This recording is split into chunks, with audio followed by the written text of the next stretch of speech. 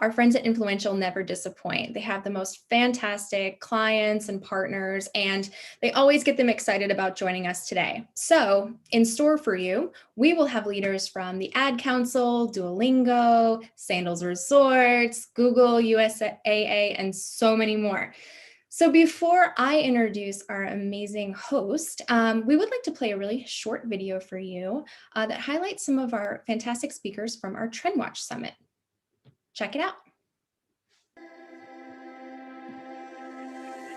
During South by Southwest, I believe it's our biggest activation, a clubhouse of sorts for all the brand marketers that descend on Austin. Great food, great people, great conversations. And unfortunately for the second year in a row, we can't be in Austin right now, but we are thrilled to be here with you guys virtually. This is our first ever 4-day summit, the Brand Innovators Trend Watch event.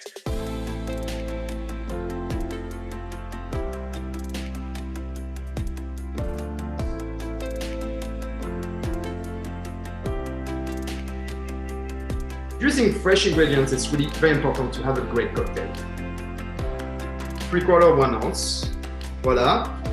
Ladies and gentlemen, let's raise our glass. Salute! One of the challenges in the pandemic was, of course, so much of our business came through the drive-through. A higher percentage would come into our shops because they wanted that experience. Well, how can we interject over the long term that experiential component into our drive-through, into digital, into other components of our business? We have relied on that shop experience. Then the question becomes, how do you up that experience and make it unique in a bunch of different channels? That's been, marketing since the dawn of time, but now it's that we can do it in a one-on-one scale if we have the right tools, if we have the right data, which just means we need to think about it in new, different ways.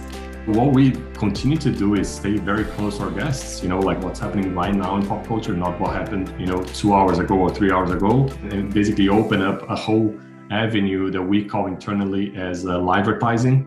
It's really understanding what's happening in society currently, like today, right now. When Pizza Hut was at its best, we were also on the forefront of innovation. And, last year we were able to bring to market the first plant-based pizza launched nationally by any pizza player in the US with our partnership with Beyond. We have a lot of really strong, great marketing talent out in the various markets that, really understand what's going on at the local level and can help kind of take what we know about the brand at kind of macro level, but bring it to life in such a locally relevant way. The role of consumer marketing is to figure out ways in which we can increase the percentage of people who say, there's a community for me on Reddit. This is a relevant product for me. It starts to become a daily habit and something that they're finding value in every single day. We did disrupt the industry and we disrupted an experience.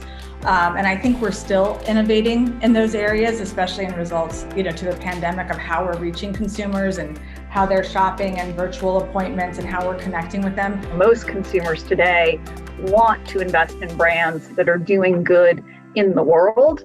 As we think about DEI, it's not just people of color, it's people in the, LGBTQ plus community, people with different abilities. As we think about our Asian brothers and sisters and what they're going through at a time like this, companies really have to pause and really embrace their internal employees. And so a lot of the work that needs to start has to and must start internally. Diversity is a fact. It's just representation. It's who we are. It's identity.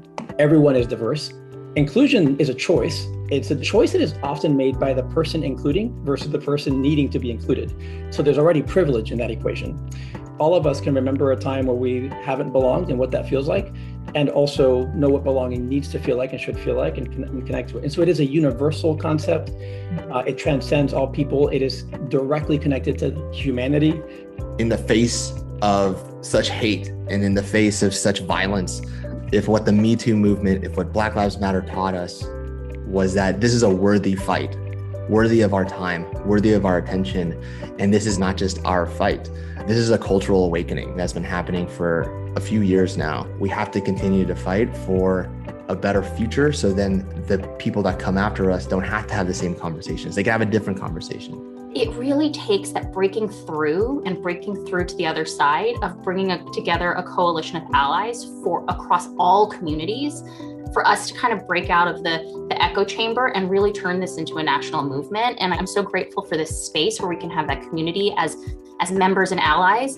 This is a really important time for brands to step forward. This is not a time to call it play it safe and be unheard, unseen. You've got to be seen, you've got to be visible. With the cultural demographic shift that's happening in this country, more and more people are asking those questions. What is it the brand is doing and what are they standing for, and how are you showing up? So engaging with the consumer and leading by example is incredibly important.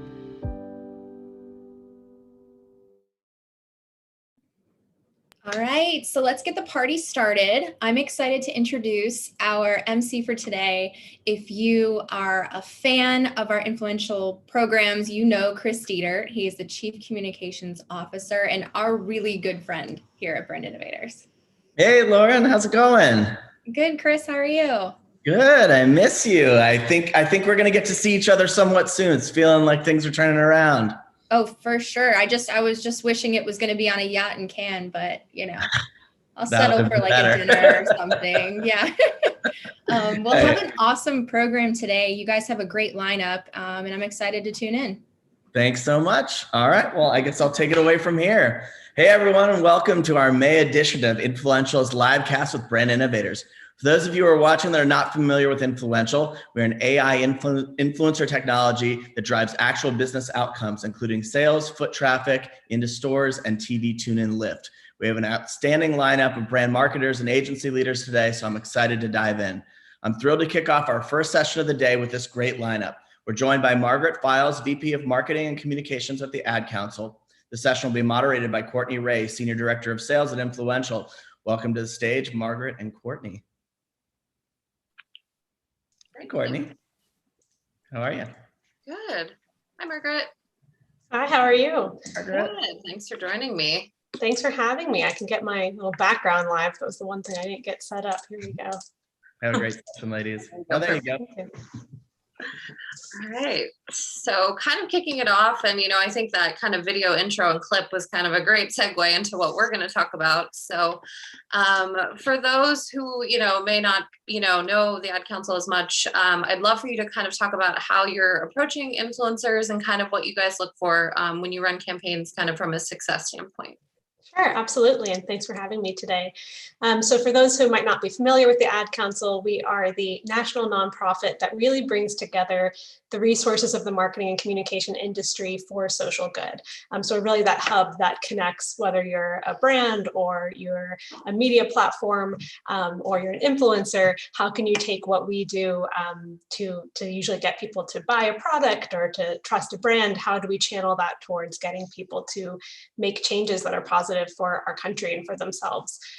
So we're known for iconic PSAs like Smokey Bear or Friends Don't Let Friends Drive Drunk, Love Has No Labels, and increasingly they're really 360-degree campaigns. So how do we also make sure that we have an organic social strategy, a PR strategy, that we are partnering with influencers, with partners like Influential?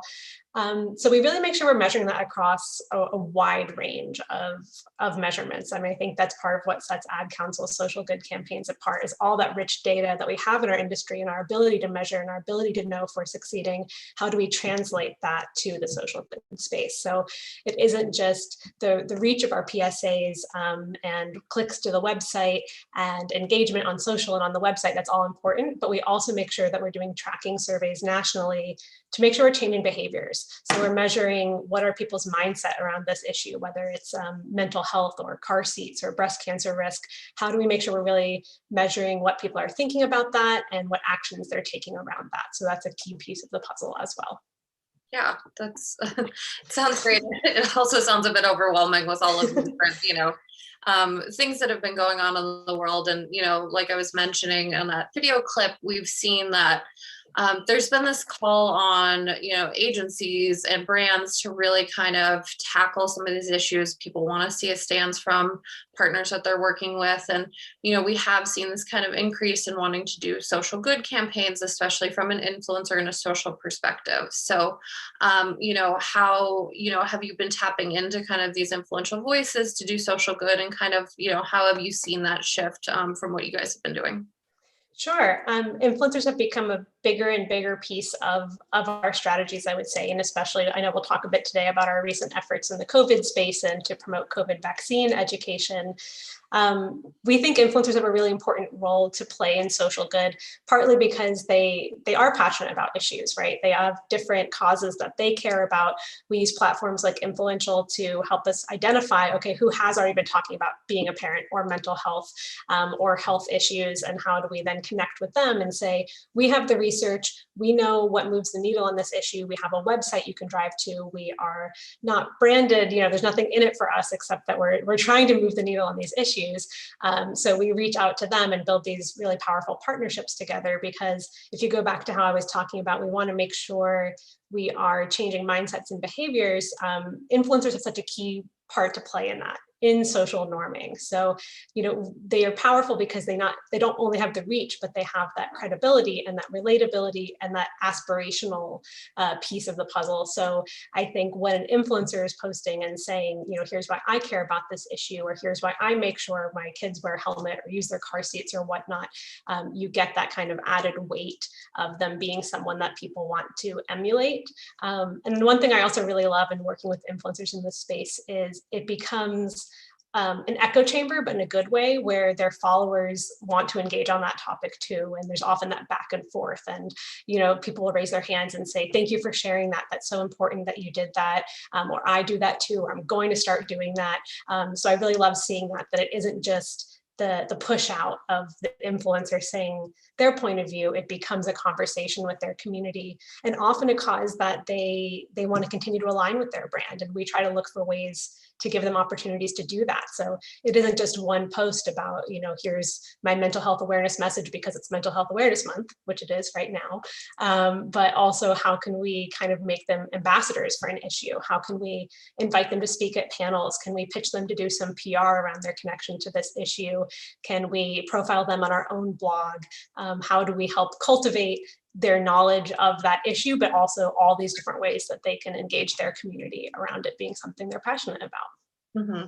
I think it's interesting you bring up a couple of important points that we've seen from our side, as well as this kind of authenticity. And I think sometimes people tend to be a little wary of, influencers taking partnerships or promoting things that might not be authentic to, their brand and kind of what they've cultivated. But I think it's kind of the opposite. I think that we've seen this growth in these voices wanting to partner with things that align with their audience that they know that they've spoken about in the past and they're very passionate about. So I think, it's both the kind of that piece, and then obviously you were mentioning this conversation. Social is kind of one of these great, there are some negative aspects, but there is this great, ability to really change social conversation around these topics. And, you're getting these voices, and you're saying, you're getting comments from people that are, appreciative of them sharing, similar stories, and whether it is kind of, car seats or, social justice or things like that, you are kind of seeing this, amplified effect of people kind of normalizing conversation on social around these topics. So absolutely. Yeah, it can definitely be very powerful. Mm-hmm. Go ahead. No, go ahead. I didn't know if you had any other kind of aspects. It made me think when you were saying, the authenticity.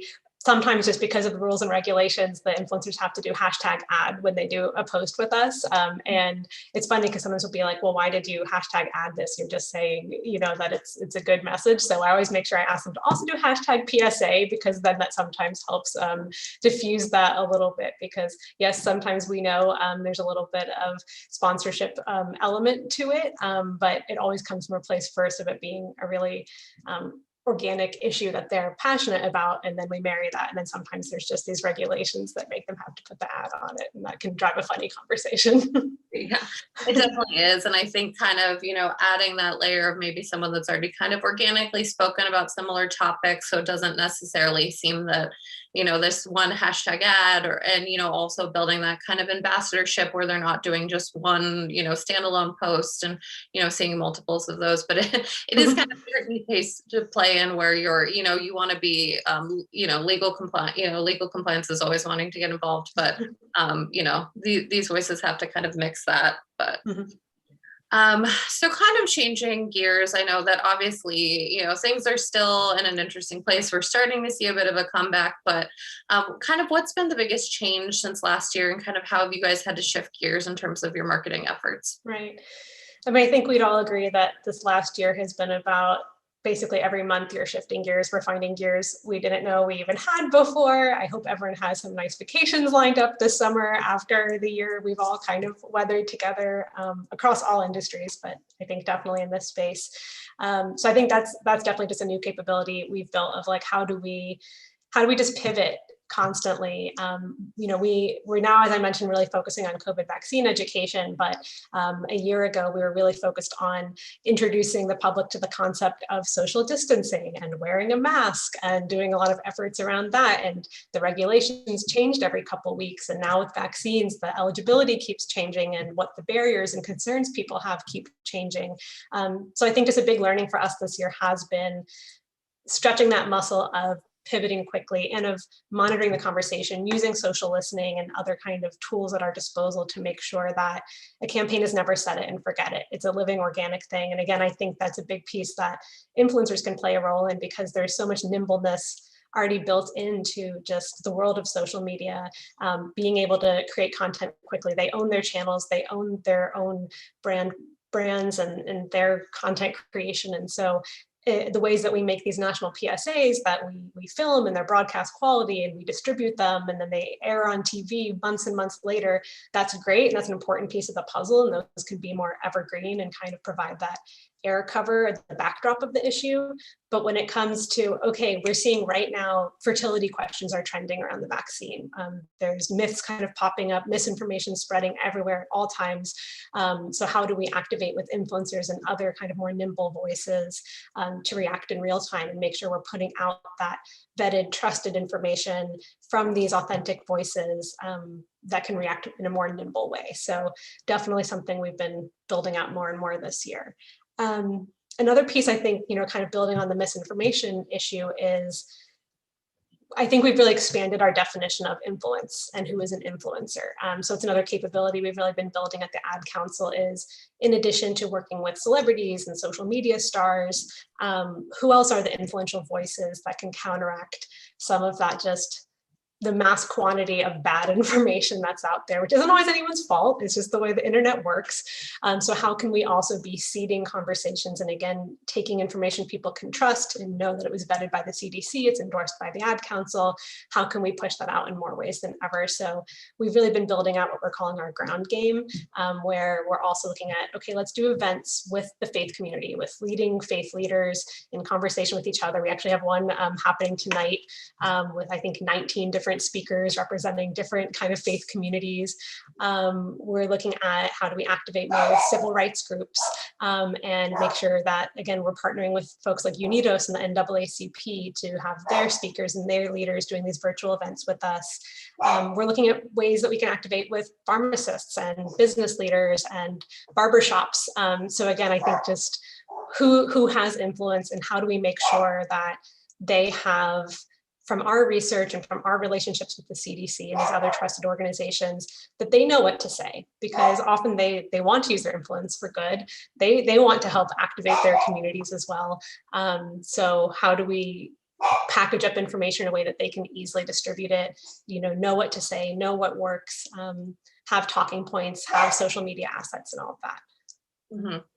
It's interesting to bring up, obviously, I think no one wanted to grow as a marketer quite this way that we've had to, but influencers were a really great safety net for a lot of brands and a lot of partners that we work with, because you're right, you went from shooting high production commercials or digital assets to, what do we do now that everything's shut down? And the benefit is that a lot of these people have almost their own small production facilities at home. They have, high level, capabilities to produce this content. So it was very fortunate to quick shift and kind of have them to be able to produce content, like you were saying, quickly and very reactional to what was going on.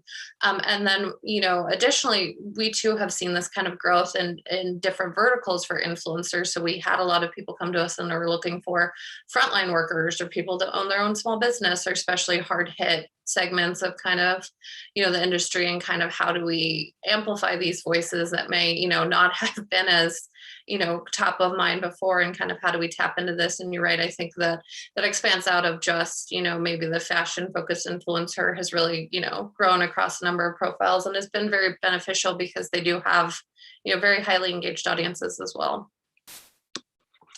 Yeah, for sure. Mm-hmm. So you were mentioning, we were kind of talking COVID vaccine efforts, and obviously that's been extremely top of mind for everyone over the last, few months, and kind of state by state, how do we tackle this? And, it seems every day there's an increased challenge, with how do we approach this for different audience segments and things like that. So would love to kind of, have an overview of kind of how have you guys been tackling this? Obviously it's very expansive and there's a lot of different moving pieces. Would love to kind of see kind of how you guys frame that and what impact you've had to date. Sure, absolutely. And I put my dog in the other room. You might hear him faintly barking in the background, but luckily at least I put him away. So we'll keep forging on. So in terms of our approach to the vaccine efforts, like as you said, it's hugely multifaceted, and I couldn't possibly do justice to all the different ways that we're tackling that. So to really kind of zero in on how that's shown up in the influencer space, it starts with kind of our campaign's umbrella platform, which was developed by the ad agency Pereira Odell. And the thrust of it is it's up to you.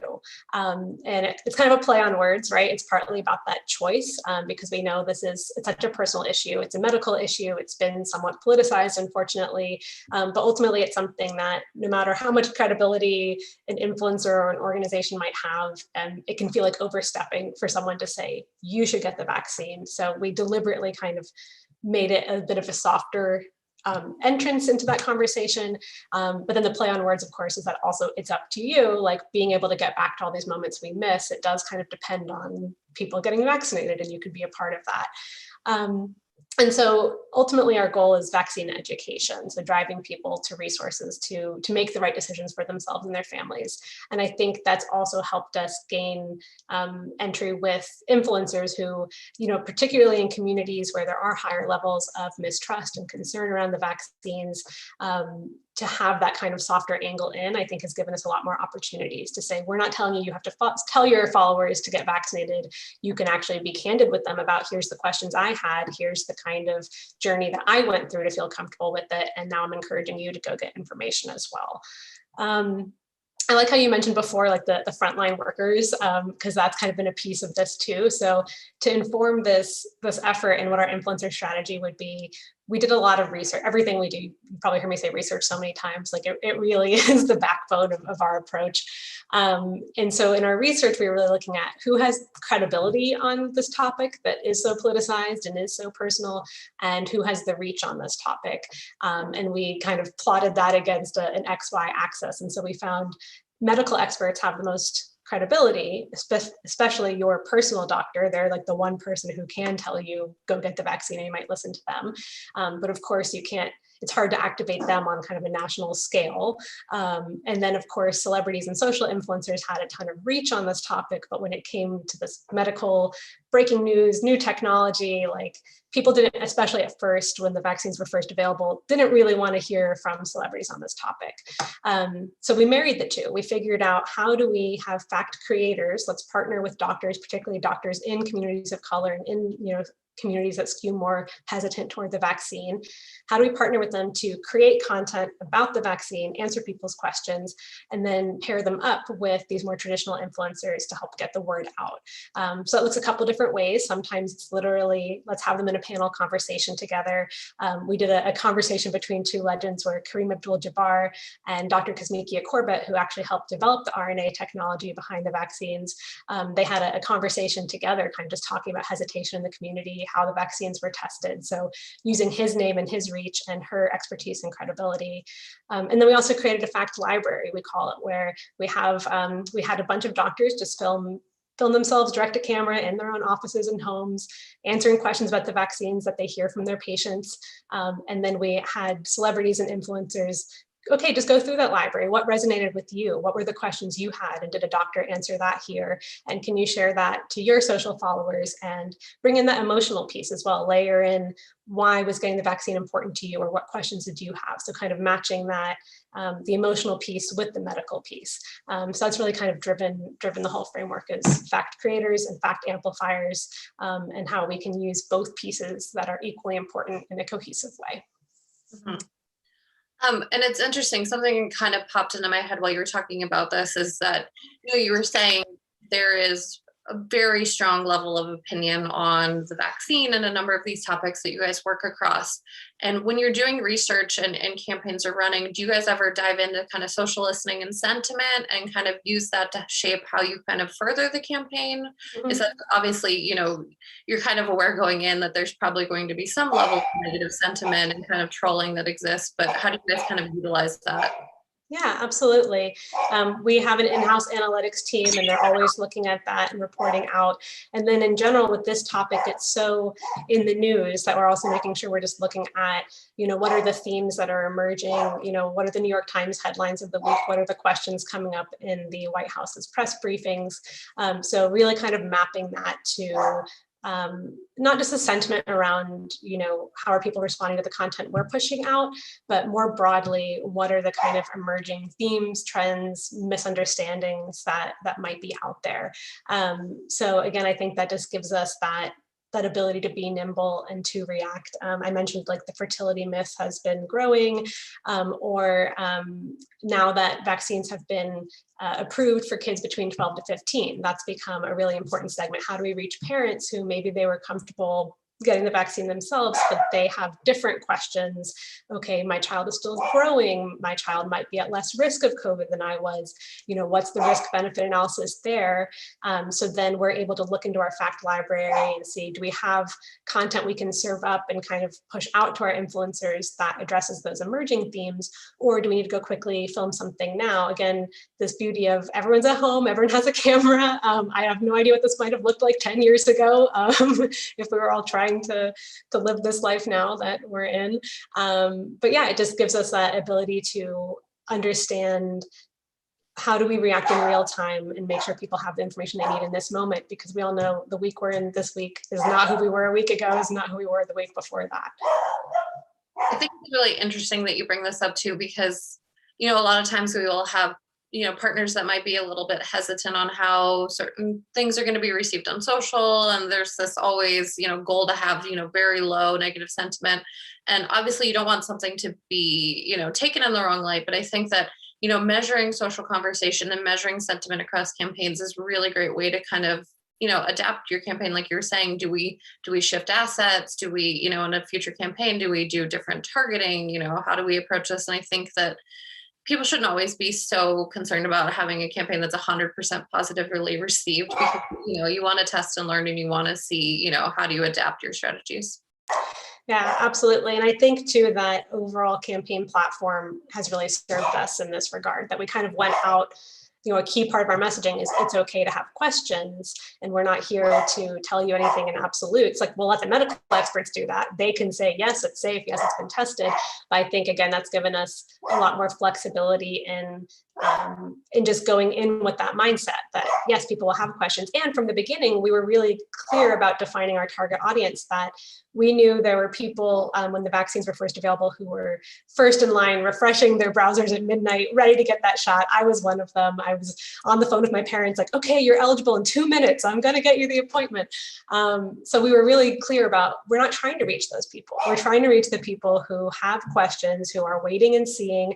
We're kind of just thinking, if they want to wait and see a couple months, can we maybe help them feel more confident? So maybe they only want to wait and see a couple of weeks, can we kind of just shift them in that funnel? So again, I think if all you're hearing is positive feedback, that's nice, but it might mean that actually your targeting, your messaging is slightly off because you're not reaching the people who aren't just that positive echo chamber. And so again, I think behind every ad council campaign, that's really top of mind for us, is how do we reach that movable middle or the skepticals, so that we aren't just preaching to the choir, because that isn't a good use of anyone's resources.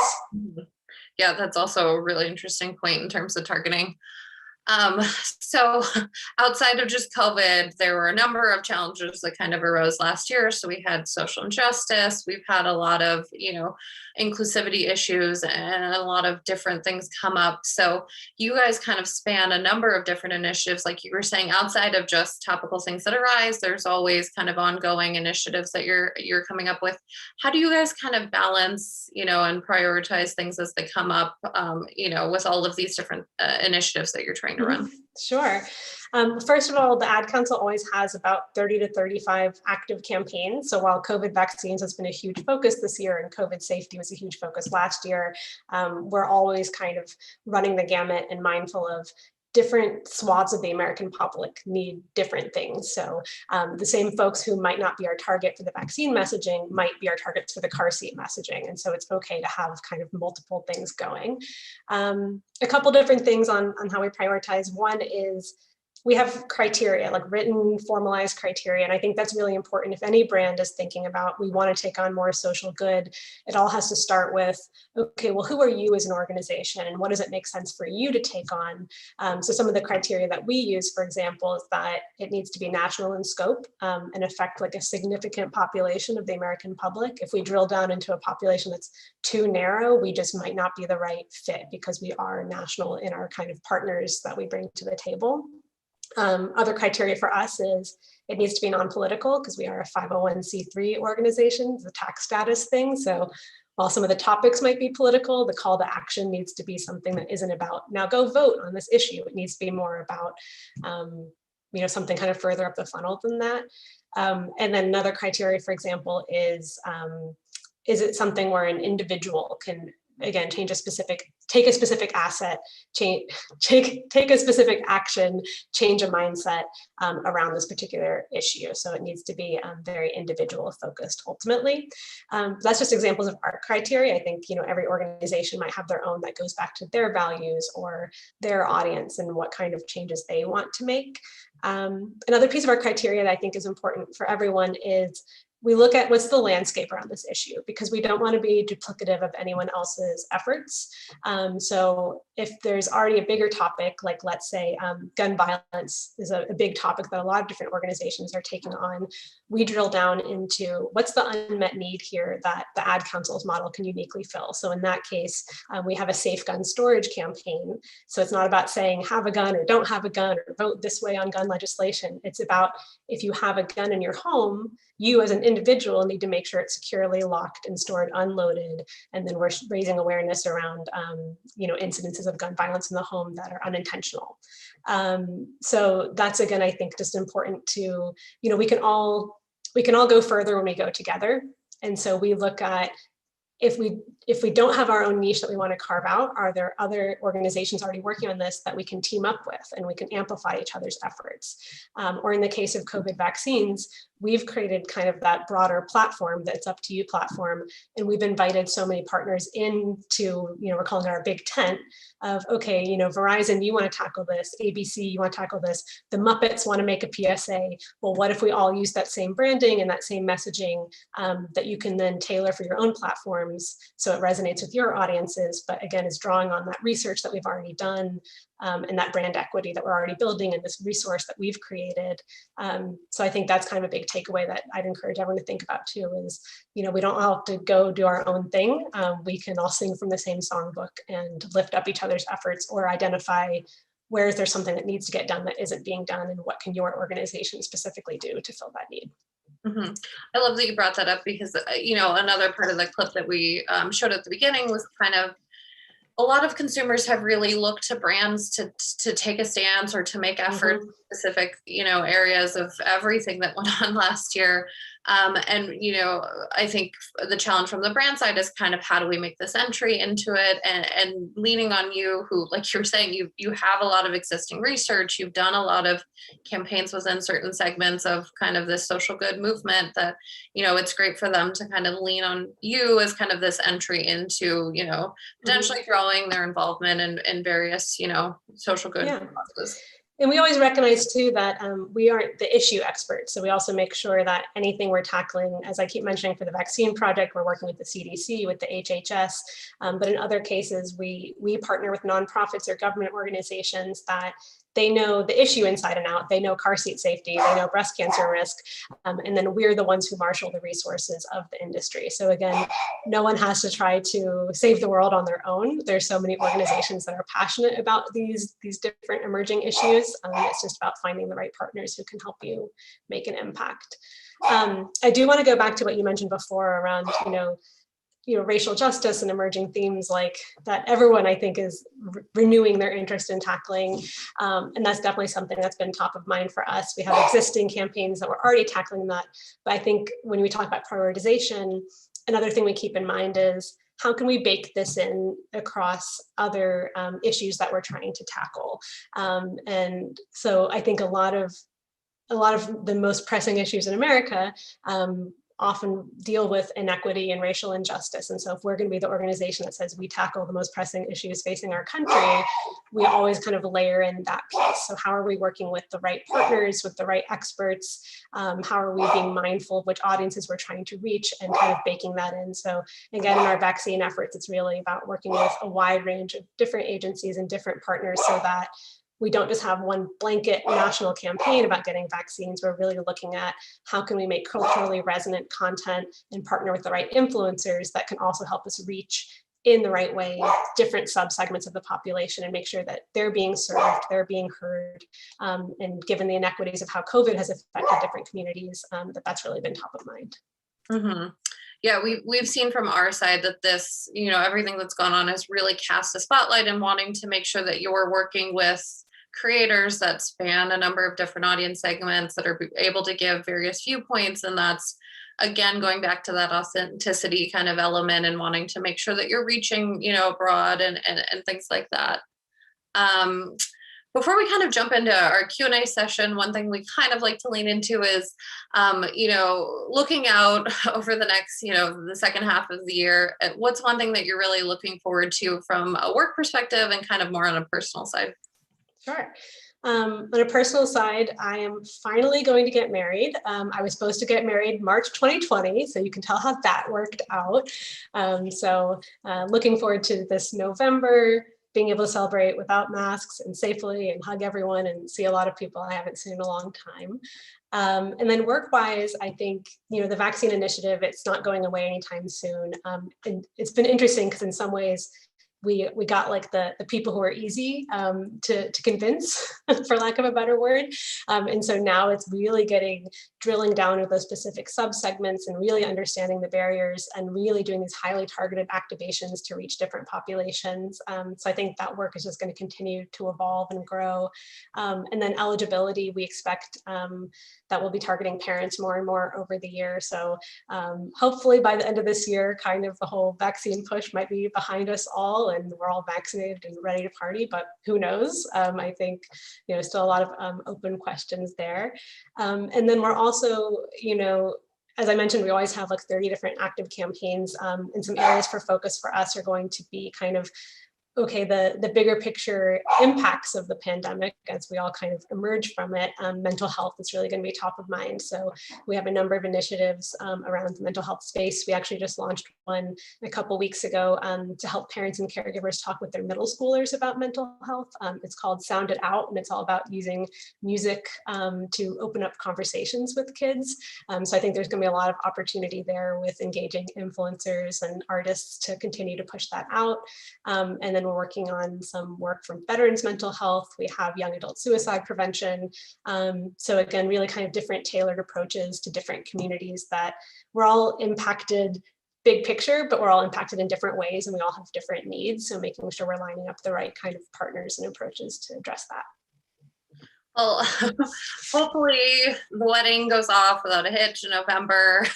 You had terrible luck in November. I'm like, if it doesn't work out this time, we're just going to the courthouse. I'm not rescheduling this for a fourth time. I'm not going to try to fit into my wedding dress again. We're just going to call it and just sign the paperwork. Oh God, that's probably the worst part of all of it, is trying to get back into post-pandemic shape. Now that we've all been living off of Postmates for a year plus, but So we did have a few questions come up from the audience. So I'm going to dive into the first one. First question, how important is influencer marketing in your marketing strategy and messaging, and how do you identify who is the right fit? Sure.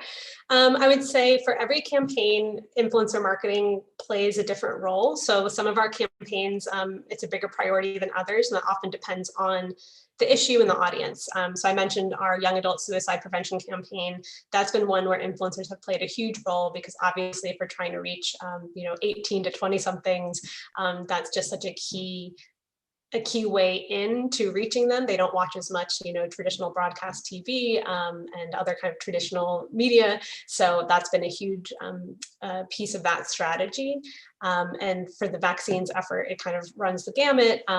So it really depends on the campaign, what their audience is. And then also, I think that's mental health is a great example of one where there's such a great fit, where so many people have been passionate about this topic, have been publicly kind of talking about their own struggles or just what they're seeing in their youth cohort. So it's been a really easy way, again, to use platforms like Influential to see who's talking about this, who reaches our audience, how do we then find the way in. Because that's usually how it starts, is we try to find influencers who are already passionate about a given topic, or who really mirror the audience. The car seat one is the example I think of for that, where not a lot of people are already posting about car seats necessarily, but are they parents of young kids who are kind of generally sharing parenting tips and things. So again, that can be a way in either way, whether it matches the audience or is passionate about the issue. Those both give us a way in. Mm-hmm. Or both. Our next question, and I think this is a really interesting question, are you going to be adjusting your marketing and digital transformation initiatives over the next 2 to 3 years based on what you've seen in 2020? Yeah, absolutely. I think one reason I keep talking so much about our efforts in the vaccine space is partly because we're really excited about what we can learn from our approach here to inform our work moving forward. So as the Ad Council, we've been talking about, even when there isn't a global pandemic that's kind of upending, kind of dominating everything in everyone's lives, can we look at some big picture issues like mental health and think about how do we put more of our resources towards one issue and then activate that in a couple different ways. So with different audiences and with different strategies, but all kind of toward a bigger theme that's kind of emerging in our country. So I think we're going to take what we learned from vaccines and apply it in spaces like mental health and others. And I think just one thing that's been really exciting in that focus in 2020 and 2021 so far, I can't believe we're almost halfway through 2021, has been exactly that, of like, how do we work with multiple agencies and think about different audiences under one umbrella issue. And so I think we're learning a lot about how we coordinate between our different agencies and identify their different roles and make sure everyone knows, okay, here's your lane, but here's how your lane can inform this other agency's lane, so that we're not even internally duplicating each other's work or stepping on each other's toes, but rather learning from, oh, here's this really cool idea that our agency that is activating in the faith space has been doing. Can we marry them with what we're doing in the influencer space and bring an influencer to take part in that event? And then can we push that out through PR? And oh, maybe this isn't just an event for the Hispanic community. Maybe we make this a multicultural event and we also bring in some speakers from the Black community. So there's just been so much kind of opportunity when we tackle one issue in so many different ways, but also a lot to kind of learn and figure out that goes with that. Mm-hmm. It's going to be interesting too, because I think we won't know until we kind of get back into opening things up that there are going to be all of these residual effects, like you're mentioning. Mental health will kind of become, there'll be a bigger spotlight on it. We'll have more people commuting and driving, so child car seat safety will probably become an issue again, and drunk driving and things like, there are all these things that are kind of going to creep up as we kind of go back to what will be a more normal life. Mm-hmm. I know. Who knows what the next couple of years will hold, but it can only get better from here, right? Here's to hoping. So our last question, has the crisis forced modifications from short, mid, long-term goals, and how are you measuring success based on changes in consumer behavior? Mm-hmm. Sure. In terms of changing short, mid, long-term goals, the exciting thing is I think we were already going in that direction of how do we take one issue and support it in a couple different ways. That was already something that we've been exploring and starting to think about how to staff. And the pandemic just kind of forced us to explore that more quickly than we'd planned. But it's been kind of a great opportunity to get that hands-on experience and to start trying out that model. So I don't think it's dramatically changed our goals so much as accelerated a direction that we were already exploring and going into. And I think it's also been a great test case of, again, we really want to be that hub for the industry, and in many ways we already are, but I think the more we focus in on fewer issues that people are already looking for ways to activate around, then it kind of, again, it's been a great learning experience of, okay, let's really try this umbrella approach where we give so many partners the opportunity to create their own content, but we all are sharing the same message fundamentally. It's, again, just kind of accelerated our exploration of that. So I don't think it's changed so much as accelerated. And I know we'll all kind of catch our breath after this and then step back and say, okay, now what are our new goals and what are we forging toward from here? We keep saying when we catch our breath, when this is over. We were talking about this before, kind of how we're like looking forward to vacation time, because I think for a lot of marketers, we've just been working around the clock, and especially from a social perspective, not only all of the challenges that have come up, there have been platform changes and things that have gone on. So it seems like we've been through so much, we've been working all the time, that we're all working toward this one period where we're all going to take, a week off at some point and actually unplug for a bit. And I like we're practicing what we preach. I mentioned May is Mental Health Awareness Month. So the Ad Council is actually giving us 2 days off next week to make a long Memorial Day weekend. Let's all reset a little bit. So I think it's important for organizations to be thinking through that lens too of, we all have such great ambitions, but if people start burning out, we won't be able to achieve them. So how do we make sure we're supporting our staff with the resources and messaging that we want to inspire the public with? Mm-hmm. Yeah, that's a really good point. I think that, a lot of people have been looking towards that and wanting to, give people some free time and some time away from screens for a bit. Absolutely. Hi, Chris. Hi, I'm here to end the session. I just feel like I'm the party pooper. Well, thank you so much, Margaret. That was a fantastic session. I'm really excited about the It's Up to You campaign. We've actually been working to do some press around it, to collaborate with you guys. So hopefully we'll have some good stuff with you there. Congratulations on the upcoming nuptials. Thank you. Fingers crossed. We snuck ours in right before the pandemic, so I was thankful for that, but I can commiserate with you. My wife's a wedding planner too, so see a lot of that kind of stuff. And lastly, I have to give you the most credit. You were undeterred by your dog's consistent barking throughout. So I just kept hoping, hopefully it's not as loud on their side. So I'm sorry about that. There must have been someone out his window. I was just worried that it would take you out of your zone, but you were brilliant. So great work. I've had practice over the past year, that's for sure. Yeah, I guess so. Well, thank you again. Really appreciate you being on. Thanks for having me. Absolutely. So a big thank you to you and Courtney for joining us today. That was a great conversation. For our next fireside chat of the day, we're going to be joined by James Kaczynski, the creative director of brand marketing at Duolingo. The session will be moderated once again by Courtney Ray, our senior director of sales at Influential. Welcome to the stage, James and Courtney. Hello. Hi. Hello. Have a great session, guys. Thanks, Chris. Well, welcome, James. I'm glad you could join us. So shifting gears from the Ad Council to a very different brand, Duolingo. I'm a huge fan of the brand, so very excited to have you join today. You guys have such a great, fun, creative approach to marketing. I've loved what you guys have done and test and learning, doing all these different activations. So I'd love for you to kind of walk through what your creative strategy has been for this year and kind of what, maybe your favorite initiative has been to date. Yeah, for sure. Again, just thanks for having myself here. It was great to hear Margaret just talking about all the really important initiatives around mental health right now.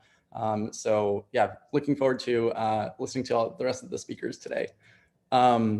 But yeah, I think, to love that question about, love that you love Duolingo. We are sort of the most popular way to learn a language in the world. And before I kind of get into the fun aspect about our brand, would love to kind of explain what drives us. We do start off with a very kind of serious, strong mission and vision as a company. And, one that's a little bit more serious than the fun sort of brand that we portray. And, our vision is to reduce economic inequality in the world. And we believe the best way in doing that is through our mission, which is to develop the best education and make it universally available.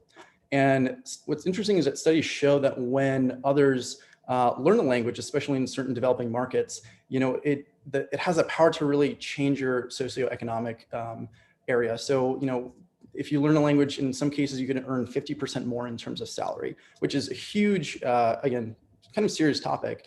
But, as serious as that is, we do believe the best way in, helping people learn and keeping people learning is really through fun and through a fun experience. I think when we all think about something that, may not be as fun to do in terms of learning or chores, you may think about, if you make it fun, it's a little bit more enjoyable.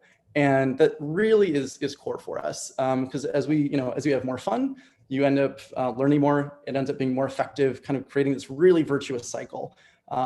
So what's really interesting is, when we start to think about this gamified approach to learning, it's really at the core of our creative strategy when it comes to when it really comes to thinking about our product. So it's like, if our product was designed to be fun and help spread word of mouth organically, why shouldn't our creative marketing or our creative strategy be any different? And what we do is we really try and strive to showcase that through this strategic thought. When we have fun, we go further. And we launched that earlier this year with a New Year's campaign. And we really saw the amount of just excitement from everyone from that standpoint, especially when it kind of came down to the use of influencers within utilizing them for a media channel. So we do really try and focus on kind of creating that fun aspect through a few key initiatives. The first is really leveraging our own media channels. Thankfully, we have a good large reach from that standpoint. We also really believe in scaling word of mouth through inspiring identification with our cult learners.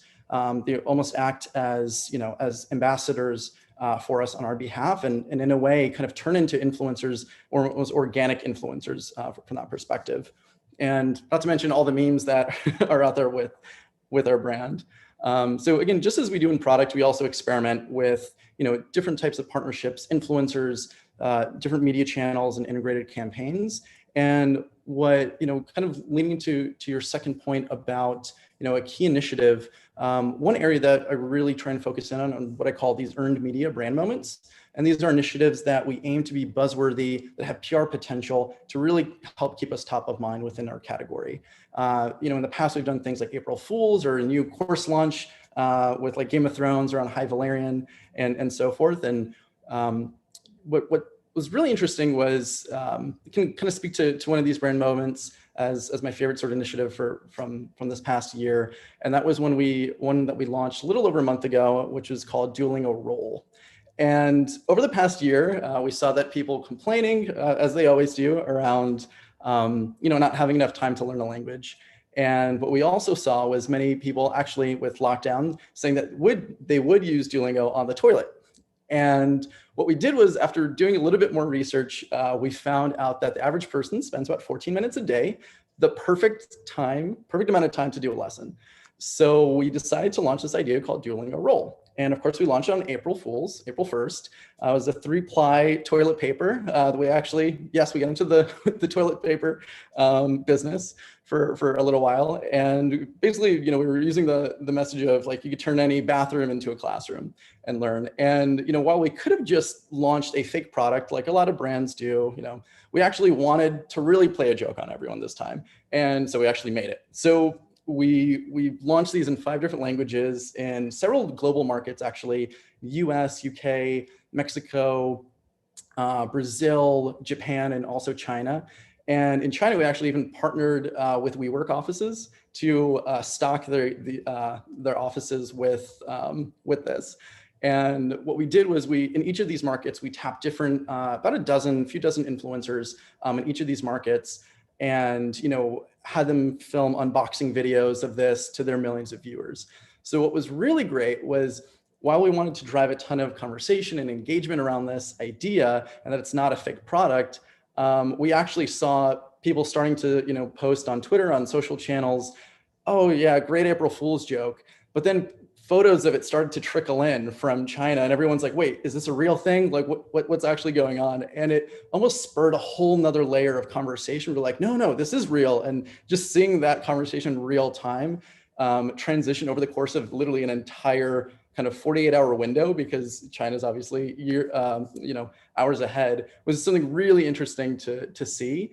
And what that really did was really leverage the influencers in each of these markets and their audiences to really kind of create unique, engaging content that then helps spur more and more conversation throughout the day. And what it ended up, we ended up picking up a ton of earned media, and the website that housed all of these had 250,000 views from over 173 countries just in that one day alone. And I think my favorite part about the project was not only that we got into the toilet paper business, but it was all of the requests that we got for the role. And from, we had people calling our offices, actually leaving voicemails. We really want this. And even toilet paper companies reached out. So we had P&G reach out with a huge range of brands trying to collaborate with us, and actually still interested in stocking this over the next year, hopefully maybe without a toilet paper shortage. But yeah, thanks for listening to my long ramble of toilet paper. Well, that's, I think, what I love the most about the brand is that I've listened to your founder speak and talk about how, the great benefit of having the free component of the app is that no one should be, unable to learn another language or put at a disadvantage because they can't financially support. And I come from a Spanish speaking household, so I know how important it is, to adapt, especially if you're living in the United States, to, learn that second language.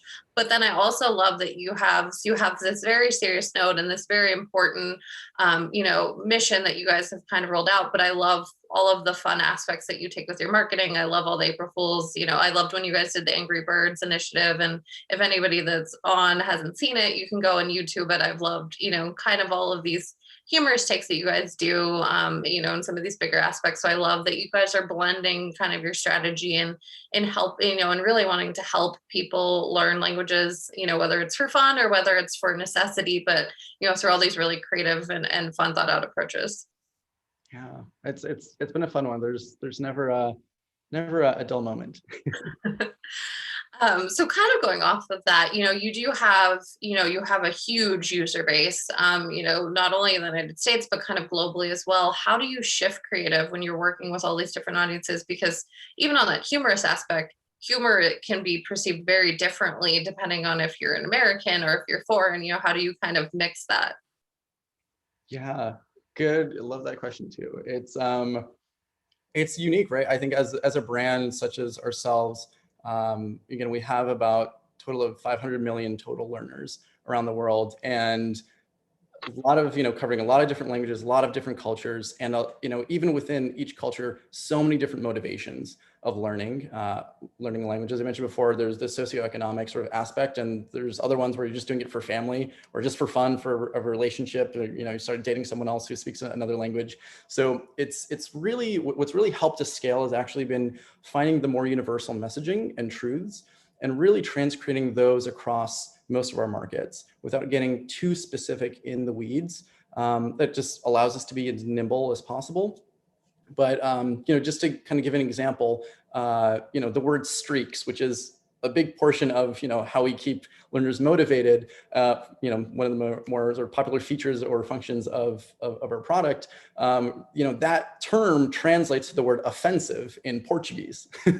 And there's, that's one example. There's like a dozen more of that. So it's, as a language, learning a brand, and, there's a lot of challenges that, when you're transcreating content, there's almost like 4 additional steps. It's not just translating that headline into, a new headline here. It's really kind of thinking through, what is relevant and how do you actually speak within each of these different cultural contexts and markets. I think, someone who speaks Spanish in Mexico really understands the difference in, in Spanish from Spain. And it's really important. So it's not like a one size fits all, even when we are creating specific content. So, but I think from a global perspective, we've had the luck and great partnership. We partner with Wieden Kennedy in Amsterdam. Their head global office, have a really great multicultural team that really helps us scale with a lot of their other offices in different markets. So it makes that trans-creation process really, really as efficient as possible. And as well as, partnering with our local media and other creative agencies to really make sure that we're creating content that does speak to each audience within each group. But there's definitely, it's a lot more complex, I think, from a global perspective. Mm-hmm. And then it's obviously very challenging because it's a lot more steps than most creative teams have to run through, but it's probably exciting at the same time to kind of flex your muscle and test your skills on how do you, adapt that for different languages and cultures. Yeah, it's nice to see. Sometimes when there's a piece of creative that needs to get translated, we'll reach out to someone on the team like, okay, he knows German, I know a little bit of Polish, I'll take this one. So it's a really great collaborative environment as well. That's funny. We get that a lot. We've started to get an increase in that as well. And we're like, does anybody know Japanese? Or we're going to have to farm this out and find someone. So it's been interesting to kind of see that evolve across a number of different asks. But switching towards, so obviously, we had kind of talked about this at the beginning that everybody was staying at home. And I think once we kind of got through that initial shock of, we're going to have to be at home all the time, a lot of people were looking for things to do. And if you were like me, you got on Duolingo because you were finally going to have time to learn another language. So did you see that a lot of people were gravitating towards the app during this time, and kind of, did you have to shift any previous strategies that you may have had before kind of this time? Yeah. As I said before, like in the start of COVID, we're actually one of the fortunate ones to see an increase in, new learners, a little bit more time on people's hands. And we kind of followed that trend globally in markets that also underwent lockdowns. So, if there's anything that this previous year has shown, it's really shown the need for brands and marketers to really be as agile as possible. To my early April Fool's example, last year we were planning on launching, of course, a key moment for us, April Fool's. And, unfortunately, it was the height of all the lockdowns. We had to, scrap that. We had to pivot from that aspect. And what's interesting is, that's kind of happening right now in some of our other markets. So in Brazil or in India, when we're launching content, we're now, we have to think about the mindset that the US market was in a year ago. And, being able to shift your message and tone within each market sort of on the fly has been very, very, I would say challenging, or, again, to Margaret's point earlier, you're always on, always trying to think through how your brand is going to be portrayed. But we did see a large increase in learners in terms of pivoting from certain key moments. We also noticed that people were at home now, so we were working on digital creative, and we said, hey, let's actually try and pivot this. Can we turn this into a spot that we could run on TV? And we pivoted on a few different fronts there, as well as I think when it was back to school season, right? Like we saw so many parents, going through how am I going to do this, at home, schooling. And again, each state was in a completely different boat. Each, even in cities, right? Different schools were offering different things. There was a lot of chaos and confusion. So when we were working through a campaign, we really started to try and pivot and adapt in a way that we could actually help parents out in these cases, as well as teachers. So we really tried to showcase that with parents, that they could really count on us this back to school season, as well as teachers who have trusted us and have used us in the past, and only accelerated that growth within schools even more. That's interesting you brought that up, because I was kind of thinking, as you kind of started, this, I was thinking, how do you have so many students at home who's, maybe learning French, whose parents don't speak French, and now they're trying to help with homework. And I think that generally across the market for all educational tools, people were really, parents were leaning on them because obviously they're not educators. They didn't know they were going to have to be educators. So these have, from the outside, seem like they've provided a lot of assistance for parents, who are working full-time jobs, who are also trying to be tutors now. So definitely interesting to see that, that was something that came up. Yeah, it's interesting to see too, because I think when we start to think about, trying to find the right partners that could help us kind of scale that message out. In terms of influencers, we're looking for parents, we're looking for teachers who can really help spread that amongst their networks, as ones that they trust. So it's a lot of pivoting, but again, we believe if we can offer help with our product, there's likely more word of mouth that will help others who are also in need. So shifting kind of more to procedural questions. So obviously, creative is usually a very collaborative process. When I think of what we do internally, you're sitting at a whiteboard with everyone and you're doing these brainstorms and things. Obviously, work from home has been challenging across a number of, brands and segments of business. How has this kind of impacted the way that your team gets to work together? And have you guys found any interesting ways to collaborate? Yeah, well, I think I was definitely a fantastic guinea pig of this. My first day at Duolingo was a little over a year ago, and it was actually the weekend of lockdown. So my first day was, we actually need you to come in on Friday, sign the paperwork, and here's your monitor, here's your computer, and we'll catch you on Zoom. So that was a really great, unique way to start a new venture. But again, I think the Duolingo has been fantastic at working and being as collaborative with the onboarding process as possible. And during this time, we were setting up an internal creative marketing team. And building that out, even in and of itself, is pretty complex. You're trying to interview folks for your team that's all been remote while you've only been remote.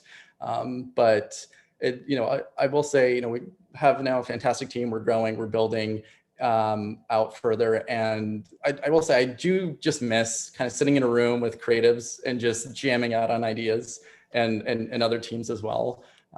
There's nothing that can really replace that in-person connection. But we have pretty much used Google Slides. Actually has been really helpful, as silly or simple as that is. We usually had to reformat structures of how we present ideas, how we look at ideas. Instead of just kind of, creatives coming into a room, throwing out ideas, it's, what is the insight? What is the creative idea? How does it come to life? And in some ways, it's actually been a little bit more efficient to sort of go through ideas and talk through and really kind of highlight the ones that you do want to talk through.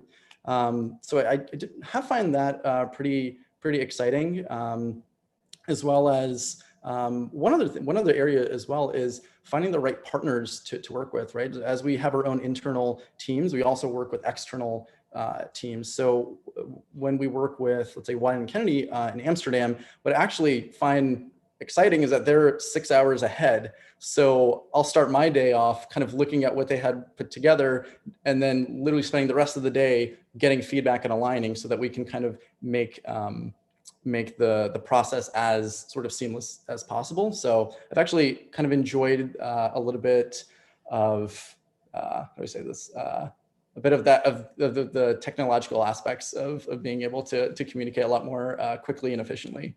Mm-hmm. Yeah, still miss sitting down in a room and concepting and brainstorming.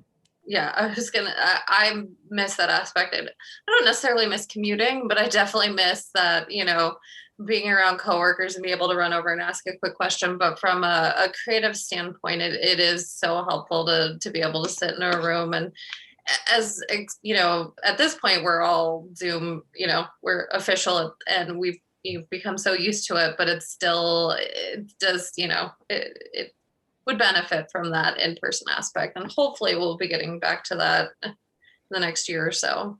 Yeah. I think it's executing with excellence is much harder to point out, right? You're saying, oh, can you scale that down 10%, or can you darken that up by a little bit? It's a lot easier to do in person as a hovering creative director. So when it comes to social specifically, how are you guys tackling creative for different social platforms? We've saw, as the pandemic started, we saw this increase in social, and the development of platforms like TikTok really grew. Are you guys using a specific platform that's resonating really well with audiences, and kind of how do you guys shift creative? Yeah. Well, what's interesting is for us, word of mouth is really big. So for marketing has really only been around for a few years out of our 9-year tenure. So we got to several 100 million learners just through word of mouth and organic alone. And though the main primary areas and channels have been the social space.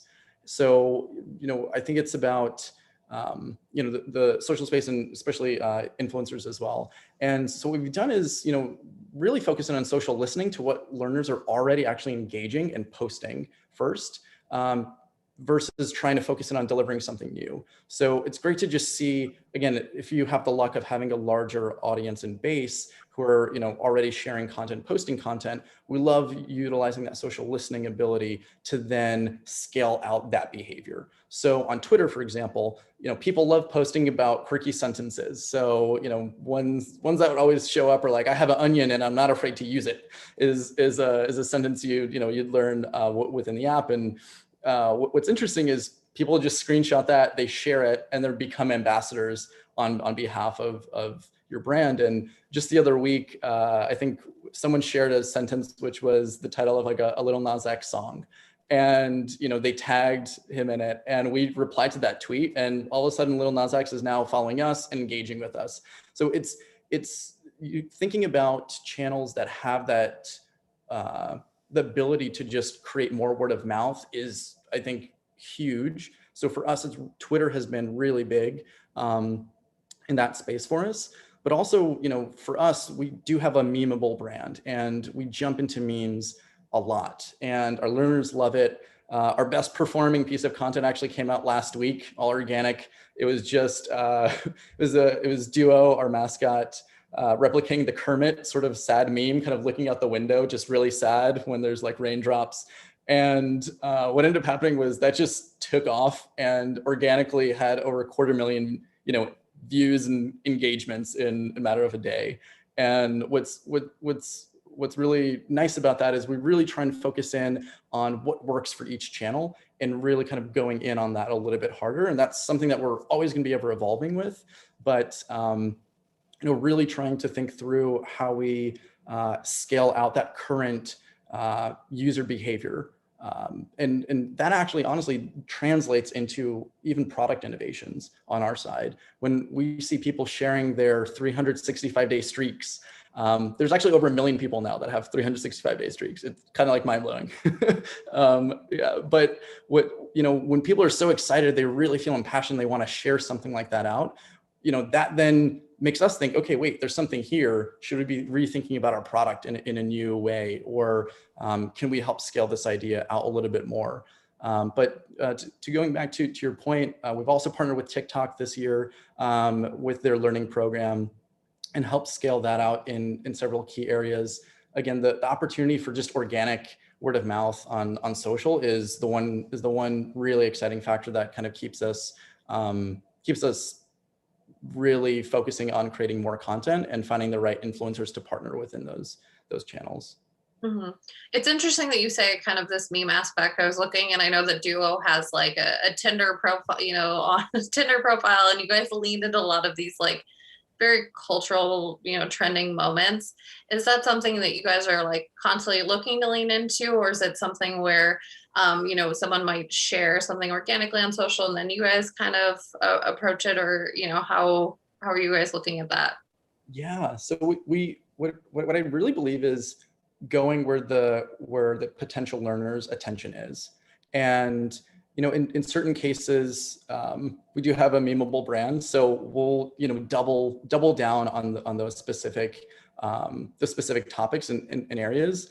So I think when we think through additional content that we're making, we're almost trying to use social almost as like a test platform for us, where we put out content, we see how people engage with it.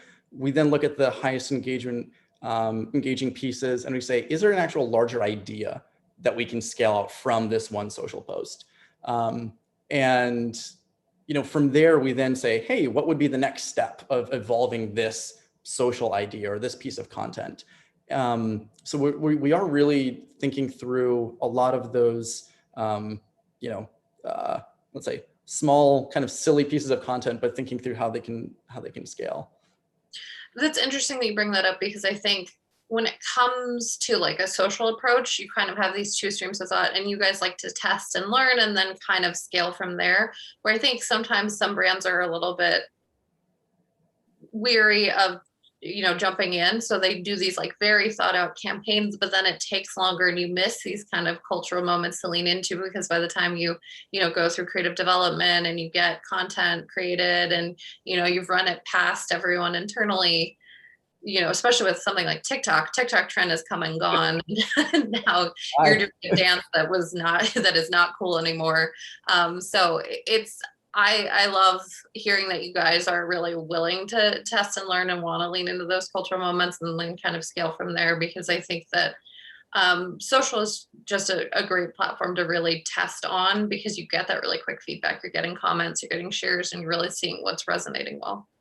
Yeah. I think from a process standpoint, what really helps us is, we have a Slack channel internally that is, social media planning. And, when something's jumping off there, the team's kind of like on it. They're like, cool, how do we reply? Is there something here that we can do? And, again, with the large learner base, we have, constantly daily people just adding us, mentioning us on Twitter, for example. And it's never a quiet time for our social team. So we're almost time for the Q&A segment, but we ask this to everyone kind of as we head into the back half of the year. What is one thing that you're looking forward to from a work perspective and from more of a personal perspective?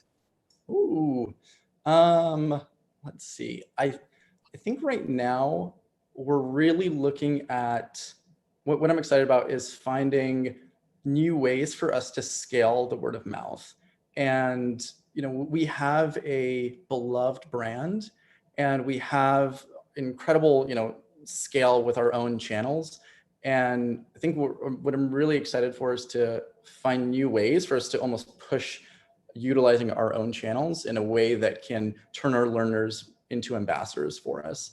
I think that the more we can really tap into our sort of like cult learner base, as well as new sub audience segments, people who are really interested in a specific topic, if we can create content for them that inspires identification, that they feel part of our brand, the more likely they will be to, be engaged with us and also help spread that word of mouth. Again, kind of how we've really scaled our growth over the past several years. But from a personal standpoint, it's kind of tied to work a little bit, but I really enjoy and love building teams. So, a goal for myself, for our internal, creative team or internal global brand team is to become the most poached after brand team there is. And that means, to get there, that means developing world-class work that's recognized by not only the industry and awards, but also by the world and culture. So I'm really excited about that opportunity. We're making some great strides this year in terms of output of content and quality of content and more integrated campaigns and from a global perspective. But what I personally am really excited about is just the ability to create a really sort of motivated team that is excited about coming into work every day and really help scale our mission, because it's we have the luck and luxury that we have a fantastic mission to help bring the world forward.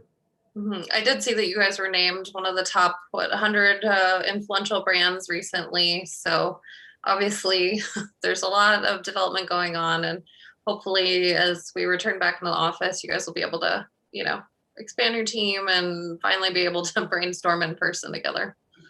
Definitely, yes. Very, very much missed that.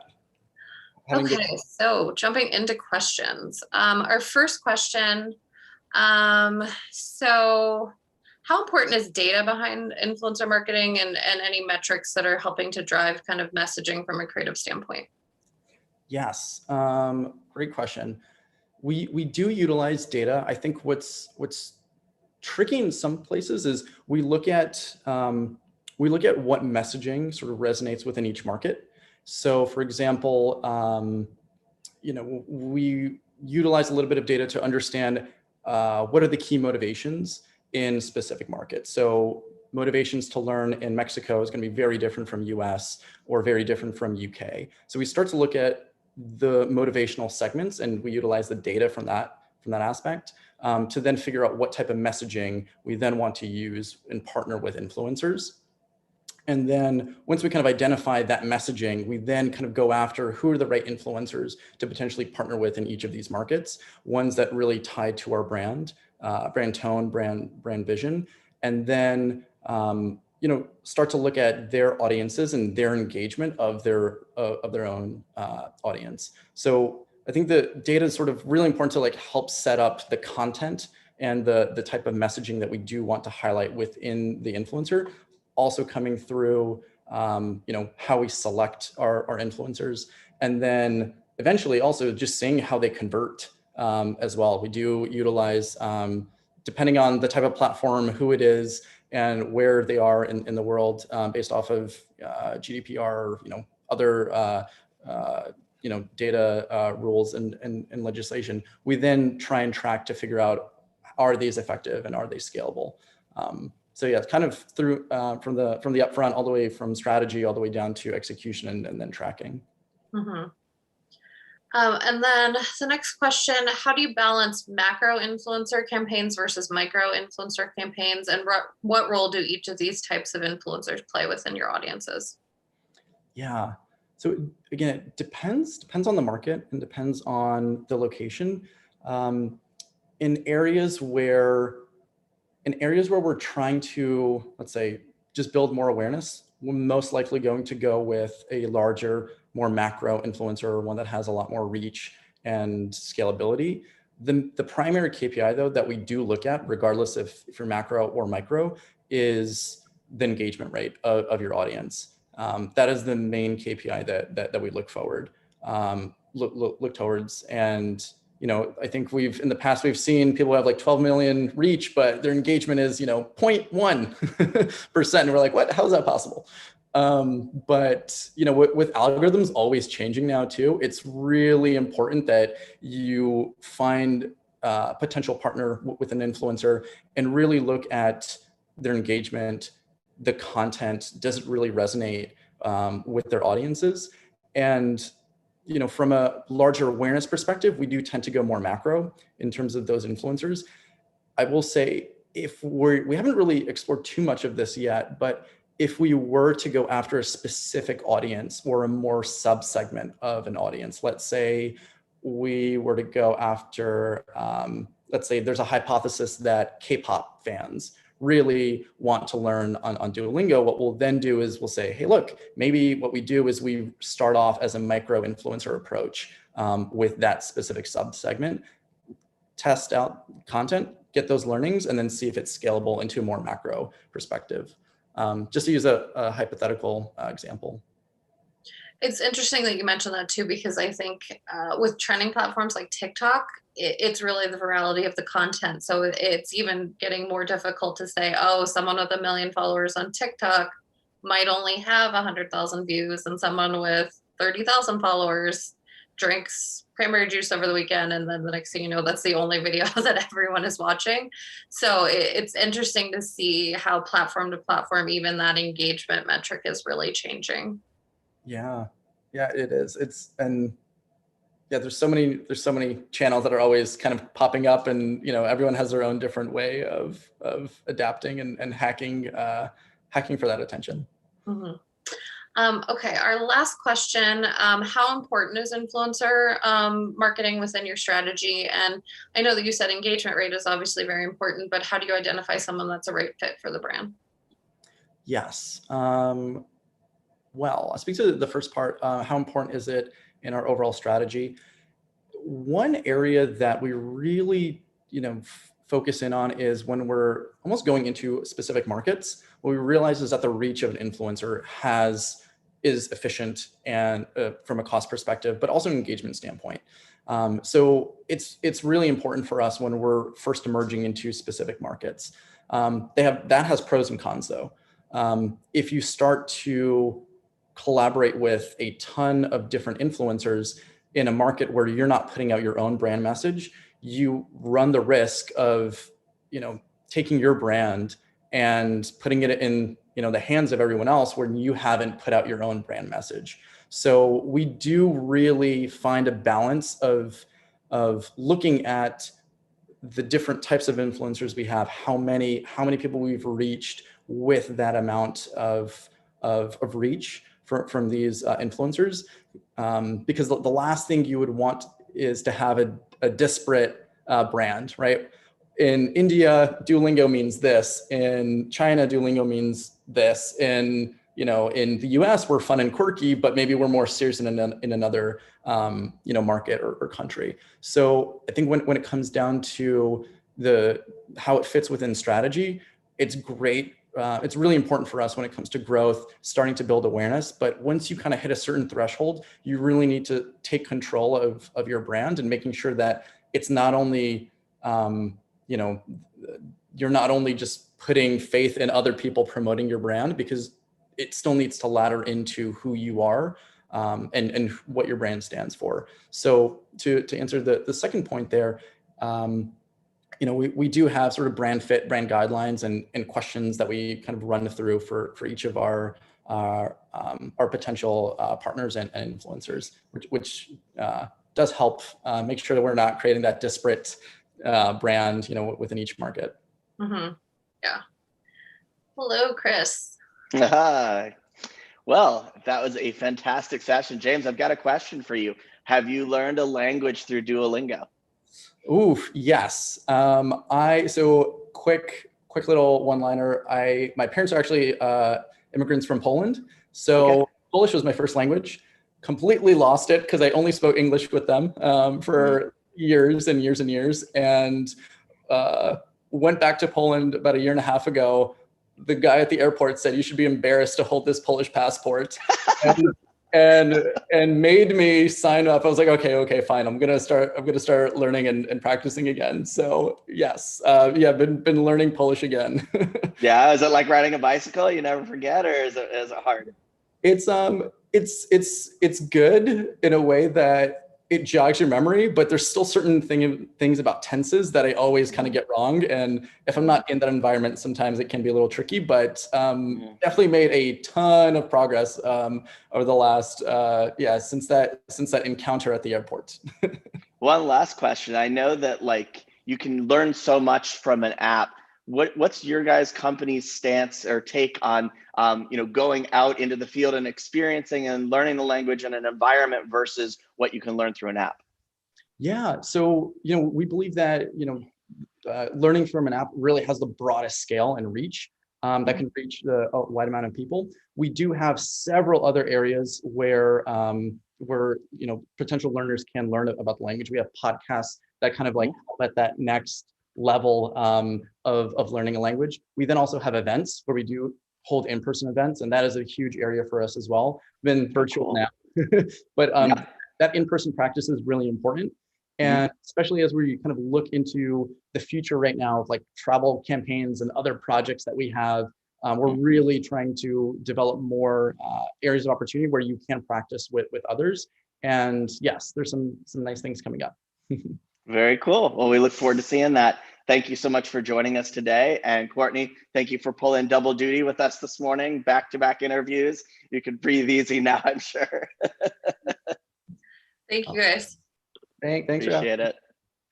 All right. Well, we're going to move on to the next session of the day. I'm excited about this one because we're coming out of the pandemic. It's about to be summertime. Everybody has vacations on their mind. So what a perfect segue into the next speaker of the day. For our next fireside chat, we're joined by Tony Cortizas, the Senior Vice President of Brand Development at Sandals Resorts. The session will be moderated by Albert Hartigan, the founder of AGH Media. Welcome to the stage, Tony and Albert.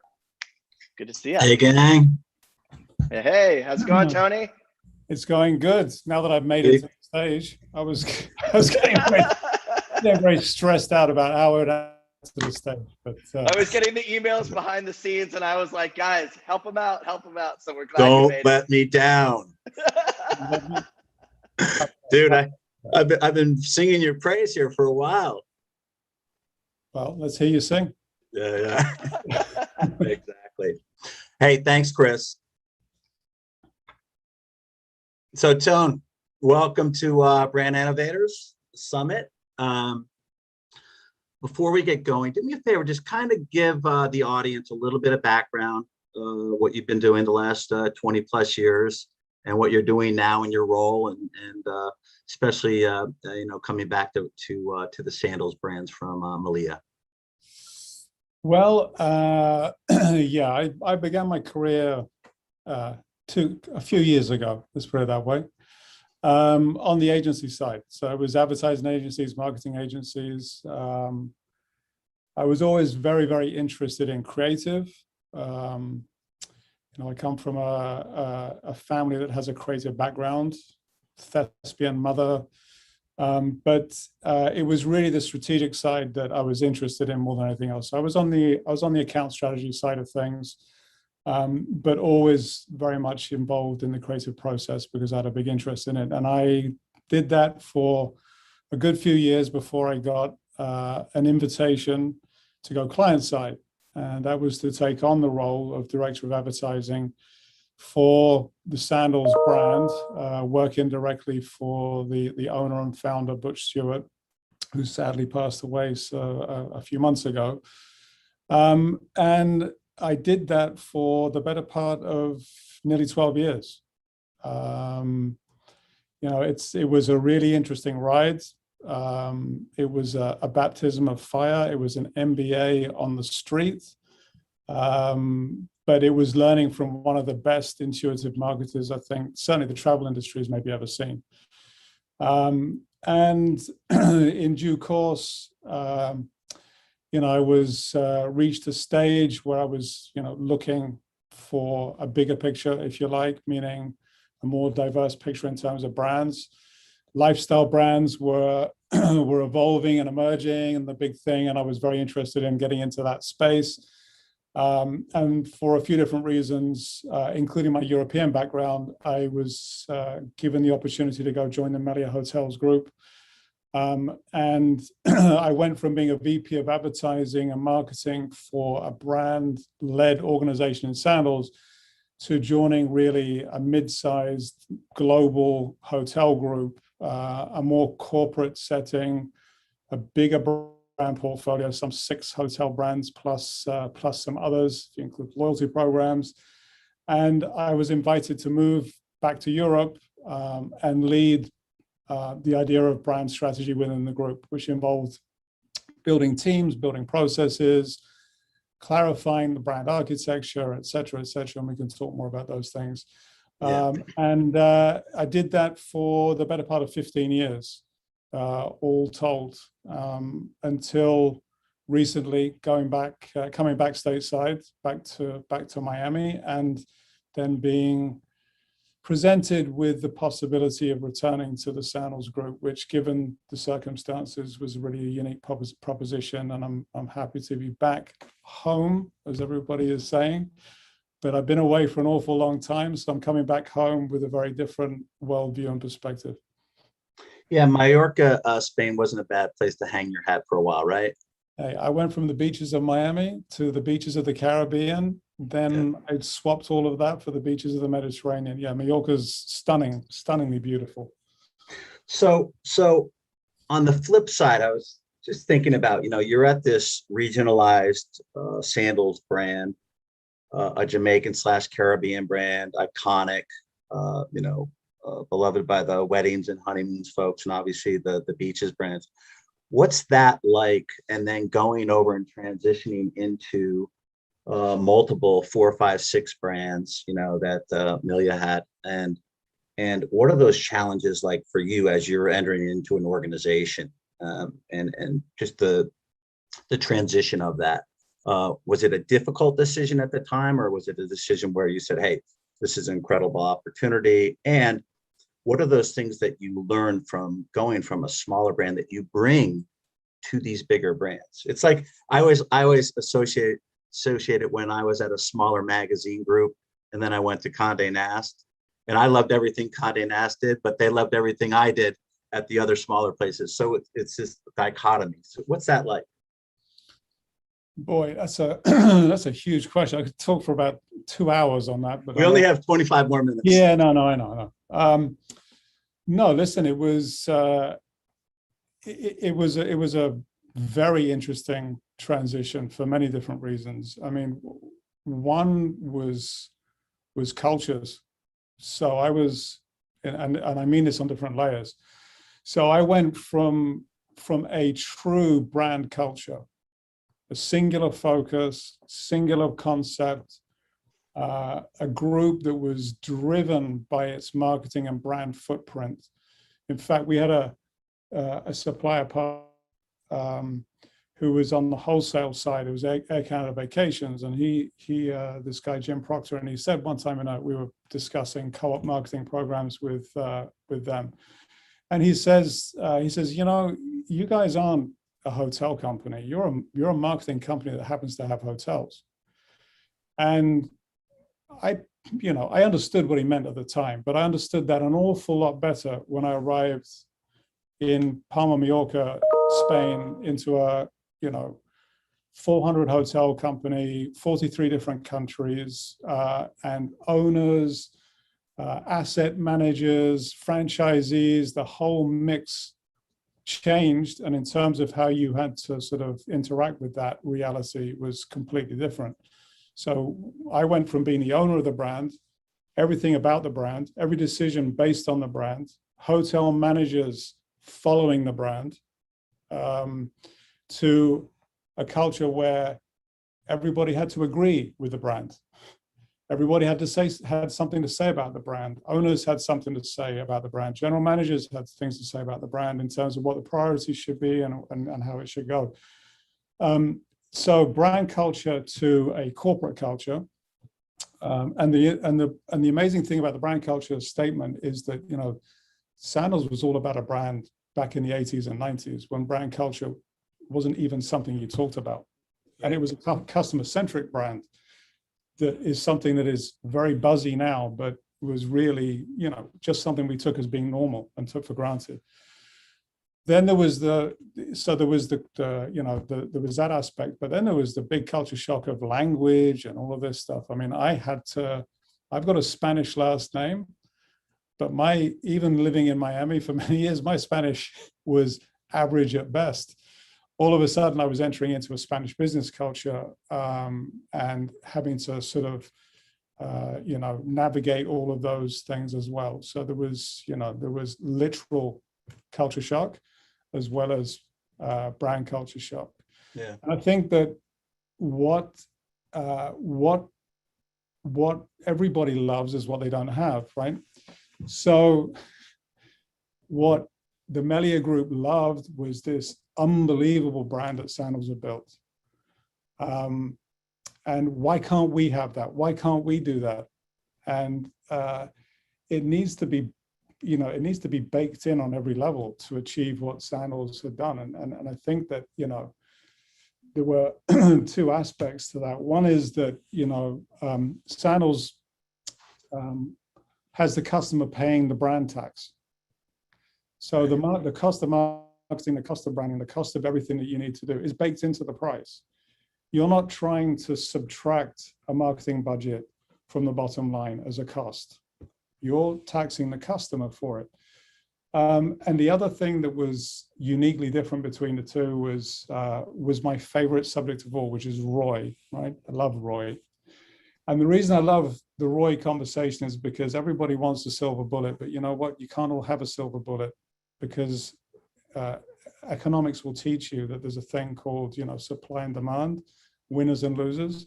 You know, everybody's not a winner. But the thing about the ROI conversation was that the Sandals experience, that owner who was a true entrepreneur understood that it's a return on investment, and investment comes with risk. Yeah. Investment doesn't guarantee a return. And I went into this corporate culture where everything was business case, everything was ROI driven, and it was almost paralysis by analysis, because everyone was looking for the guaranteed bottom line. But the truth is, at the end of the day, we're educating ourselves on the risk and making decisions based on that. So you and I have been through a lot the last, you know, let's call it 20 years, just watching, especially the hospitality business, the transformative technology that's come into play, positively and negatively. Talk a little bit about, and just kind of your opinion, how, you know, look at the OTAs, social media, Facebook, TikTok, the meta search, the kayaks of the world. And then obviously you had Google jump into travel. You've got, you and I earlier in the week talked a little bit about YouTube, and then obviously the 800-pound gorilla that's still sitting out there, Amazon. Where do you see technology going? But also with those companies, what was the most transformative technology that you've seen these last kind of 5, 10, 15 years, even 20 years? And what's exciting about it, and also what's not exciting about it, what's dangerous about it, or what's a threat to you as a hospitality and a hotel group? Well, I suppose, I mean, we're similar and at the same time, unlike other industries and products, I suppose. So when you talk about all of the OTAs and the Expedias and the Booking.coms, and you talk about Google, you know, what they're doing now with hotel ads, and you talk about what Facebook is, you know, everyone is trying to get the transaction, because the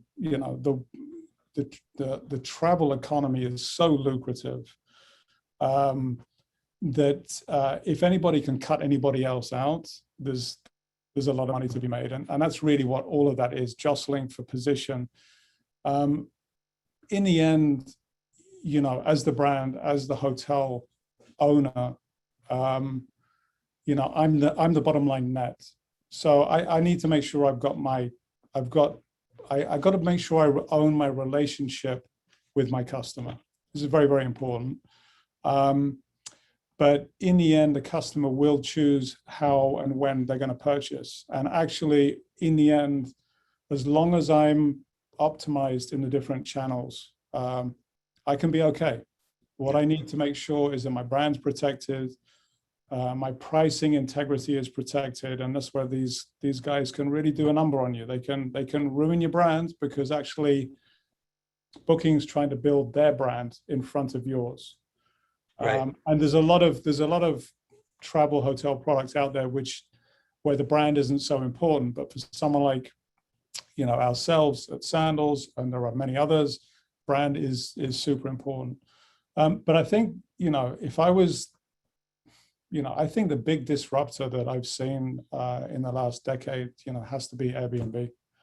You know, Airbnb was was disruptive to the maximum, much more so than I think the OTAs coming on the scene. The OTAs were, Expedia was sort of replacing the traditional tour operator packager, you know, competing with the travel agent a little bit in that sort of gray space. But there was, you know, Airbnb was, you know, a very different proposition in terms of what it represented. It was a threat to the hotel industry, quote unquote.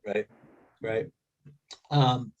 So I go back to, you know, that I call them the halcyon days, right, of glossy magazines that evolved into. Sounds so old. It was a while ago, T. So right, we're at Condé and New Yorker and Gourmet and Traveler. We would meet around, and it was, by the way, I mean, it was really a fun time back then. We traveled a lot. We went to all different continents. We met as an industry in London and Berlin and Montego, wherever. Just a lot of fun. But back then, it really was relationships. It was relationship driven. It was brand / Albert at Condé Nast. I'm going to speak to Albert. Versus now, it's like, these relationships are a little bit more challenging. Obviously, COVID brought up even more of that challenge. But there's also this, introduction to new technology, reliance on that. What's your take on that? Do you miss the face-to-face, meaning real face-to-face, not just me coming down to Miami and discussing, but literally the idea of working together, long-term relationships, building out marketing, sitting down, whiteboarding. Those were all the things that we did. And is that going to be a challenge going forward with the new technology and just reliance on ad tech, MarTech, things like that? Oh, loaded question. No, it's a great question. I think I'll try and distill it. I mean, I think, look, at the end of the day, and I've been in the business of marketing, branding, hospitality long enough to maybe say this. Everything's changed, but nothing's changed. So what I mean by that is that, the tools, the ability to have access to data and insights into who your customer is and what the behavior is. I mean, there's a lot of things that have changed in terms of informing us of what to do, but the core hasn't changed. The core to any great brand is its storytelling, its uniqueness, its differentiation, having a real story to tell that actually connects on a very emotional level with the customer. And in the end, in hospitality, we're all in the business of being a lifestyle brand at the end of the day, because we are, as travel really represents an extension of customers' lifestyles.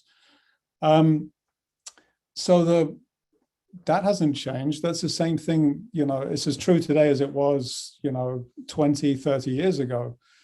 The other thing that hasn't changed at all is the idea of, and this is the new term, not the new term, but this is what everyone, great content, right? We went through, some years ago, content is king. It's like, well, yeah, because it always has been.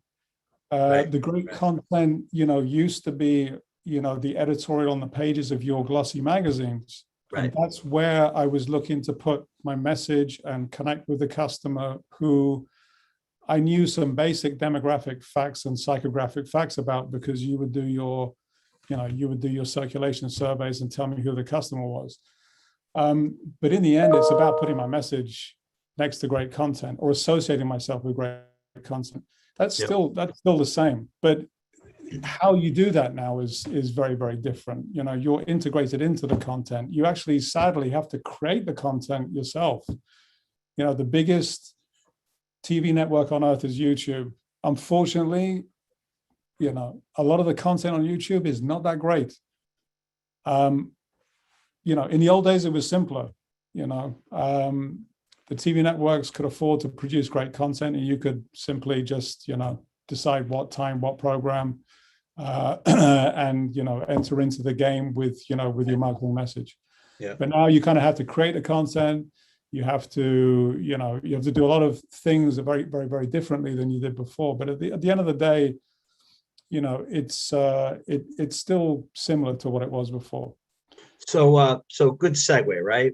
I work, the company that we're working for and that you're on with us is Influential, which is all about data, using AI, using influencers, macro, micro, nano influencers who activate content, right? Collaboration, very cool ways to discover and speak to new audiences and existing audiences, right? So, how are you what's your take on that part of the conversation, influencers, social media?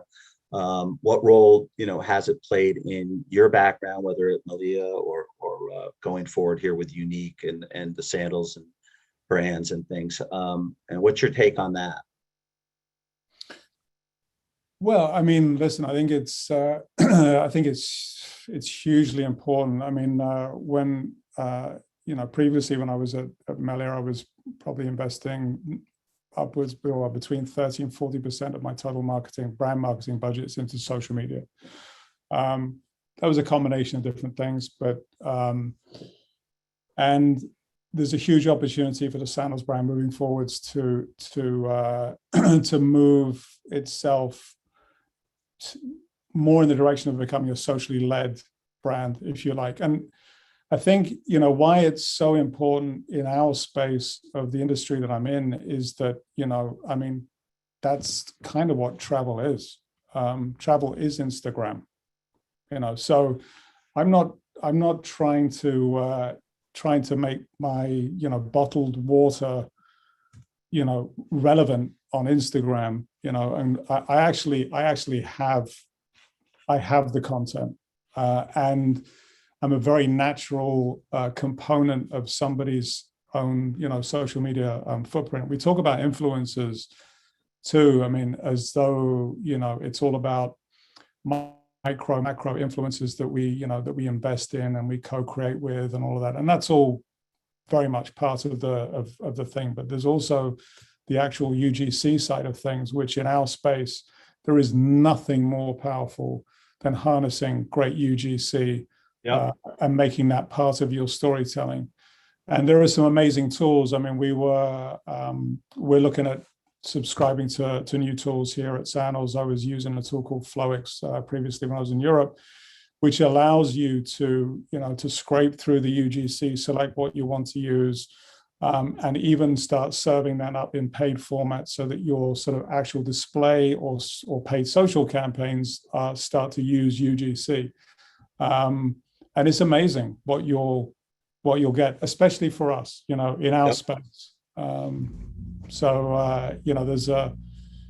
There's a democratization, that's taken place of good content in our space, and it's there's plenty of clients with great drone equipment, with extensive,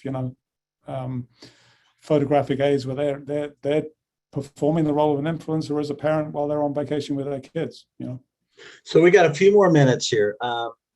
Just real quickly, I know, you lost Gordon Butch Stewart, a mentor, a father figure, an iconic builder of brands, kind of like a Richard Branson, these kind of bigger than life executives who then, turn into these incredible brand ambassadors and then iconic. What did you learn from him? What's your takeaway from, obviously friend, mentor, colleague / pretty demanding boss, I imagine at times. What, talk a little bit about that. Well, he was incredibly demanding because he was incredibly demanding of himself. He was 24/7. He was a real visionary. And the one thing that, that he really did teach me, it's not about, it's about what's possible. We put so many limitations on ourselves as human beings in general. Because it's raining and because I'm a little bit too old and because I'm a bit overweight, there's all sorts of reasons that I can't do something. He never, ever spent more than 30 seconds lamenting over why you couldn't do something. It was all about why you could. And his ability to drive his teams, to build belief, brands are a belief system. And when I was at the Melia Group, preaching belief in brands for 15 years. But, it's different when it really is a belief system that people buy into. And he had an ability to lead by example, to lead by virtue of his vision, And he did something back in the 1980s, which everybody is, calling textbook today, which is building his brand around the customer. Right. It was all about the customer. He was in his hotels. He was in the cities that the people lived, understanding, where the New Yorker went to eat, how he consumed life on a day-to-day basis, and developing a product for him in the Caribbean that, he would want to come and experience.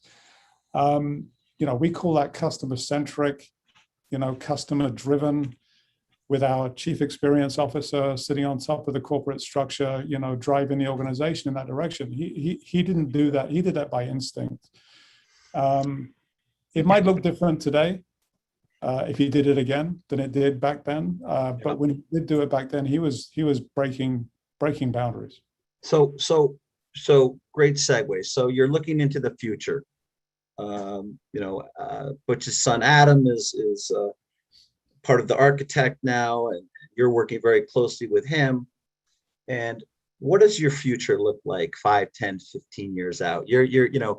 What's on the horizon, and what are those cool things that are going to differentiate you, which you have to do in hospitality, right? There was the suites, the villas over water. Okay, you know what? We've kind of been there, done that, right? Now you've got to build brand ambassadors. You've got to keep your brand alive and zesty and keep it going. And boy, there's a lot of competition out there. How do you do that? What does your future look like at Sandals and things like that? Well, listen, Sandals has been a leader in the all-inclusive space. Sandals has built a brand that is probably best in class within the travel industry, maybe, certainly within the hotel space. So we have to continue to lead the race. But there's a lot of evolution that's taken place across different industries, including hospitality, that the all-inclusive category can really learn from. I was talking earlier, mentioning the idea of lifestyle. You don't think of Sandals as a lifestyle brand because, by definition in our space, the W's and the Edition hotels, those are the lifestyle brands. But the truth of the matter is that every brand has to start to move forward and become an extension of lifestyle. Starbucks has done it in their space.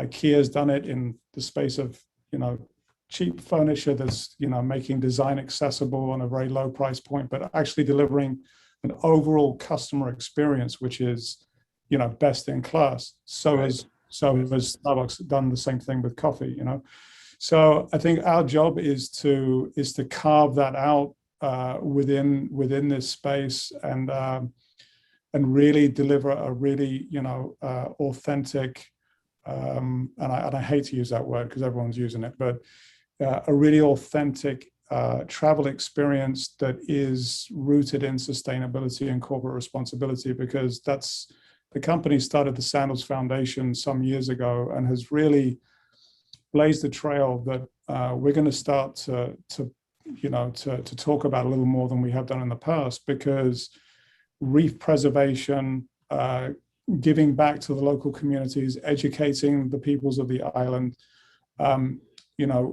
We need the islands to be sustainable and successful in the future, because our own future within the context of tourism depends on it.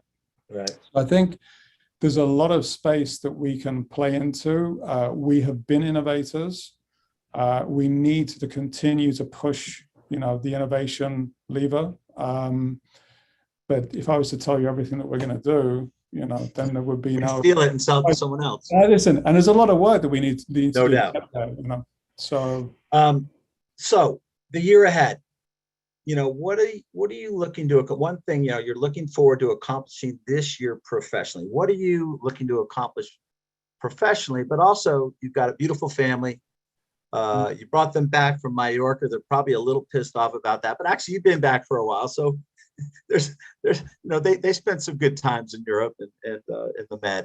But talk to a little bit about what you're going to, what do you want to accomplish professionally? You've been doing this a long time, and everyone's got goals, especially coming out of COVID, right?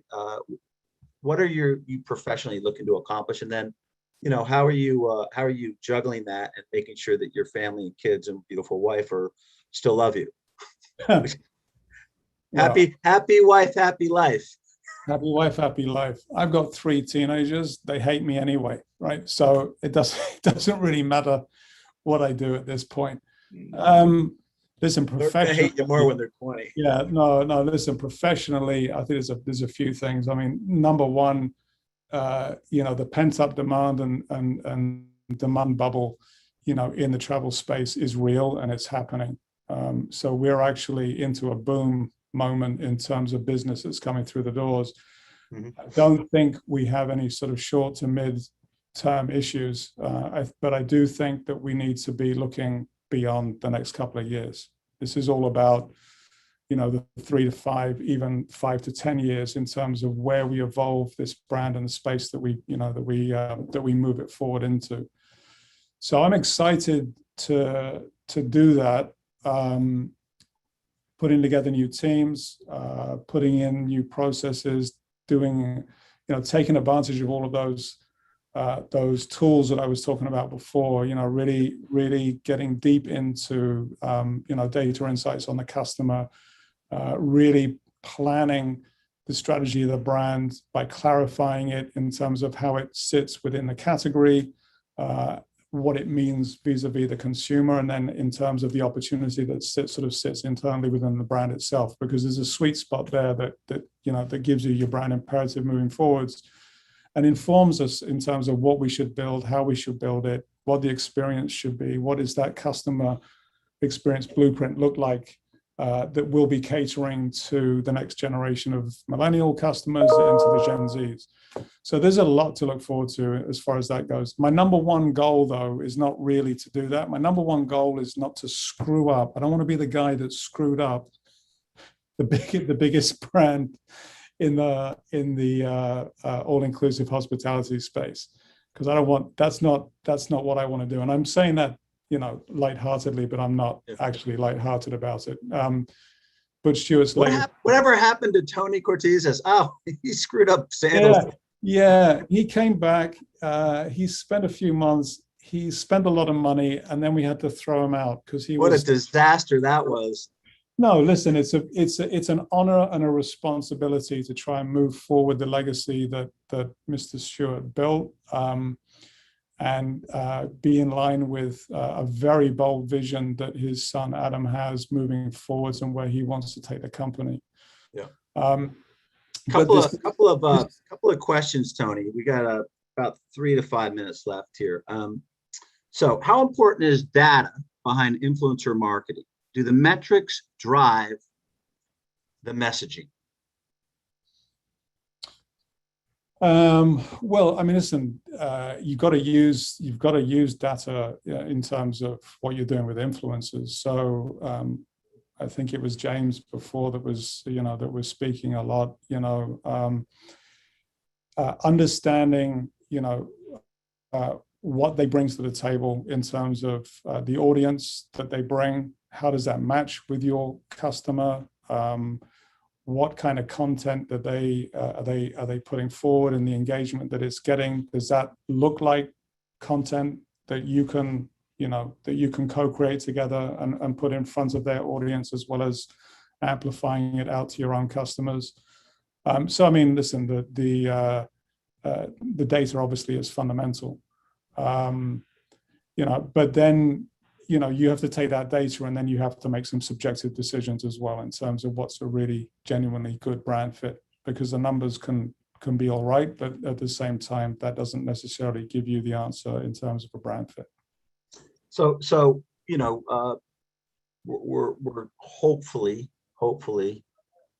coming out of COVID here, and 3 months ago, let's face it, did not look like today. We were still very nervous. We weren't sure how the vaccines were going to, evolve, and it's clear that not only in the United States but globally, things are evolving positively, and states are opening up, and governments and countries are opening up.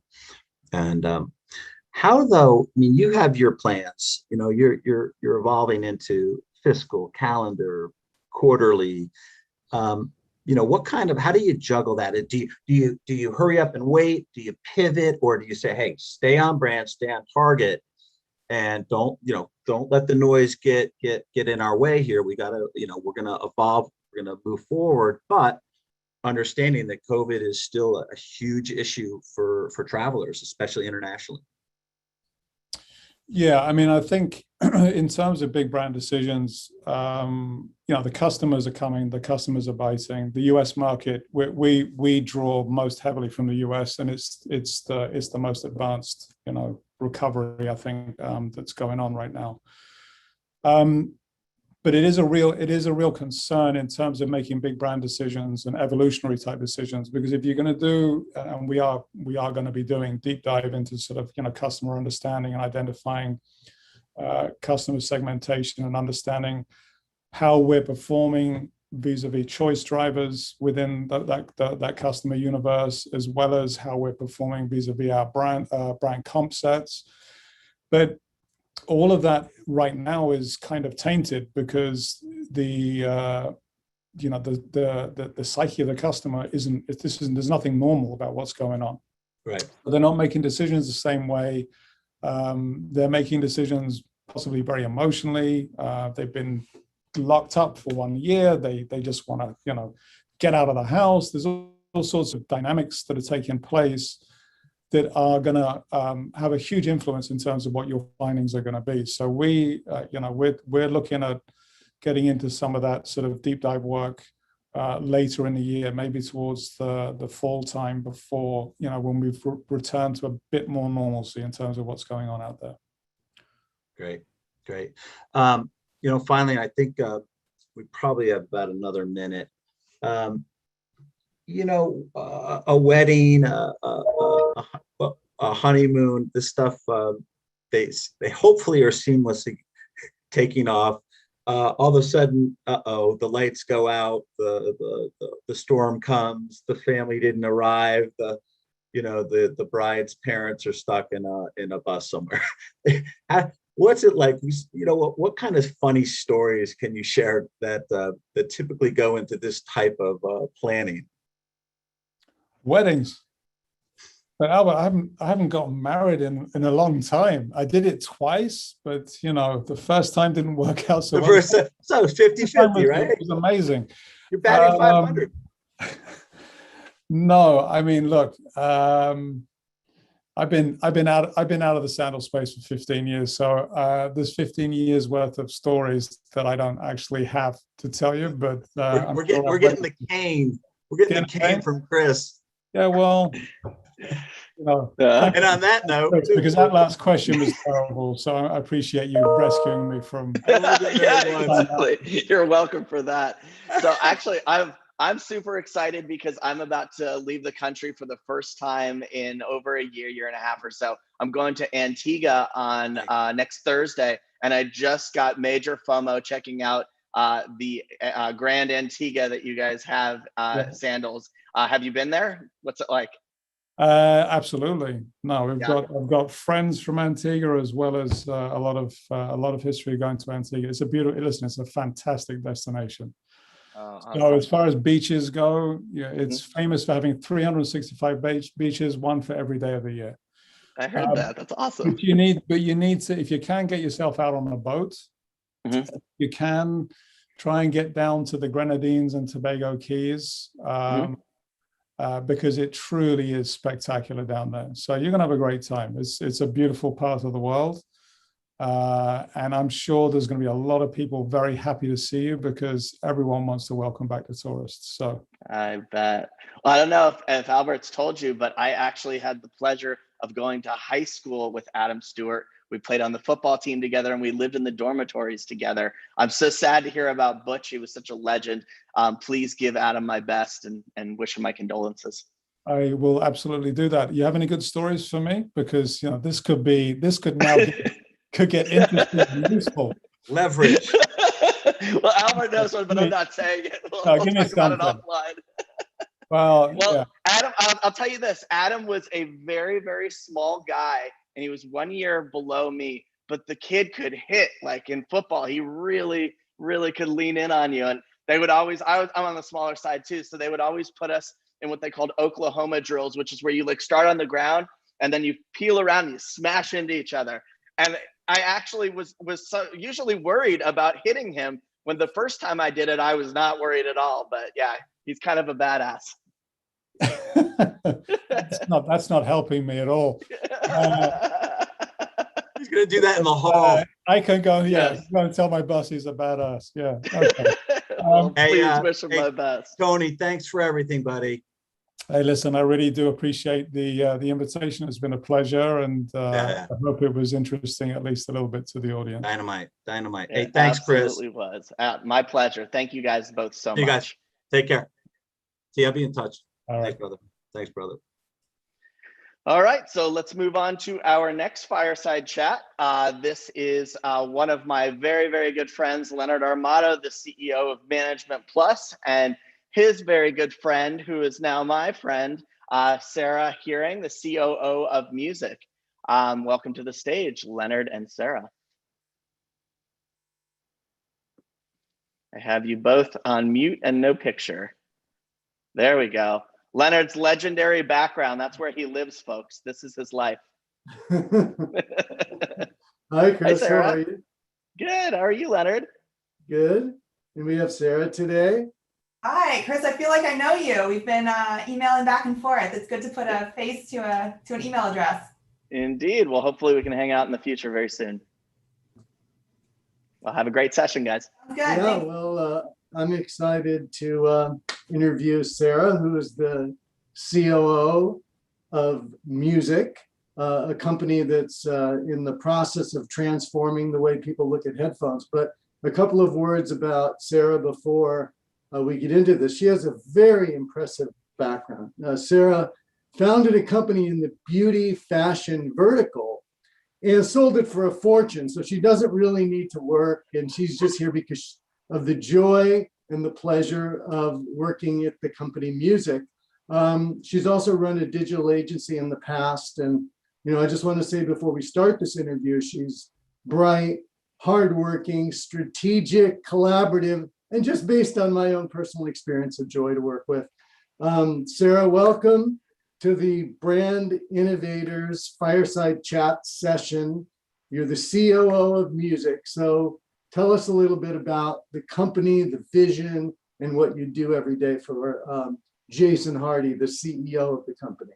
Leonard, you make me sound so important. I'm just, just grinding it out every day. I really appreciate people like you in my life that I get to look up to and that give me kernels of advice, usually on a daily basis. So I should start by thanking you for being an absolute joy and pleasure and smart guy in this world. So I appreciate you. Music makes voice activated, socially connected, wearable devices to capture content and share them on the fly or edit it and share them out to social media platforms. It's a very innovative product. I fell in love with the idea of the product and almost more importantly, the passion of the CEO, Jason Hardy, who's been working at this for the last several years in really innovating the audio space and wearable devices space. And we're looking to launch our next product at the end of this year, which is super exciting. Well, so just so people really understand, these are headphones, but they're not just headphones that you listen to music on. Maybe explain that a little more clearly so that people really can visualize this. Sure. So think of, almost a Beats 2.0 product. So it has all of the sophistication of a high-end audio lifestyle headphone, along with a camera that sits very close to your eye line. So it's really connecting all of your senses together in a very sophisticated way. It sounds like a very simple product, but it's actually a very, very complex product to make, both on the technology side, just as well as adopting this new product into the space. So the product itself, again, has a camera that sits very close to your eye line. You can go live, you can capture social media content, and it's connected to your social media platforms. So I could say, go live Twitter as I am, off-roading with a very cool bike in the Hollywood Hills, and share to my social community. I could say call mom, so it's voice activated, to call my mom hands-free while I'm on my bike. So it has a lot of different use cases. We're really looking to iconic social creators to be able to build out our use cases and really showcase all that the product can do. So that is our next stepping stone into the product development. Wow, that's an incredibly ambitious thing that you're trying to do. I've heard the CEO, Jason Hardy, talk about the evolution of the phone, and he talks about the flip phone, and then he talks about the iPhone, and the iPhone with the camera, and the iPhone with the camera and the apps. And now you basically have put the iPhone and the camera and the apps in headphones, right? And is this going to change the way people communicate? I mean, is that your hope and your vision? That is the big vision. That's the big vision. So, I mean, I can't imagine anybody wanting headphones without a camera after this comes out. It basically marries a lot of the functionality that your phone naturally does, but this gives you a form factor that can now be hands-free. So this enables, I'm a new mom. This enables new moms to do many things that you couldn't do before, as well as diapers and live streaming. I mean, who would not want to see that? That needs to be a primary use case. But really focusing on content creators, because it's a natural evolution for them to be able to give them the, kind of GoPro experience without the, device sort of sitting on your forehead. It's a really cool product, and I'm very excited for it to come out into the world. Well, it's really interesting because it hasn't happened yet. You don't really have any true use cases. I mean, I was just imagining you changing a diaper and live streaming it to your mom somewhere else. But I mean, there's all kinds of different use cases we could think of. But before we go down that road, which I think is really going to be a fun conversation to have, this has been a really difficult period for so many people during the pandemic. And I'm sure with a new product that's trying to change the world, you've had some real challenges with getting parts from around the world, I would imagine, with working with your teams from all over the world. Describe some of the challenges that you faced during this pandemic and how you have adapted and met those challenges. Yeah, well, first, I think the pandemic has really taught us that human connection is very, very important. Feeling close to people is everything. And being able to look inside of somebody else's sort of perspective and see what they're seeing is really a human connection and emotion that I think we all need to feel. So this product itself, I think, is really hit on the zeitgeist in a lot of different ways. And I think it's really time for the product to come out into the world. We're sort of realizing that with a lot of technology, how we connect with people now through Zoom and all sorts of other platforms. But as far as the challenges go, we are certainly up against a lot of heavy challenges with regards to what is happening in the world with just global scarcity of component parts, of chipsets, that is really pushing the boundaries of what we can do as a small company from a manufacturing perspective. Our development team is currently in Serbia. Our manufacturing partners are in Hong Kong and in China. We're looking to diversify our manufacturing more into the US and into places like Mexico, which is very exciting. So I think diversification is a goal that we have from a company perspective that we need to attack very aggressively in the immediate sense. I think everybody with COVID was unsure of what the future holds from a manufacturing perspective, and now everybody is really looking to ramp up in a big way. In addition to which, we're facing things like tariffs from China that we have to really think about our supply chain and how we actually manufacture the products. We would love to be able to manufacture the products in the States if possible. So that's, a corporate vision that we certainly have. But we are a global company at the same time. So it's interesting where the world is right now. Yeah. And, this is a session for the most part around influencer marketing. And one of the things— You don't want to hear about my manufacturing woes? No, it's interesting. No, but I wanted to kind of pivot to that. It's a really interesting, obviously, problem. And, so many different industries are facing it, including the automobile industry, and we've heard about that. But on the influencer marketing side, which is a really important part of these sessions, we noticed that many of your investors are some of the biggest influencers in the world. You have investors like Drake and Cardi B and Michael Jordan and Tony Robbins and Novak Djokovic. How did you corral all these people into investing into music? I think first and foremost, I think the vision of the product and the vision of the company really attracted the best, the brightest, that are number ones in their respective industries and fields and, icons around the world. I think that enabling, icons to be able to connect with their fans in a very authentic way is something that a lot of celebrities are really looking to do. So this product really helps them to do exactly that. The company has been founded on the belief of marrying technology and culture.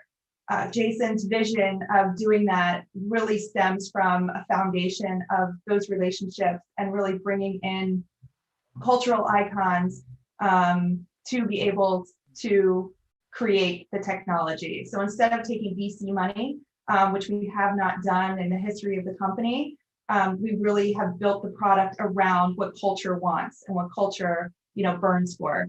So, for instance, and a lot of our celebrity icons have been very influential in the development of the product, everything from the audio to just the brand itself.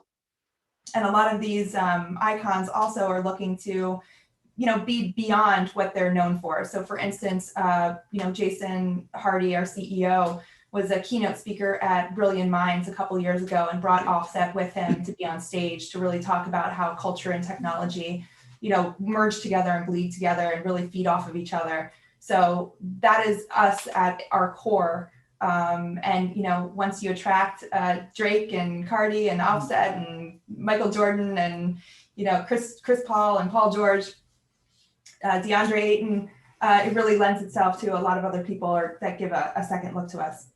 Well, what's really interesting is you mentioned, during the pandemic, we found that the human connection is increasingly more important, and you believe your product sort of provides an opportunity for people to be more empathetic, to kind of walk in someone else's shoes. And I found that to be sort of an interesting insight. And also, I found a really interesting insight to be that you believe that this product will give, influencers and others the opportunity to elevate their game when it comes to content creation. So these celebrities that invested in you probably saw that as the wave of the future. So do you agree with all that? And is that what the company's sort of vision is in part founded on? 100%. 100%. I think that what is different about our product is really having a completely different perspective of being able to create content and share content. So, having a POV of what somebody sees is exactly what we are looking to achieve, which is exactly what the product does. We don't just create content, we create empathy, we create experiences, and we create inspiration. We call our influencers not influencers, we call them inspirators. We're really looking to showcase inspiring things that are happening in this world, which are all over the place. So really, our brand pillars are exactly that, are really showcasing inspiring things that are happening in the world. And there's people like Chris Paul who are doing amazing things that are out, off the court with regards to, voting rights and being a part of his community. DeAndre Ayton, both of the Phoenix Suns he's doing amazing work with his mom, for instance, in feeding his community. So really being able to showcase a lot of the things that our icons are doing off the court is really important to us, and it's really important to them as well, and really creating a brand for themselves that can tap into, the emotional connections that we have, in a very human way. So a lot of people haven't heard of music like they've heard of Beats or Bose or Sony or JBL from headphone perspective. So how do you intend to change all that? How are you going to make music like part of the heart and soul of people's lives in this country and abroad? Yeah, it's a very interesting question and a very big challenge that we have, because we are a small startup. We've been under the radar for, a long time, although this isn't our first product. Music is really looking to tap into our icons and our influencers to get the brand out there, but also marrying content creators, iconic content creators, to do exactly that. And also with our social media platform partners, engage in campaigns with them and share that with their content creators. So you have the opportunity to actually spend zero money on marketing. All you have to do, it sounds like, is finish the product, get it in the hands of Drake and Cardi B and Michael Jordan and Chris Paul and Tony Robbins and Novak Djokovic, and you have billions and billions of followers around those folks, and they can create content and distribute it to the world. And then you go to TikTok and you get all their influencers to be creating content with your product and obviously be visible on screen. And you do the same thing with Snapchat. And my goodness, you'll be everywhere and you wouldn't have spent a dime. Congratulations. That's a great idea. Yes, Leonard. Yes, that's the goal. That's the vision. That's the strategy for sure. Absolutely. And that's what's really exciting about the business model and the plan. As we're going into a phase of things being far more authentic, and I hate to use that word because it's overused, but I think really being able to show, I have this terrible tickle, what a terrible time for this. Well, if you want to get a drink of water, I can, continue on for a second. Continue on, Leonard, continue on. Yeah. But I think the most important thing is that when this product is in the hands of people and on people's heads, and they're able to do things hands-free, like we've talked about, provide another POV that has never been demonstrated before, elevate the ability to create content, then there's going to be a new perspective. And if people buy into that new perspective and it does make them feel as if they have either more empathy or another point of view that they didn't have before, then certainly it's going to, go viral, as they say. So I think that's the interesting, opportunity for you. So, I think everybody's going to be waiting with great anticipation to see how this unfolds. Yeah.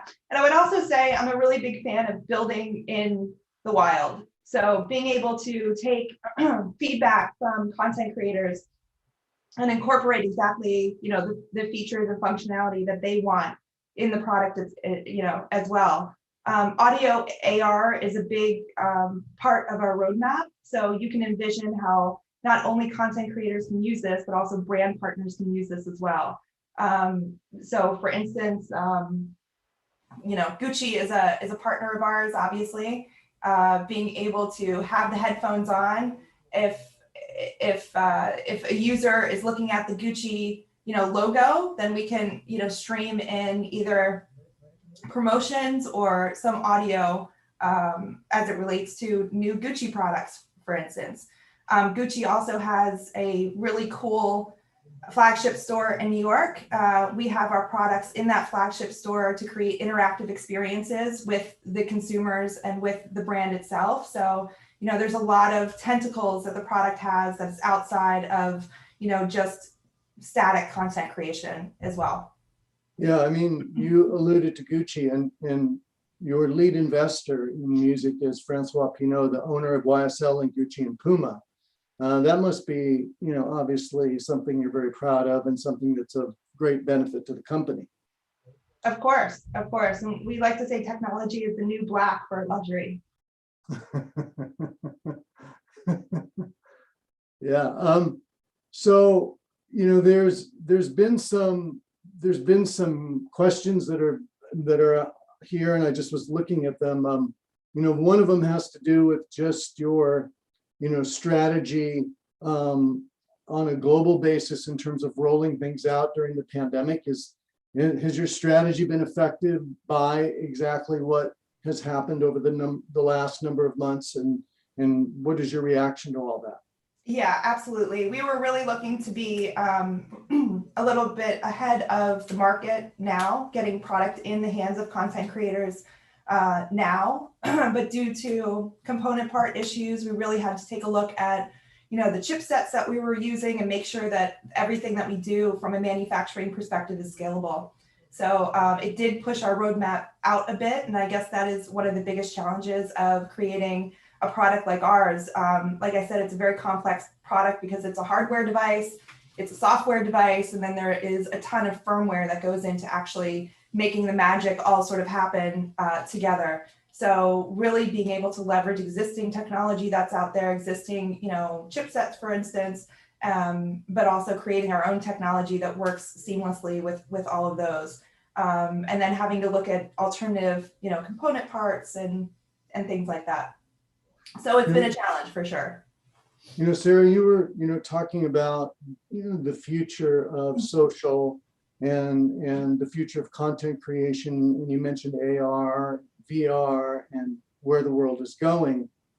Who do you see the competitors to be in the future? I mean, I'm hearing Facebook's developing a device, and I'm hearing Apple's developing other things. And there's all kinds of different companies working in the AR, VR space. Snap has had those glasses. So, where is this all heading? Are these phones ultimately going to become obsolete? Where do you think music plays in the future of social communication? Yeah, I think it's a very interesting question because we sort of straddle a lot of different lines. I think that you may have seen a Wired article that came out with regards to spatial audio that Apple is developing with their new speaker, which is really, really fascinating. I mean, I think that, the audio space has not been disrupted in a very long time. So I think we're doing a lot of that. You're having trouble with your voice. So question for you, and maybe I should ask the long question just to give you a chance to recover. But being a woman in a C-suite role, we've seen a lot of conversation, in the last few years about gender equality, especially when it comes to upper management. And you've sort of worked your way up as an entrepreneur. You've started companies, you've led companies. What challenges have you faced, or do you feel as if there's still so much more that needs to happen in order for true equality, true gender equality to really take root in corporate, life? I love these questions, Leonard. I really do. I thank you for the opportunity to sort of speak on it. I personally feel that I'm in a unique position. I think I have a competitive advantage being a woman. I think that a lot of companies really would benefit from having both feminine and masculine energy in the company. I think that one of my gifts is empathy. So, human capital is really what fires and fuels the company on a day-to-day basis. And as my role as the COO, day-to-day activities and overseeing all of our departments is critical. And the people component, if it wasn't for people, business would be easy. The people component is really critical to a well-working machine internally. And oftentimes startup life is messy, is uncertain, is, really requires a layer of maybe a little femininity to soften some of the blows of daily life. So I think I have, being a woman is a fantastic fantastic thing, I think, in a position like Advantage. mine. It's an advantage. Super advantage. Super advantage. It's my yes. At the same time, when I was young, I didn't know any females at all that were CEOs, that were in a C-suite position. I didn't know them personally. I didn't know what it looked like to be a woman in a, sort of a C-suite position or running a company, or if that could be done. It was only until 1980 that women were given the right to open up a bank account without their husband's, signature next to it, which is remarkable, right? So I think it's really interesting. At the same time, I think we're all just people and we're all just doing a great job. And I am happy to be in this position and be able to speak on that. Well, it's really interesting. I've sort of found that over the years, I've seen more and more women in, C-suite or executive positions. And obviously there's been a progression. And I used to think, if you're a woman, to become an executive in the man's world, you had to have like all these qualities that men had, that were, viewed as being great qualities in an executive. But then you had to have a few more extra ones, just so you could, weather the storm. Like you couldn't be a jerk and succeed if you're a woman. Like a guy could be a jerk and succeed. A woman, no, you had to be likable. If you're a guy, you don't have to be that much fun to be with. But a woman always had to be fun to be with. She had to be likable, fun to be with, and you can never let anything bother you, because if you let something bother you, you were never too emotional. Yeah, so you had to be like better, to work your way up. And every woman executive I knew was super fun. Nothing ever bothered them. Always super positive. And then they had the other good qualities as well. So it was just sort of funny how, that kind of worked in that manner. But, and I was sort of noticing all these women have the same qualities, the ones that So anyway. Well, I learned a long time ago that I'll never be, I didn't want to be a second-class man. I always wanted to be a first-class woman. So, I think that defining your own pathway forward and defining what works for you is really critical and important. And as being sort of self-taught and, you find what works for you. I would also say that it's critical to have mentors in your life. Leonard, you've been a mentor to me, which I feel so blessed and fortunate for. A woman named Susan Paley, who runs a company called Drop Labs, which is a haptics company doing really cool stuff in the audio and sort of consumer space. I really find that women, when you get to a certain level, they really, really want to help you. So there's a whole underlying spirit, little world that none of you men know about that we're, pulling strings in the background. So I would say that is, a superpower that we have. So watch out. No, that's really a good insight. I was listening to, something this morning from this guy named Simon Sinek, who is, pretty well known in the almost like management consulting world. He did the famous TED Talk on why you should be in a business. Yeah. That's so important. And he was talking about the difference between a CEO and a COO and what qualities are necessary to be successful at each. And his point was, a lot of times COOs become CEOs and they really aren't qualified because they don't have vision. And then they really just have heads down operations. But you've actually been both. You've been a CEO and you're required to have a vision. You built a company, you made a fortune, you don't have to work. We already talked about that at the beginning. And then you also are an operator. So with music, you're really heads down every single day, making sure all parts of the company are working synergistically in harmony. And and I've seen you, and you're very productive. And you're someone that doesn't just talk about the vision and have things that relate to the future, but you really get things done on a daily basis. So talk about sort of the different qualities necessary to lead a company and also run a company. Yeah, and I think I am a true COO because I really do love when I meet somebody like Jason that really has an enormous vision, but needs somebody to really take that vision to the next level on the execution side. and the most beautiful, fulfilling thing that I can do in my day is really move things forward that have a genuine impact on the actual business, and being able to see the business from, the sort of mountain, and helping to get everybody to the peak of the mountain together, and how to really, maneuver that on a day-to-day basis. That's such a joy for me. And, working with people that are at the top of their game to be able to help facilitate and really see that vision and want to activate that is an absolute joy.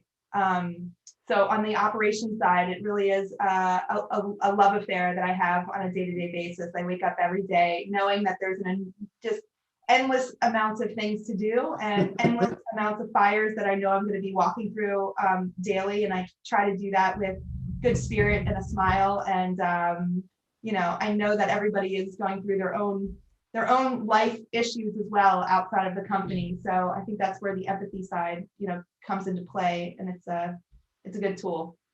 Well, speaking of empathy and all the issues people are going through, and obviously, we seem to be, at least here in the United States, coming out of the pandemic and opening up. And, I have some friends at different companies that are saying they're welcoming, their employees back to the office, and they're excited about that. And, there's nothing like that interpersonal contact and, in real life.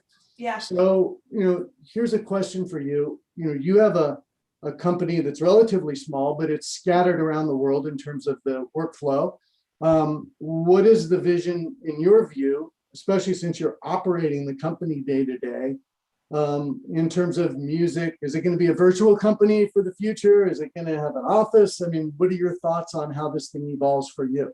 I think you have to meet people where they are. So there are some people that work very, very well remotely, and there's some people that really need that human interaction and that human connection. So I'm a big believer of having, choices and options for people. I think that there's, great things like, WeWork, for instance, where we can have remote offices for people to come into and have human interaction. At the same time, I'm a big believer of having, things for people to do together that enable, the merging of human connection. So being able to go, on a quarterly basis to somewhere in the world and have a weekend together, I think is really important.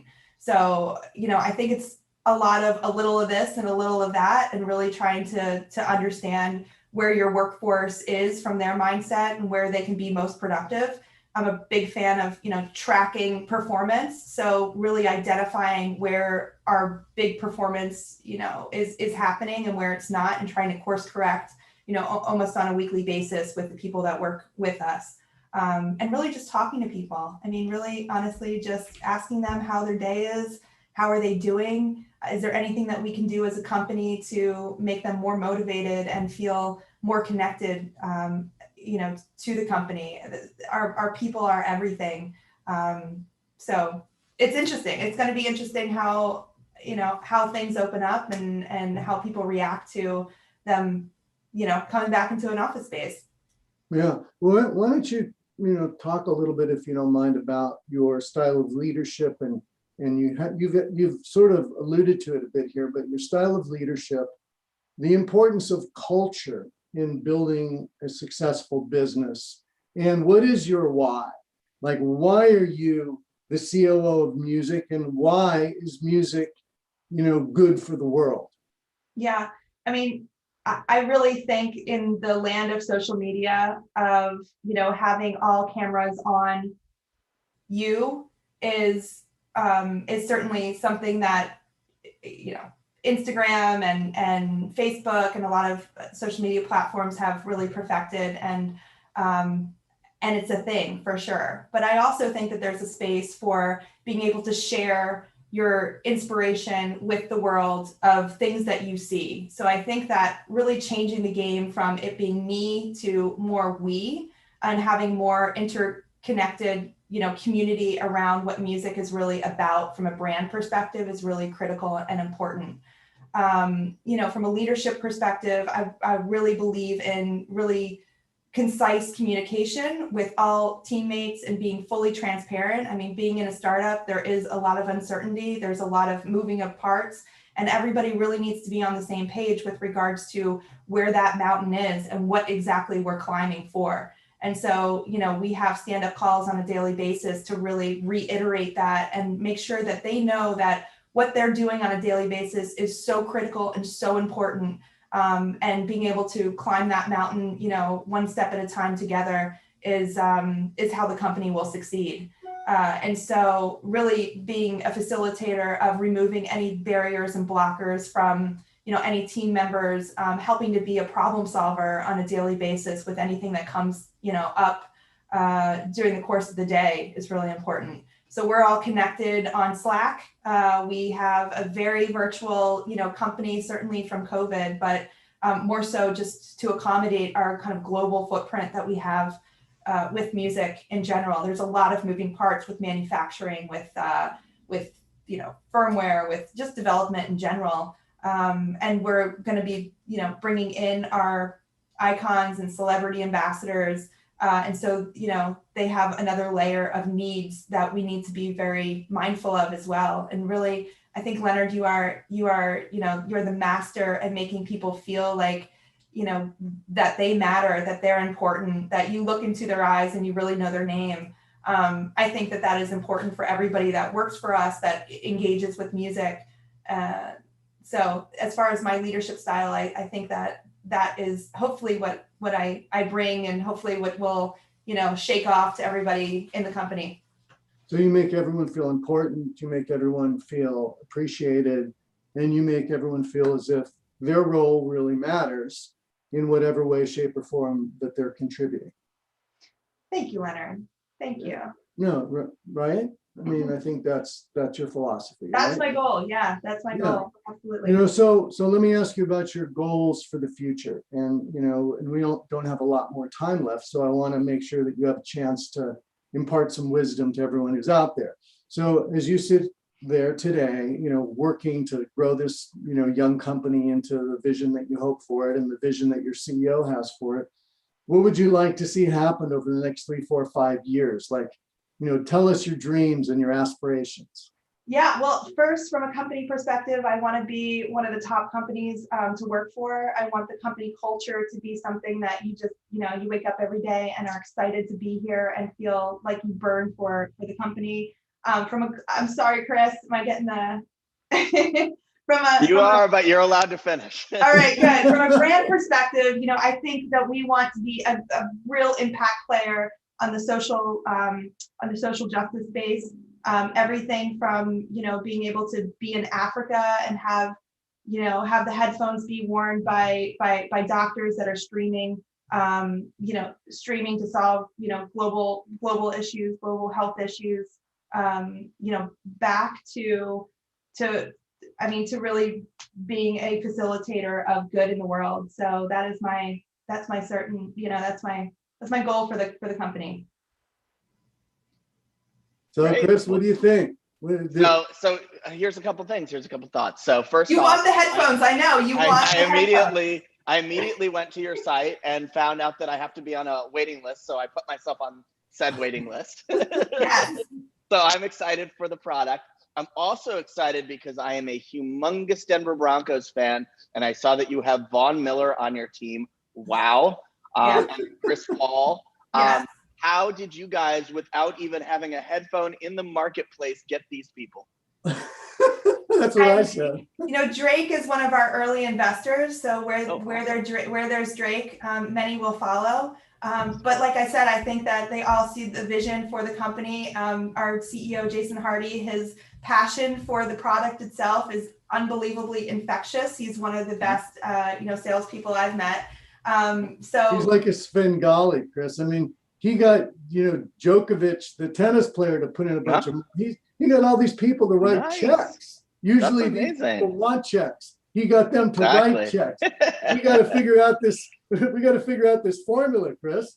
That's amazing. No, it's really great. So is there a release date scheduled or a plan of action? Can you tell us anything? Get on the wait list. MusicConnect.com. Get on the wait list. Okay. Fair enough. Also, one other thing I have to mention is Leonard is my sage as well. So we are kindred spirits in that, and keep him close to you. He is a gem, as you very well know. Absolutely. Well, that's very sweet of the both of you. Absolutely. And thank you guys both for Thank you. coming in at the last minute. You guys prepped well. The conversation was fantastic. And, you know, we always love having great people on the stage, and you guys are definitely both that. So thank you. Sorry for this little, cough spurt. I apologize for that. But Oh, we got through it. It was fine. Yeah, it's all good. Thank All you, right, sir. well, thank you guys both. both. Bye. See you soon. All right, so that was another fantastic session.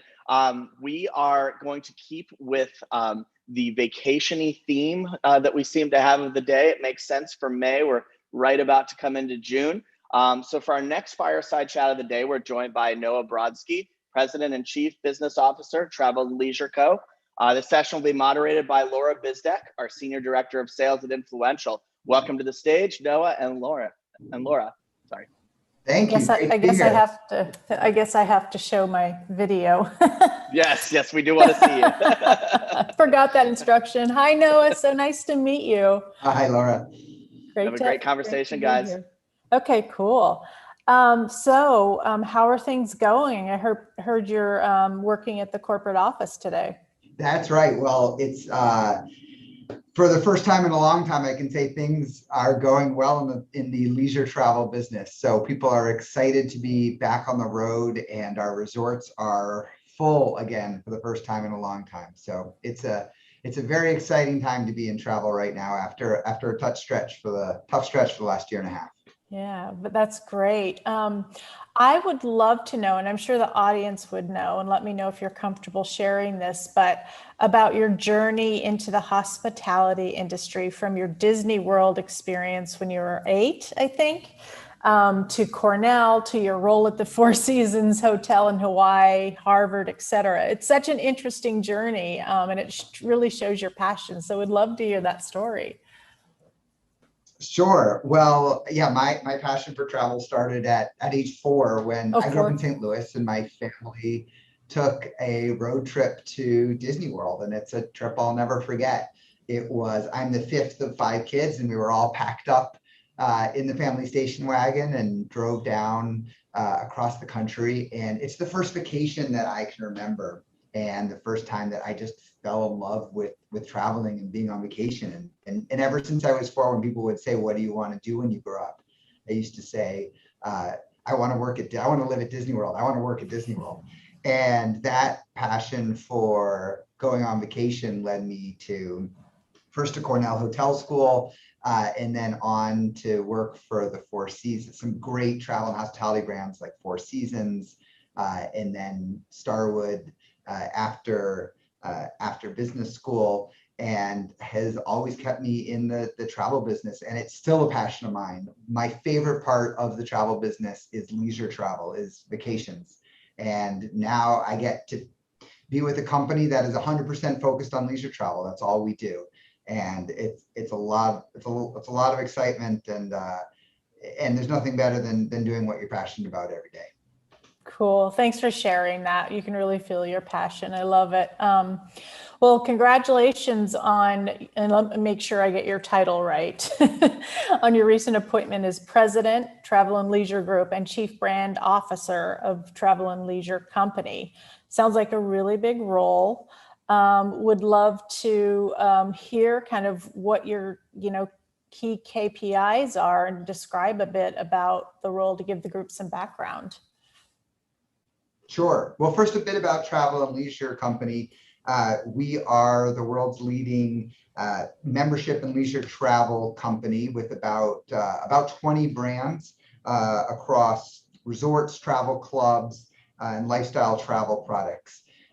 We recently completed the acquisition of Travel and Leisure and renamed our company Travel and Leisure Co. With that acquisition, all about the brand there. But we have three business lines within our organization. The first is Wyndham Destinations, which is the world's largest timeshare company with brands including Club Wyndham, Margaritaville, WorldMark by Wyndham.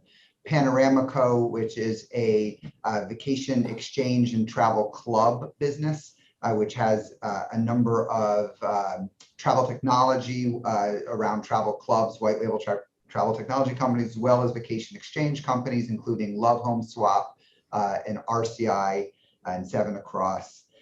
And then Travel and Leisure Group, which has a few businesses. We've now, in addition to our brand licensing, which includes licensing of the Famous magazine, we also have a leisure travel vacations business, as well as a travel club that we're launching up. So my role is to both lead that third vertical, the Travel and Leisure Group, as well as I run brand, digital, and CRM across the whole organization for all of our businesses. Great, thank you. Yeah, the Travel and Leisure magazine is a vacation in itself. It's such an experience. I love it. We're going to kind of get into the companies coming together, but first would love to know kind of what, your role and your accomplishments at Wyndham Destinations helped them evolve into an independent public company.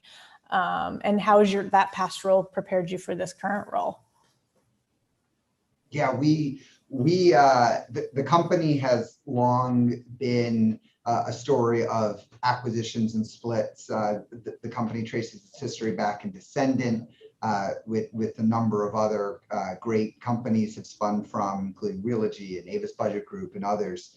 And over the course of the last couple of decades, we have narrowed in our focus as a leisure travel company. And with our emergence in 2018 as Wyndham Destinations as an independent publicly traded company, our entire focus was on, for the first time, really just on those leisure travel. And at that point, we realized our opportunity specifically in that space was not just to be the best that we could be within a single vertical of timeshare, which is one way that people vacation, but also to look horizontally across people's entire vacation year and all the different types of trips that people take. Our average, just within our average timeshare owner, we have about 1 million families in the US that own timeshare with us, about 4 million families in the US who exchange with us through RCI.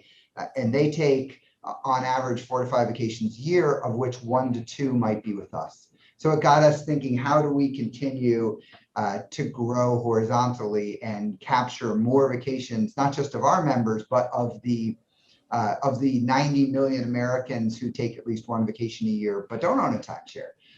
And so as we began, as Wyndham Destinations, to begin to think about how can we grow and how can we really continue to expand in this slice of the travel market, it's driven us to think innovatively and think differently about how we continue to grow our brands and our products and services. Right, thank you for that. Your team shared this with me before, the world shut down in COVID due to the pandemic. You had a last in-person meeting with the T&L team that sparked the idea of the companies coming together. Would love to hear about that meeting and how that deal came to fruition during the pandemic, which is just an amazing feat, and how an acquisition of this magnitude was put together, during this monumental time in history. Yeah, it was March 15th or so that we were in the Time Inc. building down in Lower Manhattan, and it was the same day that the building ultimately ended up being shut down for the pandemic. So we were getting that last meeting in there right at the end. But I'll tell you, for us, it was a strategic play that we spent a lot of time thinking about and evaluating, actually over about 50 brands that we looked at. As we thought about what we do really well, which is operate membership travel clubs. We do it at lots of different price points, mostly through licensed brands, whether we're licensing the Wyndham brand name from Wyndham Hotels or we're licensing the Margaritaville brand name from Jimmy Buffett. That is our core competency. And what we didn't have was a strong consumer brand of our own. And there were some, a selection of products, again, in this travel space, products and price points and a customer that we wanted to get at. And so we took a look broadly at a bunch of brands that were available and not available in the travel space, took a real research-oriented approach to it. And travel and leisure, for a number of reasons, really emerged as just the strongest. They are over 50 years of history, one of the top trusted brands in travel in the world. The only monthly print magazine still in production in the United States, focused on travel. High trust, high recognition, over 90% aided awareness amongst Americans who travel for vacation at least once a year. So just a really phenomenal brand and a great partner there in Meredith Corporation, who had just recently acquired the brand and was looking for opportunities to grow inorganically with the brand. And so it was a perfect partnership, which we discovered at that first meeting to satisfy a lot of their goals for growth, along with what we needed in a brand. And so over the course of the pandemic, we put together a $100 million deal and licensing agreement via Zoom. Wow. And closed that January 4th or so of this year, 4th or 5th, right at the beginning of the year. And the things that we love about it is it takes everything we're good at around travel clubs, will allow us to have this brand to sell it under. And we still get one of the really foundational deal points to us was that the existing editorial team for the Travel and Leisure magazine continues to run the magazine. So under the leadership of the editor-in-chief, Jackie Gifford, and that phenomenal New York-based editorial team, they will continue to produce the print magazine for us for years to come and be really the foundation of the brand to many consumers, as we then take it and grow it to all sorts of new and exciting places within the field. That's amazing. Congratulations. Where is your new corporate office? I know you're based in Florida, right? That's right, Orlando, Florida. So we relocated in 2018 to beautiful and low tax sunny Florida. So we were previously headquartered in New Jersey, and I moved down with the company with our spin back in a couple of years ago. Oh, cool. Thanks for that background. Vacation headquarters of the world here. Right. Well, it's funny. Our CEO Ryan just moved to, since we're all remote, moved from LA to Miami to be close to family. So yeah. Well, and on a personal note, I have a 5-year-old, and we live. His kindergarten is about 5 miles from Disney World, and we have season passes, and he has no idea how lucky he is to get to go for a quick Space Mountain ride after school some days. So that is so great, and you get to enjoy that as well. That's awesome. I know it's all for him. We pretend it's all for him. Yeah, I love it just as much. Guess we'll have to go to Space Mountain again today. That's right. What a chore. I want to make sure this is relevant, but can you give some context to Wyndham Destinations' acquisition of the Travel and Leisure media brand? It seems to help Wyndham Destinations' evolution into a broader travel environment beyond its mix of timeshares and vacation rentals, which you touched on. What's the benefit for Travel and Leisure, and why was it a good bet?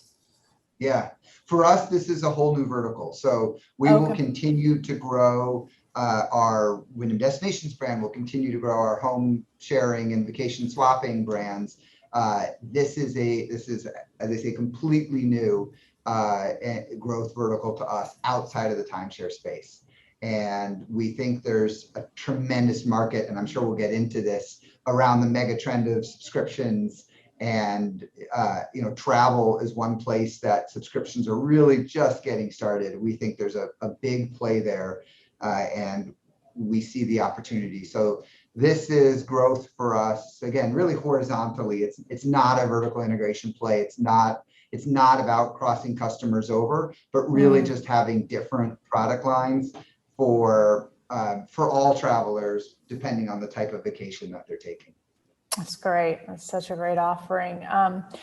Since we're here talking about brand innovation, would love to get your insight or gain some insight into Adweek's point of view that Wyndham Destinations purchased Travel and Leisure for the brand, not the product. What are your thoughts on this? And I know we've talked a lot about the strength of the Travel and Leisure brand. And its equity and its history. But how will the brand drive your business objectives moving forward, et cetera?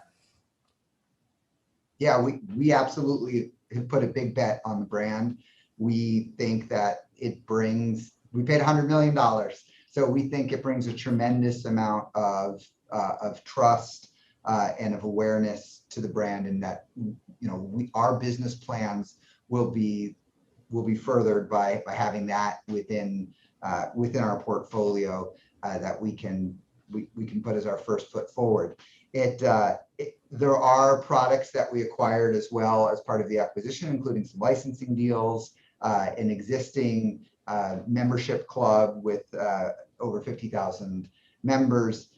But really, first and foremost, it is that brand and all of the amazing content, right? So the other big believer that we have, as you think about the subscription business, is for our subscription, for any subscription we have in life, if it's streaming content or music or food delivery, it's ultimately, is the content great and is the value there?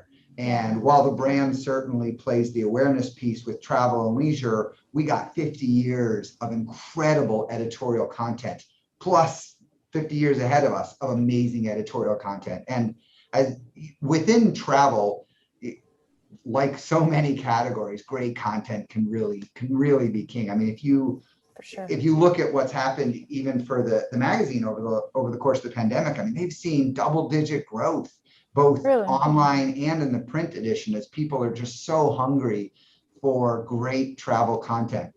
And it's, you can easily get lost in the world of user reviews where there's thousands of, you want to go to New York and you go to some sites and there's just thousands of options and thousands of reviews, and it's overwhelming and you don't know which ones are real and not real. And the beauty of a Travel and Leisure article is it's written by an editor, and and trust the recommendations in there are real and they're going to be great. And you don't have to shop around. I've heard so many stories from people who are like, yeah, I clip out the Travel and Leisure magazine and I just go do the things that are on there because I know I'm going to have a great trip. Yeah, no, that's so true. I mean, the trust component is so key. I went to New York a month ago, and navigating the online reviews is just ridiculous. And you just get bombarded with all of this, sorry, but crap that you just can't trust. And so, yeah, that's a great point. And it's such an important part of the brand. But yeah, let's dig into the membership club subscription model a bit more. It's, obviously you've touched on it a few times. It's a key component of the business. How is it different from other, competitors' programs? And, what are some of the current innovations you're thinking about? I think it's exactly that connection that we just talked about between this amazing content and trying to plan a trip. It's your exact experience that we think is a market opportunity with the Travel and Leisure brand. So for years, people have been reading Travel and Leisure to get inspired to go on these trips, yet there's no direct connection between reading it and then booking it and doing it. And so we think the market opportunity broadly there is to more directly connect people from all of the great experiences they read about and inspired and dream about right into the booking. So instead of you having to go and look at all these reviews and sort through which ones are real or not, go to travelandleisure.com, read the New York article, and just be like, yeah, I want this experience. I want this hotel. I want to dine at this restaurant. So our business plan around that is kind of two steps. The first is we're going to directly add booking links to many of the experiences that you read about in the magazine. So whether that's making a dinner reservation or booking the hotel or the airline or the activity, you'll be able to directly do that through the digital content and links off in the social content. So it's right there for you. And then for the membership club component of that, so if you join into the Travel and Leisure Club at about $10 a month, we'll have special deals, offers, access, privileges around all of those activities and many more as we continue to build out the portfolio of all of the cities and destinations and trips, so that you can get far more than your $10 a month in savings or value against those same trips. So whether you're planning those big, really cool once in a lifetime trips, the safari in Africa that you read about, or it's something more local or more regional where you're driving for a kid's volleyball tournament, if you're a member of the club, we're going to have access or discounts or special privileges for our club members that make it a great value. That's great. What a great resource. Yeah, I'll definitely dig into that. So it sounds like the company's introducing a new way to plan and book travel with the new resource book at booktnl.com. And it's powered by the trusted, TNL media team. And it sounds like that will also lay the foundation for the anticipated summer launch of a new the new subscription model you described. But tell me a little bit about the new travel resource with booktnl.com. So BookTNL is the first step of that experience. Again, where you're reading about this amazing trip, and we've got those all curated for you right on booktnl.com, along with hundreds of thousands of other travel options from air to car to hotel to activities. And that resource will be a direct connection between the editorial recommendations that you've got in Travel and Leisure and your ability to go book it and do it. So straight from dream to book, all in one stop there, along with all of the many of the iconic features that Travel and Leisure is known for, like the IT list. And when you just say, you know what, I want to go to a world's best, I want to go to a Travel and Leisure world's best hotel because I know it's going to be an experience of a lifetime. We'll have those all curated and cataloged and indexed for you, ready to go and book. Cool. Okay. Thanks for explaining that. So as you talked about when we first started, it's such a fabulous time for travel right now, right? Everyone's optimistic. We want to get the hell out of our houses. That's right. And, it's top of mind for consumers. How are you looking at brand and marketing differently based on the pandemic and the effect that had on our travel habits and maybe some of the fears that we all have about not the virus, but also maybe some social anxiety? I'm just curious about, how are you going about, it's a kind of a twofold question, marketing the new offering, and then also this tremendous opportunity we have.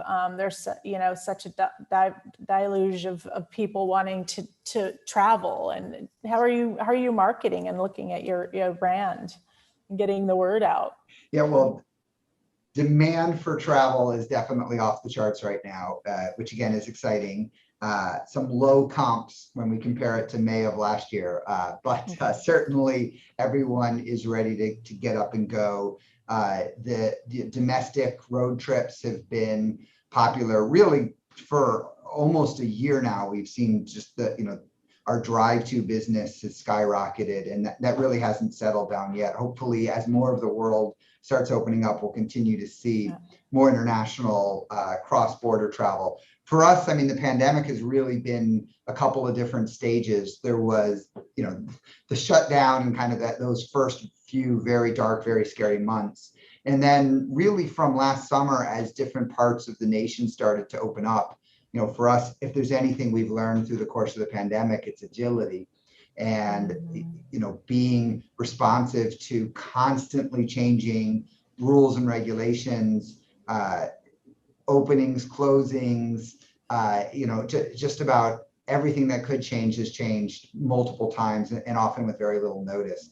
As a marketing organization, that has certainly kept us on our toes. There was no sense to plan 3 or 6 or 12 months out when we had no idea what was going to happen the next week. And Sure. that almost still continues. I mean, the CDC announcement around masks caught us all off guard. And we have to rethink all of our photography libraries and what we're putting in images. And, as a marketer, it's just the pace of change here has not let up at all. So as we continue to plan ahead, it's great in that there is a ton of demand right now. A lot of our work has been and will continue to be on setting expectations for travelers when they go somewhere else, what to expect. If you're going to, depending on the city or the county that you're going to, what your expectations should be before you get there. And then how can we make it as easy and comfortable for travelers as we can. One of the things that we've implemented in our resort brands is curbside check-in, something we had never considered doing before. It was born out of the pandemic. It has been so wildly successful that it's something we're going to keep. When you're checking into a giant resort and you pull up to the front and take your bags out, only to realize you actually have to go to a different building and check in over there and then park somewhere else, bringing technology out to the curbside, checking people in right there without getting them out of their car. The efficiencies are up, our guest satisfaction is up, even our NPS scores we've seen gone up by people who use our curbside check-in. Now we're thinking about how do we run hardwiring out to our curbs at all of our resorts so we can permanently put in check-in stations. It's cool. It has created a whole round of innovation that we may never have seen, both from a product and from a marketing perspective, because as a marketer, something new like curbside check-in is a lot of fun to get to market and tell people what to expect when they pull up and how that experience will be different. No, that's amazing. There's nothing worse than pulling up to an entrance of a hotel or resort, no one meeting you. You don't know what to do with your bags. And you feel kind of ashamed, so I love it. That's a fantastic differentiator and such a good, touch point.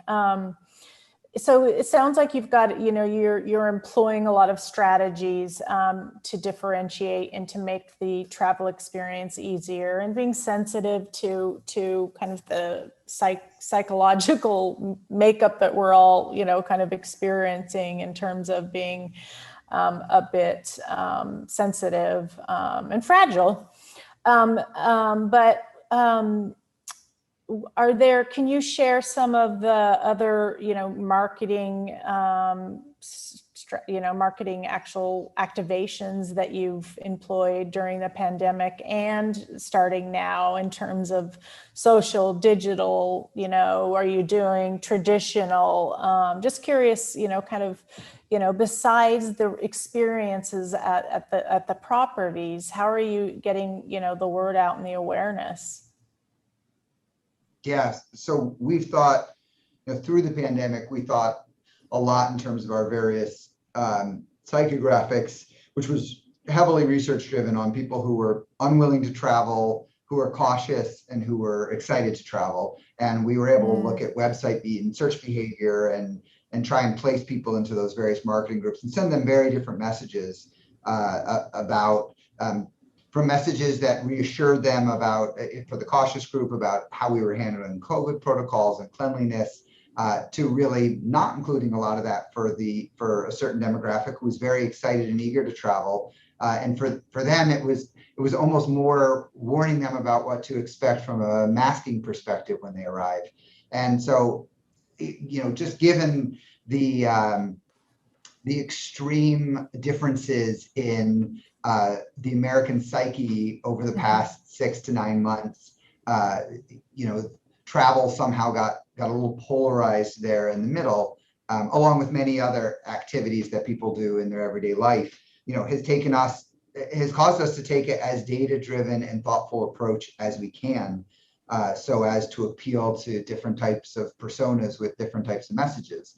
And the data and analytics stack that we have now has enabled us to do that in a more sophisticated basis, to remember what people are responding to and to send them more messaging,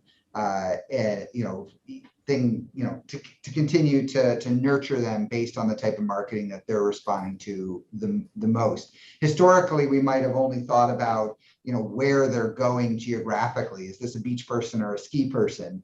But now we've had to get into we've had to train our marketing technology to think about this in new and different ways. Is this a cautious traveler or an eager traveler? And segment differently than we ever have before. Yeah. Oh, that's so fascinating and so smart. So what are you doing direct marketing? Are you doing email? What vehicles are you using to get the messages out to those three, kind of psychographic groups? Yeah, we do a little of everything. It's mostly digital, with still a healthy dose of direct mailers, especially those within our kind of closed user clubs, like an exchange network like RCI, where we're sending out directories. That direct mail continues to be a very powerful reminder to people of their membership, and remind them to seize the day to go book a trip. But it's a small part of our overall plan, which is primarily digital. We think about all the touch points that we have, from social to influencer marketing to email, which is still one of our highest performing, certainly one of the highest ROI channels, given its relatively small cost. But we look across the channels and we think about them. We think about the messaging we put in each channel based on where it sits in the conversion funnel. So social or influencer marketing is probably going to be a lot more about getting people excited about taking a trip, about the dreaming and aspirational stages. Email marketing tends to be more tactical. We're talking about sales, or we're retargeting or doing abandoned cart emails where it gets very deeper down in the tunnel, where we're addressing someone's very specific plans and trying to respond directly to it. So we think about the funnel, about all of our touch points as holistically as we can across someone's travel planning funnel. Cool. Yeah. No, thanks for explaining that. That makes sense. And then you've got your membership where you've got easy access to message directly, right? Yeah. So how have you, I'm going to get to a few softer questions. How have you kept teams motivated during the pandemic, and kept your culture alive, especially with this, this new venture that you've put together? Yeah, we're definitely not perfect. It's hard. It's been tough, and everyone's been going through a very different and individual journey through this pandemic, and some have experienced very personal or deep loss as well. And what has kept us together is a shared passion for travel and a belief in our vision of putting the world on vacation, and a belief that travel is going to come back. And through the darkest times a year ago, when there was the most uncertainty, we all believed that eventually we would come out of this, and eventually everyone was going to want to go on vacation again. And here we are, and now more than ever are we excited to go hug our families and see our long lost friends and have dinner at a table that isn't our own. And that shared goal has been what's motivated us through all of this. But it's been tough. I mean, again, I think everybody went through their own journey over the last year and a half. Yeah. And it's wonderful to get to start to be in the office. We are slowly ramping up here, 1 day a week right now, back in the office, with masks on and social distancing. And we're slowly ramping up to get everyone a little more comfortable with being back together. But I'll tell you, the benefits of being back in person are are just instantaneous. Really? When we can walk around and have those human to human connections again and talk a little off script and not have to have a Zoom for everything, it's invaluable. And so I certainly think that, you know, we have had traditionally a largely in-person office culture. And while I don't think it will ever be the same, I certainly think we have all been reminded the value of spending time together. Oh, that's great. Thank you for sharing that. And then I think there's a couple of questions from the attendees, but you may have answered some of them. One thing I wanted to ask you is, you know, what is your, I think I know the answer, but what is your favorite travel destination, or where do you want to go next? What have you been fantasizing about? Besides Disneyland or Disney World. Yeah, Disney World. No, I do get my Disney fix in. My favorite place in the world is Hawaii. I was lucky enough to get to work there right out of college. It was my first job out of college. That's right. And it's a very, very special place. The thing I most want to do in my life, I would love to do space tourism. It's been in the news down here in Florida. You know, hopefully Elon or someone else is going to figure it out so that in our lifetime, or you know, I would love to get to do to blast off and feel of weightlessness. But a little bit closer to home, there's places. I just a weekend ago made it to New Orleans for my first time, and had one of the best culinary weekends of my entire life, enjoying just the absolutely incredible food of Gaillachoise and Arnaud's and all of the Café du Monde, all of the most amazing restaurants in New Orleans. That's fine. You know, something that really got me through some of the hard times of the pandemic was that Stanley Tucci series on CNN about Italy. Did you see it? Right. Did you see it? Of course, yeah. Oh, so amazing. Yeah. Like, I need to go to Italy immediately. Well, you know what? Again, it's just a reminder that really good content is king. Right. And, you know, there are a couple of incredibly iconic travel shows over the past, you know, Rick Steves or some of the great food and travel shows that truly inspire you to get up and go. And I think the Travel and Leisure brand still has some of its some golden opportunity ahead to continue to inspire people to take the trip of a lifetime. Yeah, absolutely. Absolutely. Well, thank you so much. I'm just looking to see if there's anything I've missed. Is there anything you want to talk about or tell anybody that we haven't covered? Uh-oh, here comes Chris. No, everybody go take a vacation. It's a perfect time to travel. So just as soon as you're ready and feel comfortable with it, check out booktnl.com and take a vacation. That's awesome. I've really enjoyed this, and I feel really inspired, and you know, am definitely gonna check out all the tools. So thank you, Noah, for your time. I really appreciate it. I know you're busy. Thank you, Laura. Thank you so much, Noah. Thank you, Laura. You guys definitely have me wanderlusting after this conversation. I'm a big Bourdain fan, so the Stanley Tucci show sounds amazing. Is it right up that alley? Yeah. And I mean, it's a little different, but I mean, the Anthony Bourdain show as well. You'd watch this episode and you'd just be like, take me. I want to go. Yeah. I want to do what he just did. And the food, right? Oh, yeah. It's just like, I was lucky enough to get married in Capri and do my honeymoon all throughout Italy. So that's right up my alley. Really excited for that. And one last question for you, Noah. Are you seeing like unprecedented amounts of travel booked for the summer? Or do you think people are still in sort of a wait and see mode? Oh, no, we are up. We've had our highest booking days in the history of the company over the last couple of months. The booking window for the summer got shorter than ever before. So we will be, because people waited all the way until April or May to book those trips, we will be full. We will be 100% full everywhere this summer. So plenty of demand domestically, and domestically across multiple countries in market travel, leisure travel is hot. Awesome. Well, that's the best news I've heard all day. Congratulations on things coming back. I'm sure it's much needed and well deserved. Cool. All right. Thanks, Thank Chris. you. Have a great thanks, day. Guys. Have a good one. All right. So we're moving on to our next chat. I'm going to be staying on stage for this one. I'm fortunate enough to be joined by my two good friends, Taryn Southern, an AI technologist and social media creator, and Natalie Mombio, the head of business at Hour One. And I will be moderating. Hi, ladies.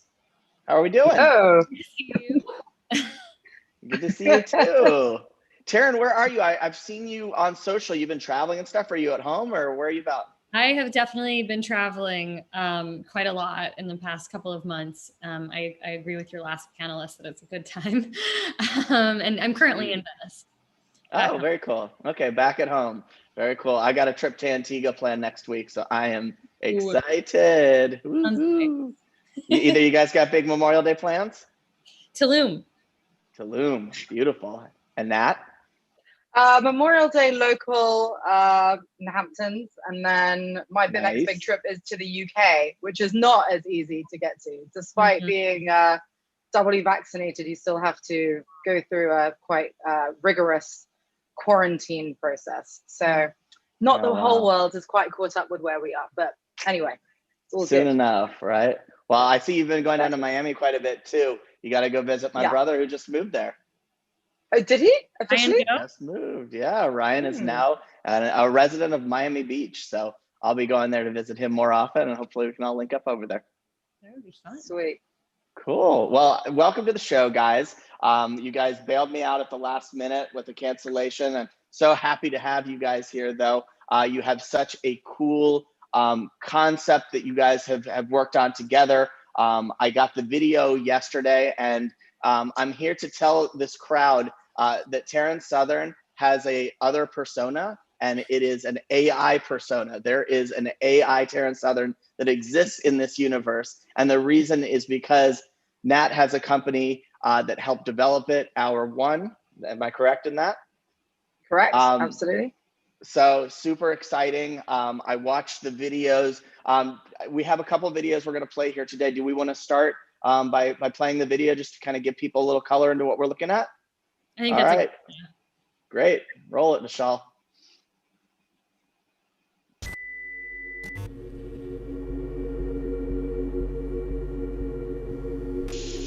Hey guys, I can't believe it's been nearly 5 years since I quit posting regular videos to YouTube, and I feel like an entirely different person. The ironic part is, I'm actually not a person at all. At least not a real person anyway. I am a creation of artificial intelligence. That's right. I don't exist in the 3D world. I exist in pixels, 1280 by 720 to be specific. With the permission from the real Taryn Southern, AI Taryn can speak different languages. Hast du schon einmal von synthetischen Charakteren gehört? Inhabit different faces, ages, genders. AI Taryn can sing. Time to wake up, brush my teeth, go to work. Time to come home and count likes as my worth. She can even relaunch her YouTube channel by creating new videos without the real Taryn having to shower or leave her bed. And perhaps most importantly, the real Taryn can now focus her time and energy on solving more existential problems. Problems like, what does it mean to have an AI twin? Am I creepy or intriguing? Do AI humans like marshmallows? I believe we do. Anyway, it's really nice to meet you guys. I will see you all in the Matrix. Or somewhere.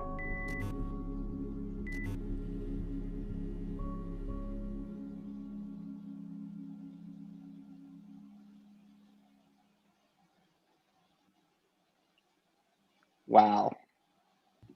Kind of funny. I've actually never had the opportunity to compare the real Taryn Southern side by side with AI Taryn. Amazing. Quite similar. I'm haunted. I feel like I just watched a Netflix preview of the new season of Black Mirror. It's here. That is absolutely wild. So Taryn, tell me about this project and what it means to you. Yeah, so I was connected with Natalie last year, wasn't it, Natalie? Like before, was it before pandemic that we started talking? Yeah, it was before the pandemic, and then the pandemic threw a spanner in the works, but then we picked up. Yes, and actually, thanks to one of your influentials, we met, Exactly. and we hit it off immediately, and I was so excited about everything that they're building and trying to figure out, well, what could we do together?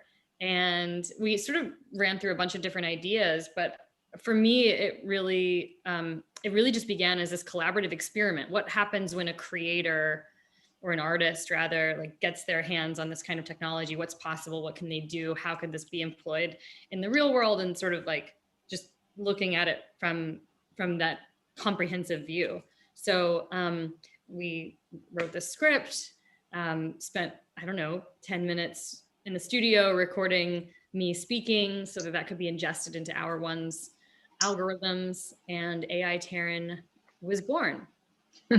Wow, that's so wild. How does it feel to have an AI version of yourself? Honestly, great, because I just wish I could have done it sooner, because I really wanted to make sure I could like preserve my youth in one place. So I'm glad that we got out of the way. No, it's really cool. I've been really excited about all the possibilities of how this tech could be integrated into my creative ideas and show formats. And obviously this isn't just about me. This is about a lot of content creators out there who could use this technology in really novel ways beyond just cloning themselves. There's a lot of production possibilities that emerge when you don't have to get in front of the camera every day. Yeah, and you've been an AI expert. I mean, I think I've known you maybe 5-7 years now. You've always been on this track. Was there a thought in your mind that you wanted to do this, and then lo and behold, you met your kindred spirit in Natalie, and then it happened?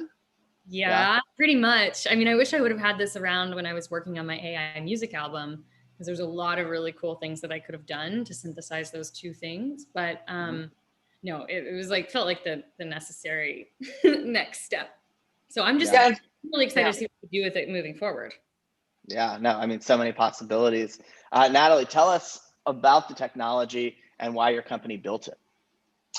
Yeah, so we built this technology in order to help creators and also businesses, which we can talk about in a bit, create presenter-led content in an automatic fashion at scale, but without losing kind of that human quality. So that's why we built the platform. And we have actually, it's a special case to get to work with Taryn, and it was an awesome collaborative project. Most of our characters that we have, we've got like 100 plus, are just anonymous everyday people that we've captured and that are available just on our platform, ready for work. And brands and businesses can go on there and pick a character and just start creating videos, enter the text, enter the imagery, enter the various assets that you want in the video, basically put it all into the platform, hit a button, and generate videos that are really lifelike. So the point is to drastically improve and speed up the process of creating video, which is really arduous and time consuming and inconsistent, especially when you want to come back and make new content, you know, with the same look and feel. It's quite difficult to achieve that using the kind of traditional methods. And so we're kind of opening the floodgates to this type of video for businesses that would never even dream of having this kind of video for themselves. Not just the cost, but also just the time that it takes to create videos, let's say for every single product that you might have in your portfolio if you're an e-commerce company, or all of your content if you're an e-learning company. You could convert all of your text-based content into presenter-led or teacher-led content. So we're all about automation and enabling everyday business people that don't have the production skills or even the developer skills to be able to log on and create this sort of content. So I thought it was fascinating that Taryn had said that in 10 minutes this was created, like 10 minutes of mapping her got you to this point. Tell me what you guys do in those 10 minutes. Do you have her say like every word she could possibly think of and do like this and side motions and open her mouth, and like what is that like? Well, it's funny you should say that because we do have a video explaining that process, which I think we'll play in a second. But just to answer your question directly, no, we need to basically have Taryn just talk for about 7 minutes. That's the content that we're looking to capture, and what we're looking for is her facial expressions and her facial movements. Doesn't really matter what she's necessarily talking about. We're just looking to capture her range of emotion, and then we create a fingerprint essentially, or a face print, and with that we can then create very lifelike content as though Taryn's saying it for real, because we've really captured, her characteristics and how she would express herself. Great. Well, let's watch and see what that looks like.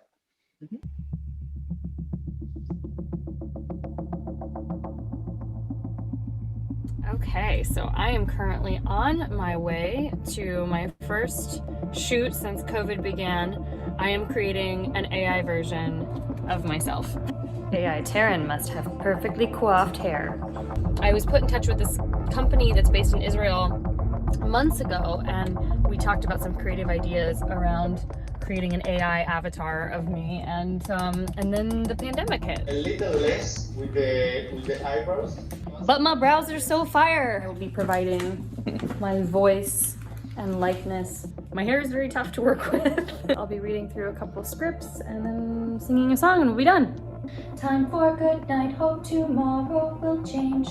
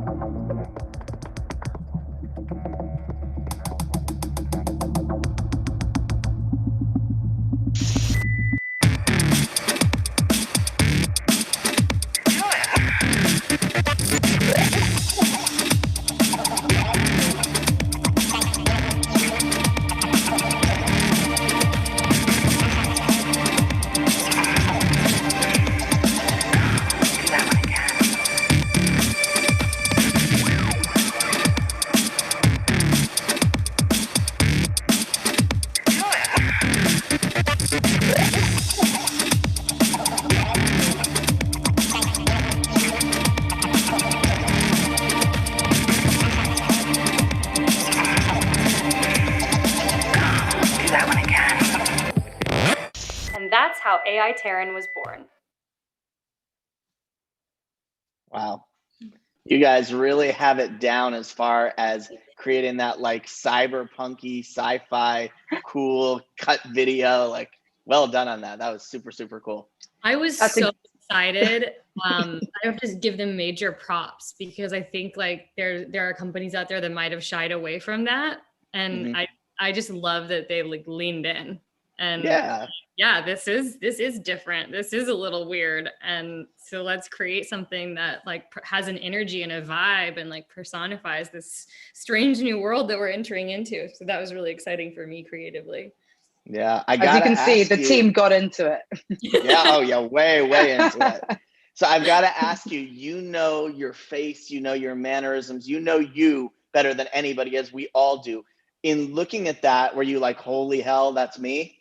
Or is there parts of it where you're like, oh, there's parts there, you know? No, it's uncanny. I mean, what's interesting, as Natalie was saying, we did film a variety of facial expressions. And part of that process is getting like a really exuberant, over expressive Taryn, and then like a version of Taryn that's more subtle, and then the most subtle version of expression. And so, some of this is like a little subjective in terms of which model you're playing with on the back end and sort of what's put out from that. So we could dial her up or dial her down. And I might maybe personally make different choices than what the AI Taryn is doing with my face. But I think like all in, it's pretty unbelievable. Did they have you doing anything like shouting or like things that are like different so that they could get all those different modulations or? So the voice technology is actually a separate thing. So for that video, I actually recorded a voiceover, and then it's matched to the image video technology. So it's really, I mean, Nat can explain that better than me, but it's the focus of their technology is rebuilding the human form in visual form. And I think you're working on the audio, right, Natalie? But for now, recording the voiceover, and then that's being matched to the AI creation of Taryn. Gotcha. Would love a little bit of color on that, Nat. Yeah. So we really specialize on the audiovisual component, on the visual component of the audiovisual component. And there are different methodologies and inputs for voice. Okay. So depending on the level of realism that you're trying to achieve. So with Taryn, it's critical for her that it's her voice. She's a known personality and her voice is so distinctive. So there's two ways that Taryn can use her own voice. One is literally a voice file that is matched to her character, which is the route that we went. Another method, which again would happen through a partner, is we could have Taryn's voice synthesized. So then you could do text to speech with her own voice, which is a project. But if you're going to go all in on your AI clone, then that would kind of be, you would want to do that eventually. Then when you're kind of, when the voice, you know, it's not necessarily a known person's voice, there are other methodologies, some of which, so on the one end, it can be fully automated. So we've actually got a self-serve platform, which we've just launched, just built actually. And in it, you can basically pick from a number of different automated voices that are a good fit for one of the characters that you might select. So you pick a face, pick a character, and then you get the opportunity to select a voice, let's say 5 to 10 different voices. And text-to-speech technology, there are, you know, very big providers like Microsoft and Google, Amazon are some that are providers of this technology. So we actually source open APIs and integrate them into our platform. The other thing that you can do is we've actually developed a very efficient methodology of accessing real human voices. So with the text-to-speech, you can now generate videos in less than a minute, fully composed videos with backgrounds and visuals and a motion template with your character in the video in less than a minute. So that's a huge milestone that we've just recently reached. If you wanted to achieve higher levels of realism, like you actually wanted to use real voices, there's also the option in a 24-hour cycle to get any text delivered through a human voice and connected to the character that you've chosen. So we can achieve an effect which is as lifelike as what you see with Taryn's video. But again, it has to be with really like not known voices, which in most business cases, I think is actually the case. Yeah, and I was going to say, because of the business use case that you guys are trying to use it for, it's probably not non-essential to have that perfect matching celebrity type of voice, because you know your random AI clone is not they're not going to go, oh wait, that doesn't sound like Sally, right? Yeah, it's actually a little bit like just thinking about your business at Influential, where you're trying to kind of match the right creator or influencer with a brand according to the emotionality and that kind of thing. That's more of our thinking. Like, what's the right face? What's the right brand ambassador? What's the right spokesperson? And with that, what's the right voice and tone of voice that would create that overall impression? So that's kind of what we're striving for the most. The other thing that is really cool is that you can create your videos in many different languages. Just a little nod to that in the first video that you just saw with Taryn, where she speaks German for a bit. But equally, we could have her speak German for the entire video, or any other language for that matter. And in that case, it wouldn't be her voice, but we would source a voice that would be a good match for her face. Wow, super, super cool. I feel like you guys should do like a full-length documentary about this. That's an interesting idea, Chris. You heard it here. Project. That would be fun. So Nat, tell me, what is the potential of this technology? What could this lead to? What do you see down the road on this? Yeah, so in the very immediate future, as in starting now, and it's very new. So this is kind of what we're focused on for the rest of this year, and and it'll continue to evolve going forward.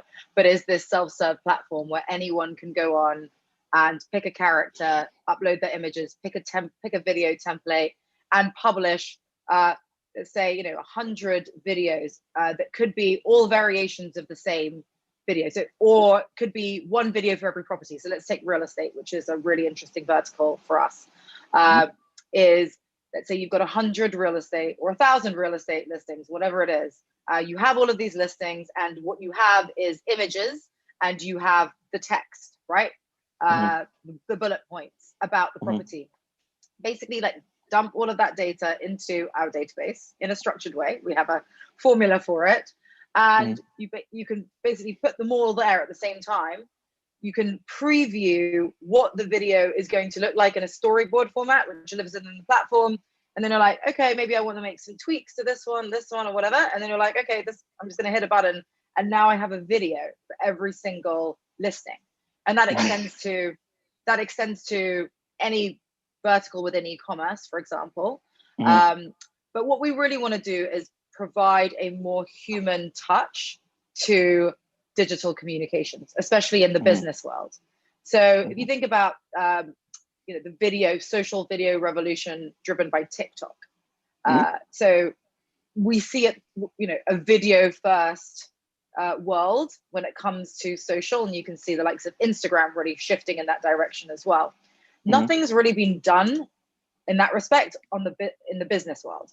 And so that's what we're trying to do. We're trying to create tools that will help businesses present their product in a much more engaging, video first and character-led way. So what do we see in the next few years? We anticipate companies becoming video first and character-led.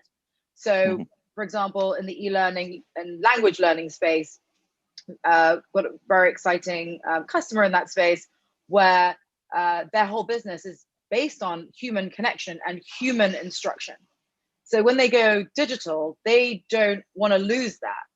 So what we're able to do is translate their core IP and what they're known for and their core methodology, which is very human-led, and transform that into a digital product, which is very scalable, very consistent, and continues to be human-led.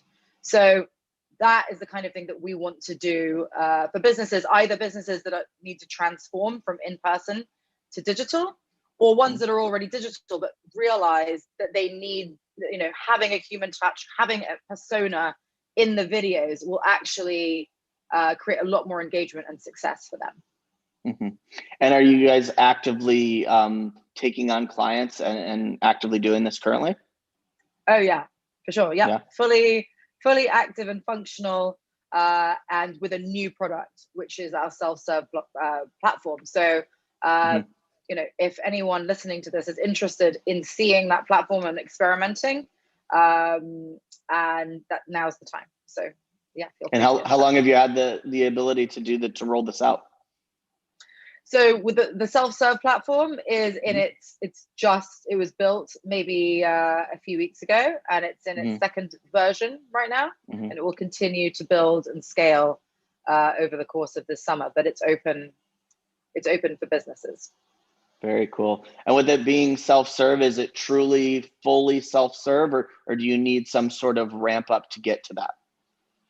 So it's a great question. So today we are screening a little bit for customers.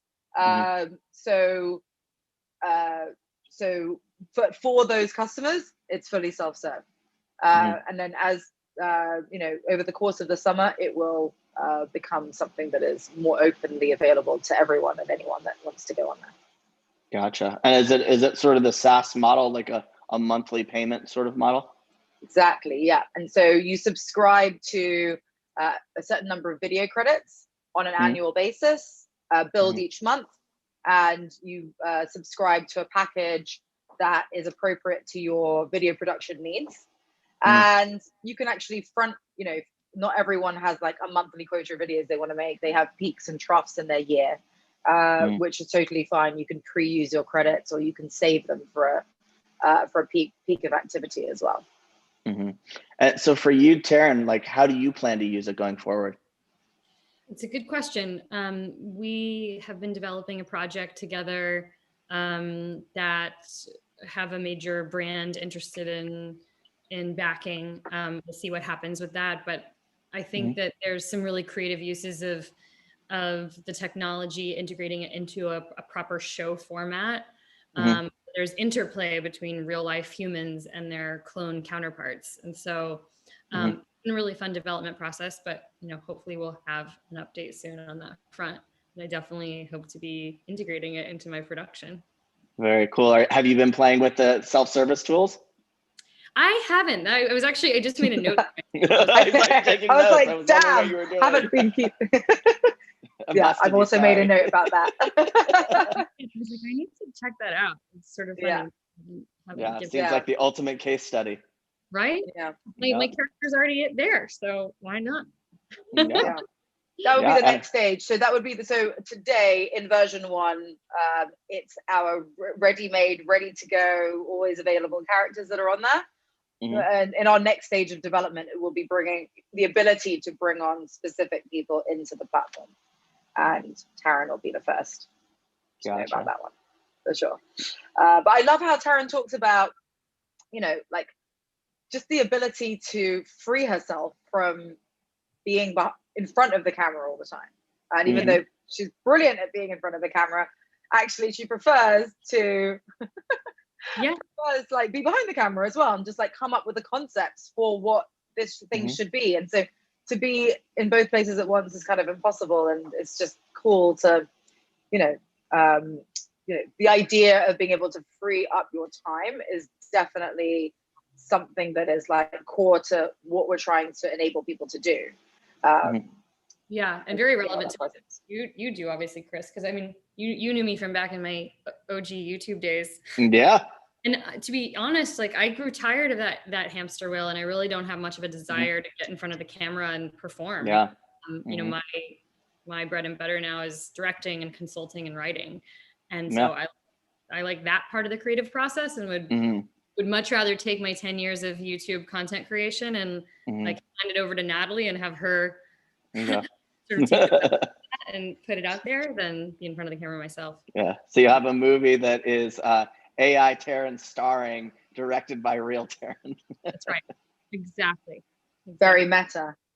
But actually on that, so like we have a health tech company that creates content for basically managing anxiety, managing smoking cessation, this kind of stuff. Like, it's, and it's normally videos of coaches or kind of representatives of coaches delivering this content. And they're just like, they're inundated in the production of it. And they're not a production company. They're, a health company. And so they're looking for, as they revamp, like, how do they, and also their content's just like quite outdated and gets outdated very quickly as well, and it's just not a good look beyond not being accurate and all of that. So they're looking to us to basically outsource anything to do with production. They can just focus on their health content. So that's the kind of mentality that and the problems that we're trying to solve, basically. People just, they're not a production company, so like don't be drowning in production. So where's the technology going? What do you see as what's the far-reaching limits of the possibilities here? So it would be real time. So real-time content creation in as high a fidelity as possible. So we're getting there. So we went from like days to hours, an hour to minutes to create fully composed videos. Basically the all singing, all dancing version of that is the highest quality character, let's say like of Taryn's, available instantly to create content on the fly. So without any kind of gap between and responsive content. So imagine being able to have a live conversation with AI Taryn. So that's vastly reducing any latency, any, all of that. And with 5G and with all of other developments that are happening in technology, that we see that's the direction we're going to be going in. Yeah, I'm sure you guys have seen like AP and Reuters. They do these videos now where they basically just do a bunch of slideshows, and then you hear like a mechanical, computerized sort of voice. So they're curating on that sort of plane right now. I guess what you could imagine is the realm of possibility with you guys is that you would have like an actual Anderson Cooper lookalike being able to like generate news like the second it's happening and not have to like pull him out of its bed, when it happens at 3 a.m. or whatever. So right, exactly. Idea. I love that. Yeah, it's gonna put newscasters out of business.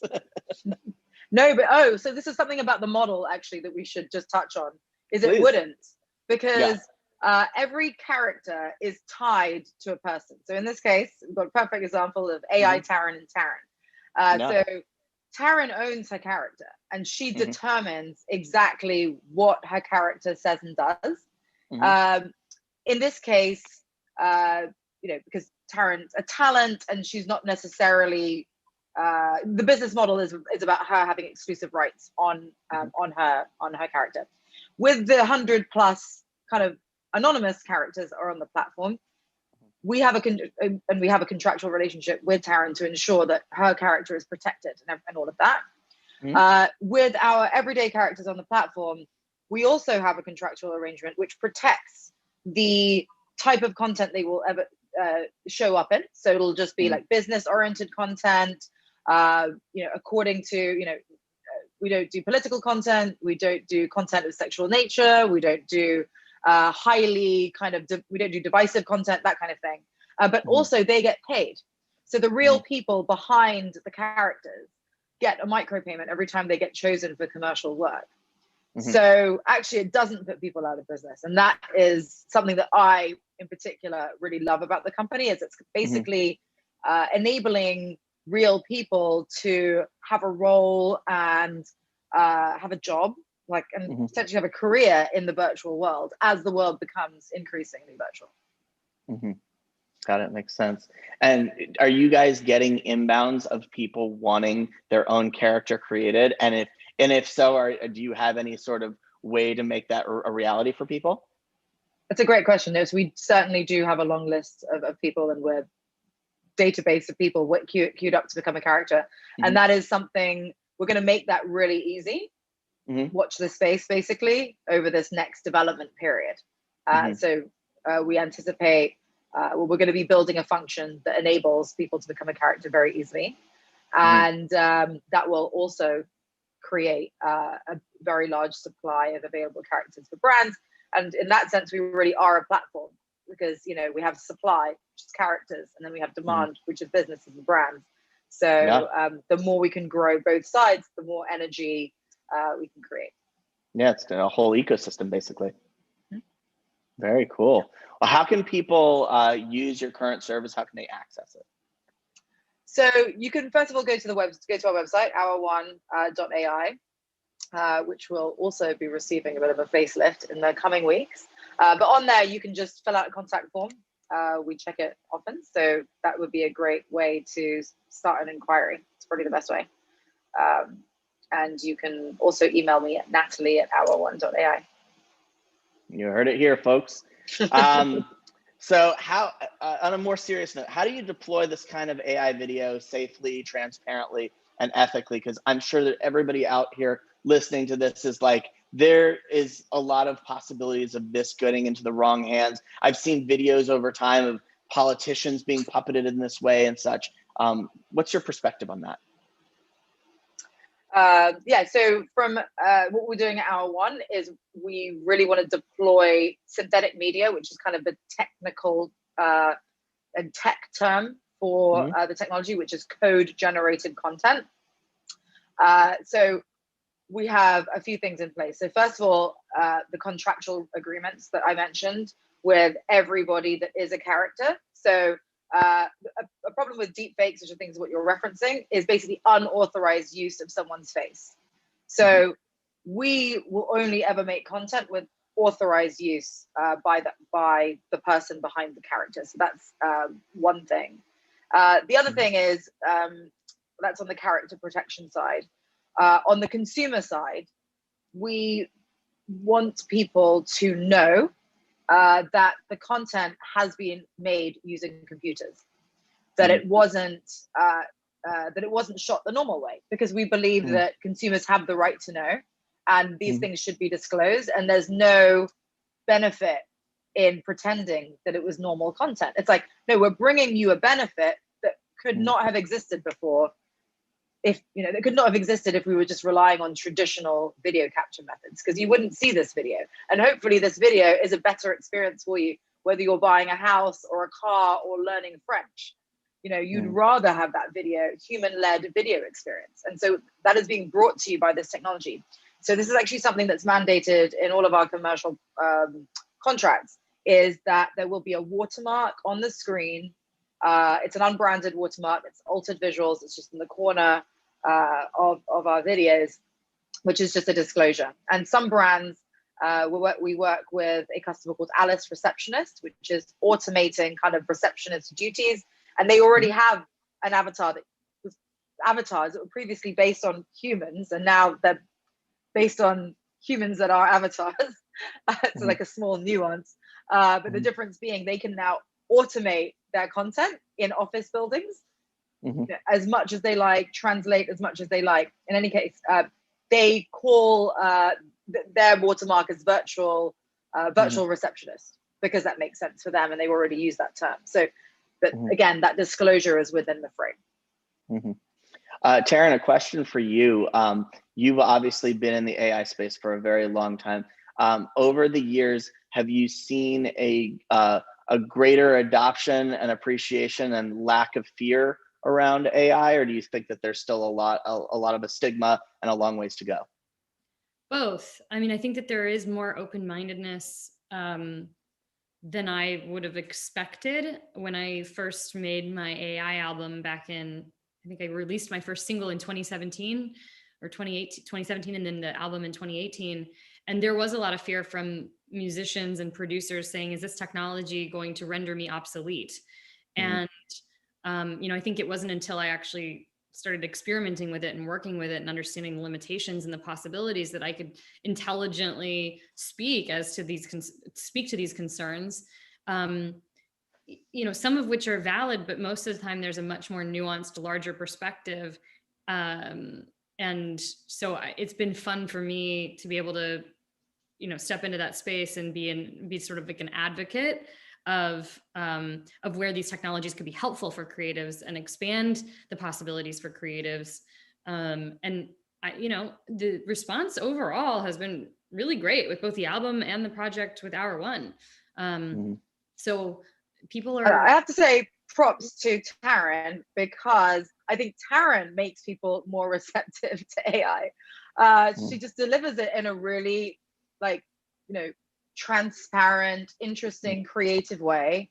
And I don't know, if you look at I don't know if we can distribute the links to those YouTube videos, but I was just really fascinated to go through the comments and just how open-minded and receptive people were. So I think it's very important to have spokespeople like Taryn that people trust and that can present ideas in interesting and creative ways. And that actually does help a lot. Yeah. Thank you, Hannah. Well, I can't believe 40 minutes went so fast, but I'm afraid we're out of time.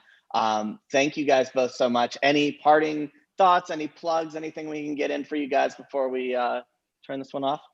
Subscribe to my YouTube channel. All right, there we go. There might be some more AI Taryn content coming out. So if people want to stay tuned and stay up to date with that, definitely you can find me there or on Instagram. And what is your channel? Taryn Southern. On both Instagram and YouTube, Taryn Southern, just my name. And Natalie, any parting thoughts? I would say the same thing on behalf of Hour One. So please come visit our website and contact us there, share what it is that you want to do with our technology, and we'll take it from there. Fantastic. Awesome. Well, thank you guys so much. It was such a pleasure to have you both. Thank you very much, Chris. Absolutely. Bye. My pleasure. All right, so I am going to stay on the stage, not only as the announcer, but also as the moderator for the next session. My good friend, Nick Drake, is going to be joining us momentarily. He is the VP of Global Marketing for Google. There he is. How's it going, brother? How are you? I'm doing great. How are you? Oh, I'm so fed up with these virtual hugs. I can't wait for a real one. I know. I need the real thing. Am I going to see you at Patal? Yes, you will. Absolutely. I won't miss it. Awesome. And where are you now? Are you in Malibu? I am. Yeah. Yeah. Been camped out here since last March. Oh yeah. Nice. Have you left at all? Not really. We took a little vacay down in Costa Rica, catch some surf. Okay. That was our first foray a couple of months ago. But really, other than that, just been here and bubbled and waiting for those vaccinations to kick in.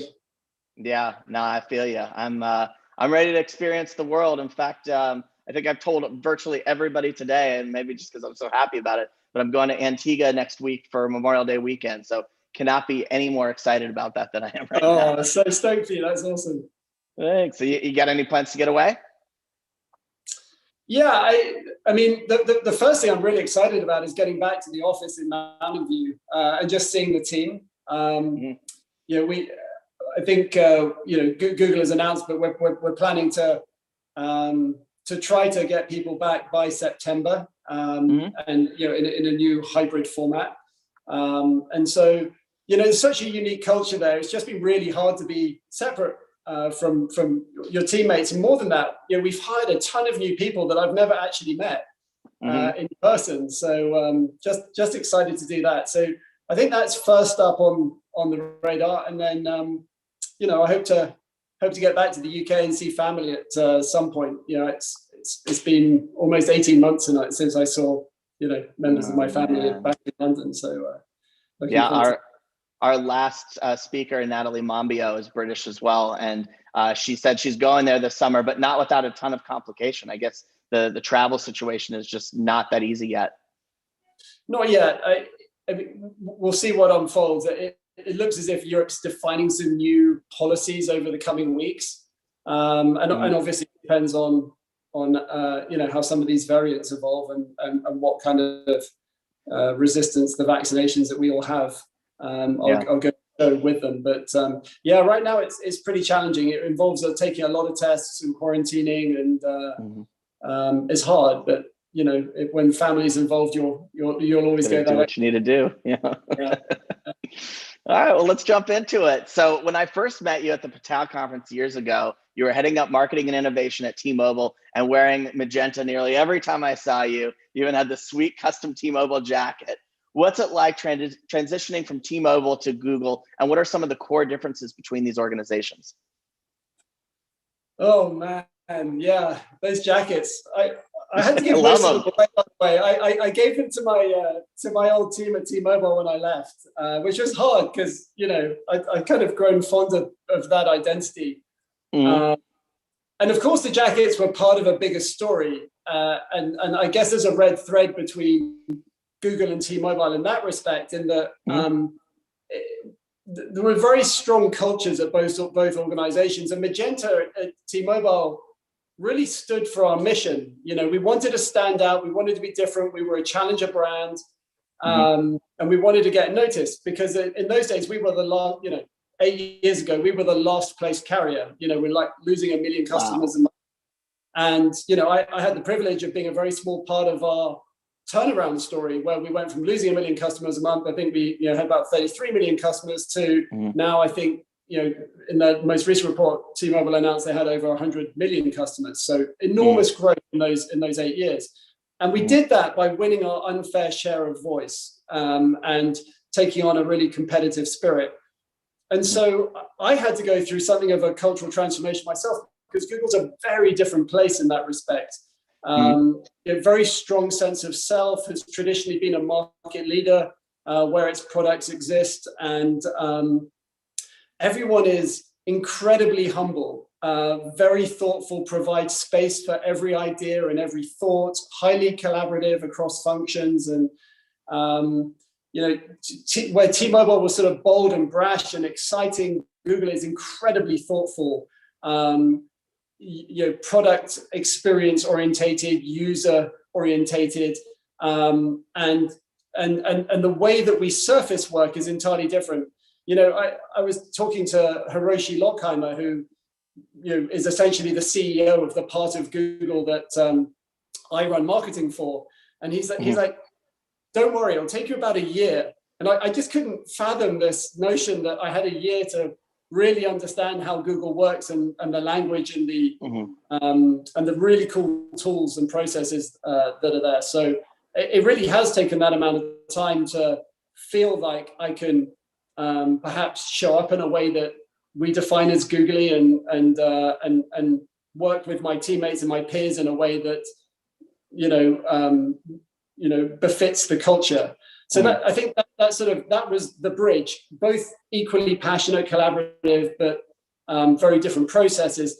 Second of all, of course, Google's international, it's global business, and T-Mobile is a US-based company, and only serve the US marketplace as T-Mobile USA. And so Google products are used in every country around the world. And, I sort of had this moment of scale, it was humbling. And I think at I/O we announced that Android, which is one of the products that I look after, now has 3 billion devices in use. And in fact, we look after 3 products that have over a billion users, between Android, Chrome, and Play. So just wrapping your head around that scale and the awesome responsibility. Half the world's population. It's just crazy. So that took a lot to sort of come to terms with. T-Mobile is obviously a legacy business. Telco's been around a really long time, and our technology was not built in cloud. And so a large portion of my role initially was trying to support the transformation and migration of, maybe some of the more over-the-top digital experiences that we could surface to customers to serve them, in ways that they were demanding that we could meet them. And that's hard for a company whose foundation exists between very large stacks that were never designed to talk to each other. So that was fascinating, a big part of my role. Obviously, Google's built-in cloud and serves customers in a pretty frictionless way. So working with brand new tools and experiences that way has been really fun and enlightening. And then I think probably the last thing is just the scale of products. Every day I'm at Google, I discover some new thing that I had no idea that I'm working on that just blows your mind. And I guess it was probably best represented. I think within my first week, Sundar holds this sort of exec offsite for all Google VPs, and we were down at Dana Point, and nice. I knew nobody. I was literally, I was with Lorraine sitting on the bus, and she was slowly introducing me to people, and I went and sat at this table, and there's this guy sitting there, white beard and interesting looking guy. So I just sort of turned to him and said, what do you do for Google? And he went, well, I invented the internet. And of course, it's who, the inventor of the internet, who's now one of our chief evangelists, is just, just knocking around. So it's just very humbling when you think of the extraordinary people and the things that they're working on, and every day is a moment of surprise and delight and some new, really fascinating thing that the company is focused on. I bet you were really intimidated when he asked you that question back. You're like, I'm no one. Yeah. What are you doing here?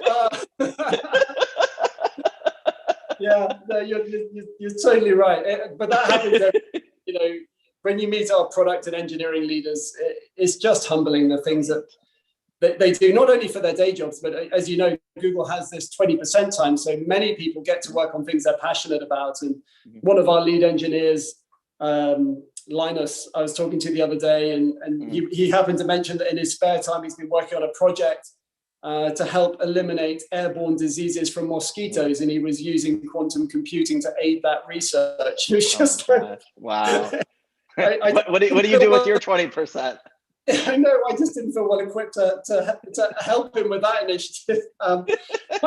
My 20% time, interestingly, my team, and I think this, great credit to T-Mobile, who was always a sort of leader in this space, but my team's taking, spending a lot of its time thinking about D&I. And we have an initiative called Equity Through Technology that's was conceived by one of my team members. It's a sort of cross-functional activity that's really helping get more diversity in amongst our developer community. You know, and our goal is to have the same level of representation of diversity as you would find in the US Census. And so I found that I want to spend my time working on things where, you know, maybe some of my experiences at T-Mobile could help Google with the acceleration of diversity in a very challenging space. You know, there aren't that many people yet who have necessarily had experience in the tech space and would identify as a person of color or coming from a minority community. And so I have a particular passion for really working to help you know, my peers and colleagues think about how we change that paradigm, not just through our hiring practices, but you know, maybe more deeply in you know, how our products better serve those communities as well. Wow, kudos to you. That's a great mission. So we were just talking a little bit about Google I/O. I know that it's currently happening like as we speak, or it's like wrapping up. So can you give us a little bit about like what is some of the most exciting announcements of the last couple of days? For sure. I'm going to be biased, candidly, because you know my team that's primarily focused on Android and Chrome and Play, etc. We had a fairly significant section in I/O, so I was quite focused on how we delivered some of those narratives. But I guess before we get to that, you know, fundamentally the things that I heard from some, you know, friends that really stood out to them, I think, you know, towards the end of Sundar's keynote, he spoke about some new AI that we've delivered that, or an app actually, that helps people identify skin diseases. So it's an image recognition tool that comes from a huge database of images that gives you an increasingly accurate view on what may or may not be, you know, a skin disease or, you know, a greater problem than that. And similarly, how we've been using AI to speed up the process of recognizing issues within mammograms.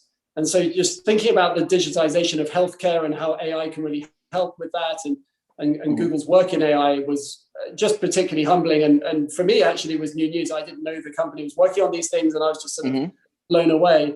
And then equally, I think Sundar's conversation with Lambda was pretty cool. Lambda being, I think it was a language model for dialogue applications. But really, this is an AI that can engage in a free-flowing conversation about an endless number of topics, and no two conversations will ever be the same. So it's much more contextual and human. Some people told me that they could even hear breathing coming from Lambda, you know, that sort of added this degree of humanity to it. But it's really fascinating as you begin to think about the possibilities of having a more contextual and human conversation with AI, and what that can do in your life. So I think people are excited about that. You know, Android for me was obviously what I was most excited about, you know, coming from a mobile background. And I've long believed that Android maybe doesn't have the share of mind it deserves. You know, it's an incredible product, but it's an ingredient and sits inside many of our partners' incredible hardware. You know, imagine Samsung being, you know, the largest distributor of Android devices. And so the first part of the announcement was the new OS that we're releasing later in the year, so Android 12. Incredible levels of personalization. And so the UI pulls from things like, you know, if you've uploaded an image to your home screen, maybe an image of your family, it will extract colors from that image and apply it to the UI. So it feels incredibly cool. Handset's unique, and the interaction design's really cool and alive and bounces. And you know, so we had some fun with, you know, we called that material. So it's our new material design. Showed everyone what Android's going to look like in the future, which I loved. Obviously, privacy and security was a huge piece of the news we're breaking. So we've got a new privacy dashboard that gives you a single view of all the permission settings that you've opted into, which, you know, obviously people really care about today. It gives you more control over what information you're sharing with your apps. And then we announced more on our sort of on-device computing. So how we keep your personal information safe and private to your phone, which I think was well received. One of our other focuses was the interoperability between things in your life. I guess people previously referred to as IoT. We like to sort of view it as better together. But for instance, we talked about Android allowing your phone to become the remote control for your TV, specifically Google TV. How you can move between your Chromebook and your handset. And so you can just move content from one to the other seamlessly, which I think was really cool. We announced something called Digital Car Key, which allows your phone using NFC to unlock your car. And thought that was really cool. And then we announced something called Fast Pair, which was just a one-click connect to anything in the Bluetooth realm, which makes the whole process of pairing much easier. So I thought that was pretty cool. I think something really close to my heart that came from my team specifically, and an individual in the team called Florian, who has just had a passion for this for the longest time, and I was super proud to see this get its debut. But we've been working on an initiative to enable photography to be more inclusive, and it's sort of long been overlooked and perhaps not as acknowledged as much as it should have been, that photography has innate biases in it, in that it doesn't photograph darker skin tones well. And so for the last couple of years, the team have been working really hard on all aspects that lead to both software and hardware, more inclusive imagery. And so we were able to announce some significant steps forward on that mission. By no means are we done. There's a lot more work to be completed until photography treats all skin tones equally. But it was pretty emotional, the video there. I think there was this line in the video about, what it felt not to be seen as a person of color and not have beautiful photographs of yourself. And so you can imagine the importance of, bringing this technology to life. It's going to be, the latest advances will be released in the Pixel 6 in this fall. But we're open sourcing that to the entire Android community because we feel like this is something we can all make improvements on together. So that was really cool. That's great. Any big device announcements? No, we didn't make any big device announcements at this moment. We tend to have more of those later in the year. And so I'm sure there may be a second event coming shortly where we'll have lots of exciting announcements on a device front, versus more of the software announcements we made at I/O. Okay. Let's talk about a little bit of like the year past. Being one of the biggest tech companies in the world, tell me about the adjustment from work from home, and about the company's plans for reintegration, in the coming months. Yeah. So, interesting. You were sort of asking about the difference between T-Mobile and Google. One of the things I realized was, T-Mobile, we really valued in person. And, part of the turnaround story involved the incredible culture that we were able to build through those in-person connections with particularly those that work on our front line, customer care representatives or retail representatives, and giving them extraordinary empowerment to do great things for consumers. And John Ledger and Mike Sievert, who sort of really led from the front in that respect. And I'd never really worked for a company that had such an extraordinary culture of celebrating the company's purpose and really empowering every individual to do their work really well. However, the other side of that was we didn't use digital tools really to the extent that they're available. A video meeting was incredibly rare. I think maybe I had one like 4 times a year when I was speaking to my counterpart at DT, the CMO of Deutsche Telekom, which is the part of the holding company of T-Mobile. And we had to go to a special room, and there was like this multi-$100,000 sort of video tool that, it was like crazy. Yeah. Coming to Google on day one before the pandemic, every meeting had a video component to be inclusive. So suffice to say, the shift to working from home was actually relatively simple because the practice was already there and the tools were available. So, we have Google Workspace, within which things like Google Meet exist.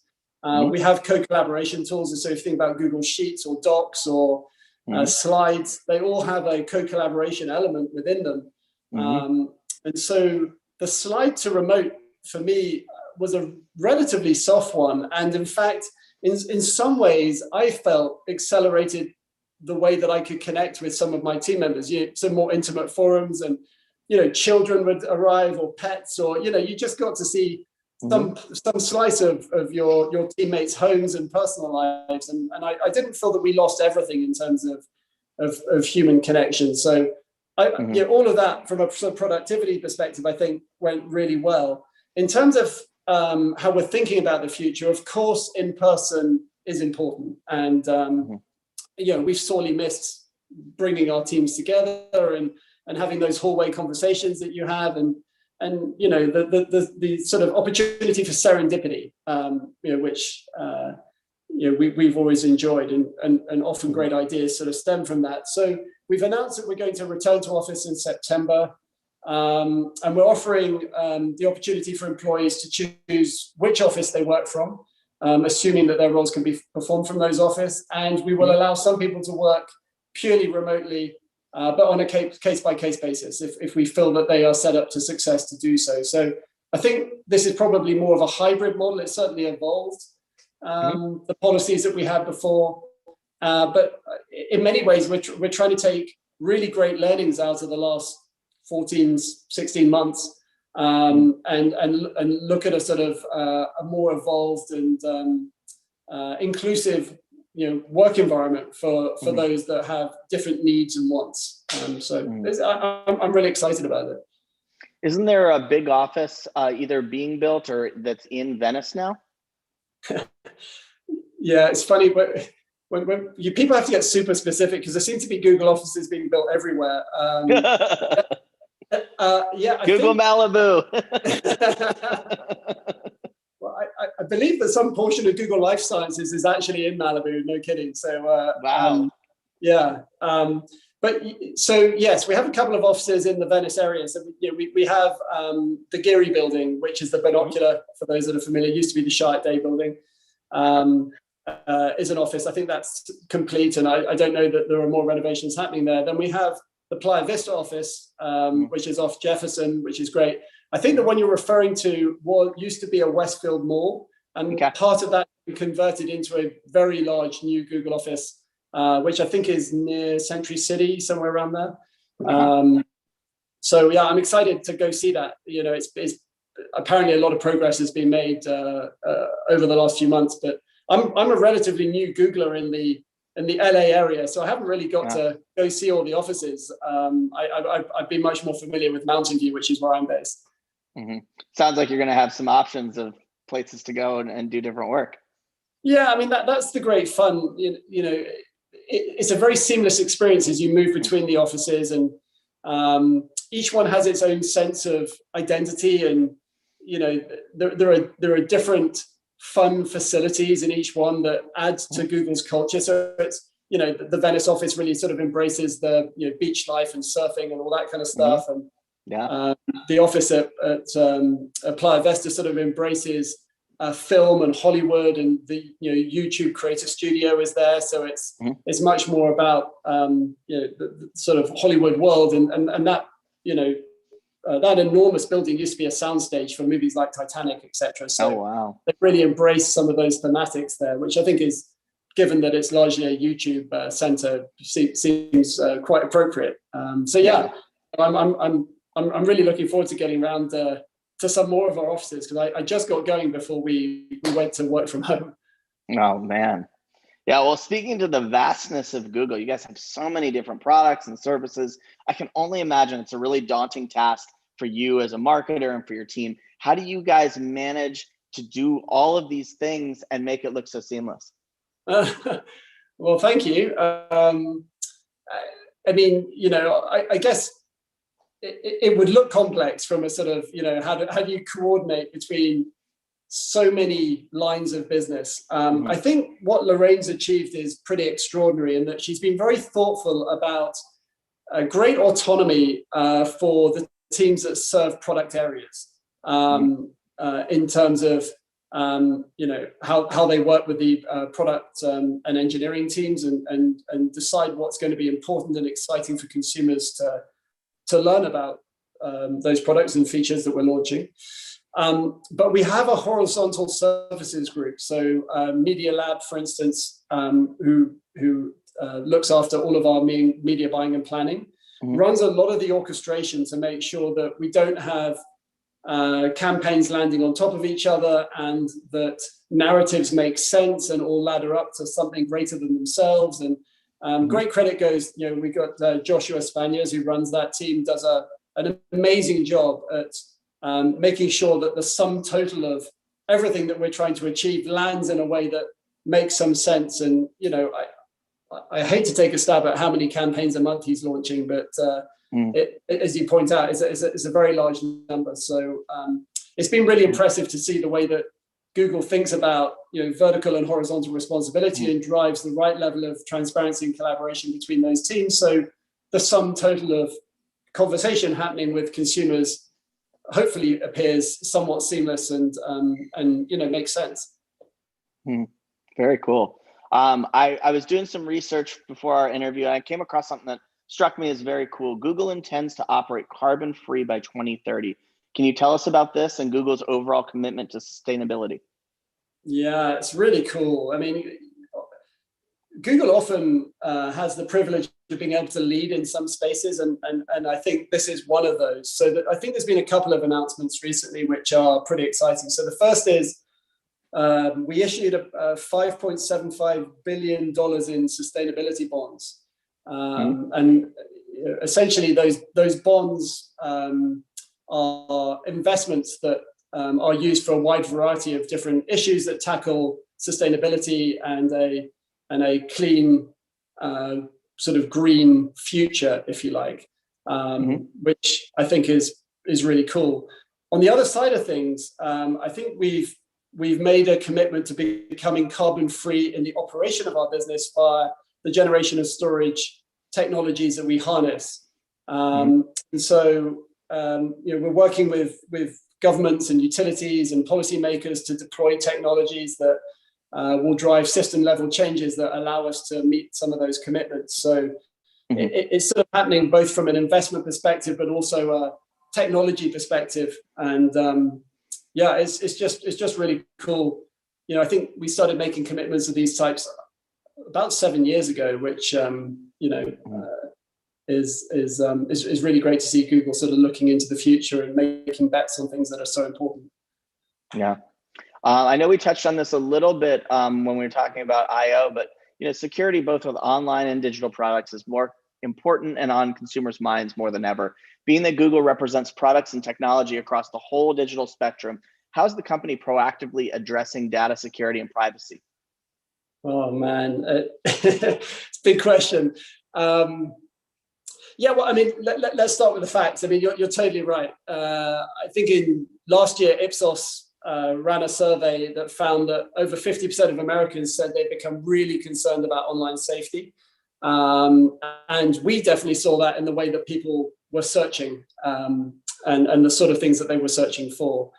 So I guess there's a variety of different ways that we've been addressing this for some time, but let's start with we provide automatic protection across all of our products, no matter what you're doing. So if you're browsing the web or managing your inbox or talking to your family or Meet, we're keeping you safe, and that's happening in a variety of different ways. So we have something called safe browsing that currently is protecting over 4 billion devices today. Gmail blocks about 100 million different phishing attempts every single day.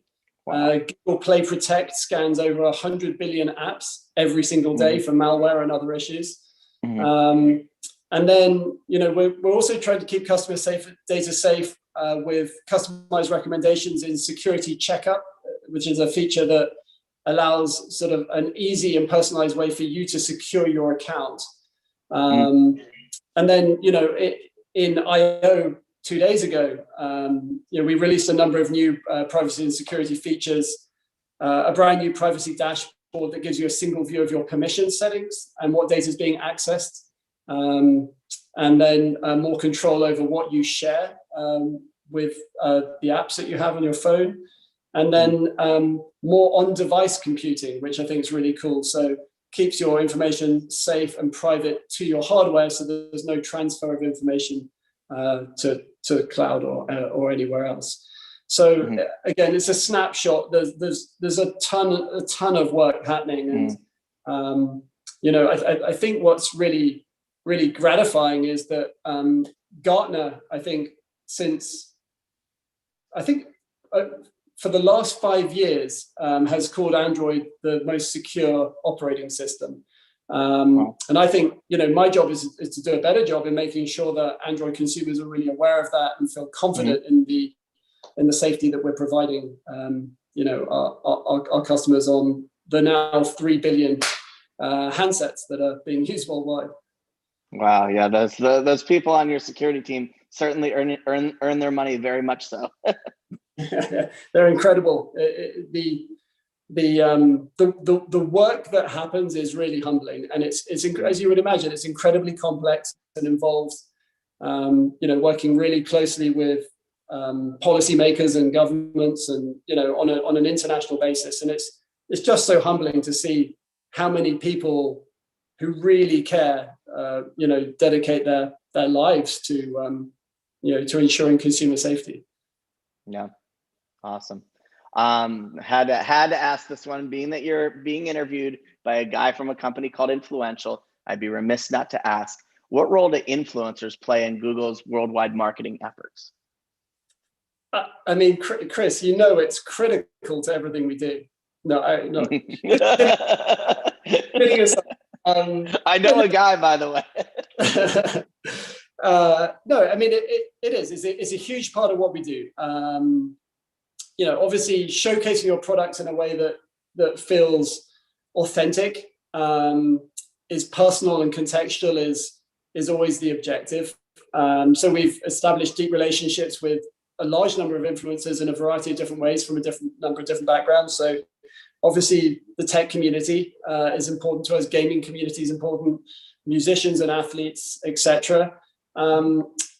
Because of YouTube, we have especially deep relationships with our influencer community there, and we work really hard to grow their reach and help them develop content which YouTube users love.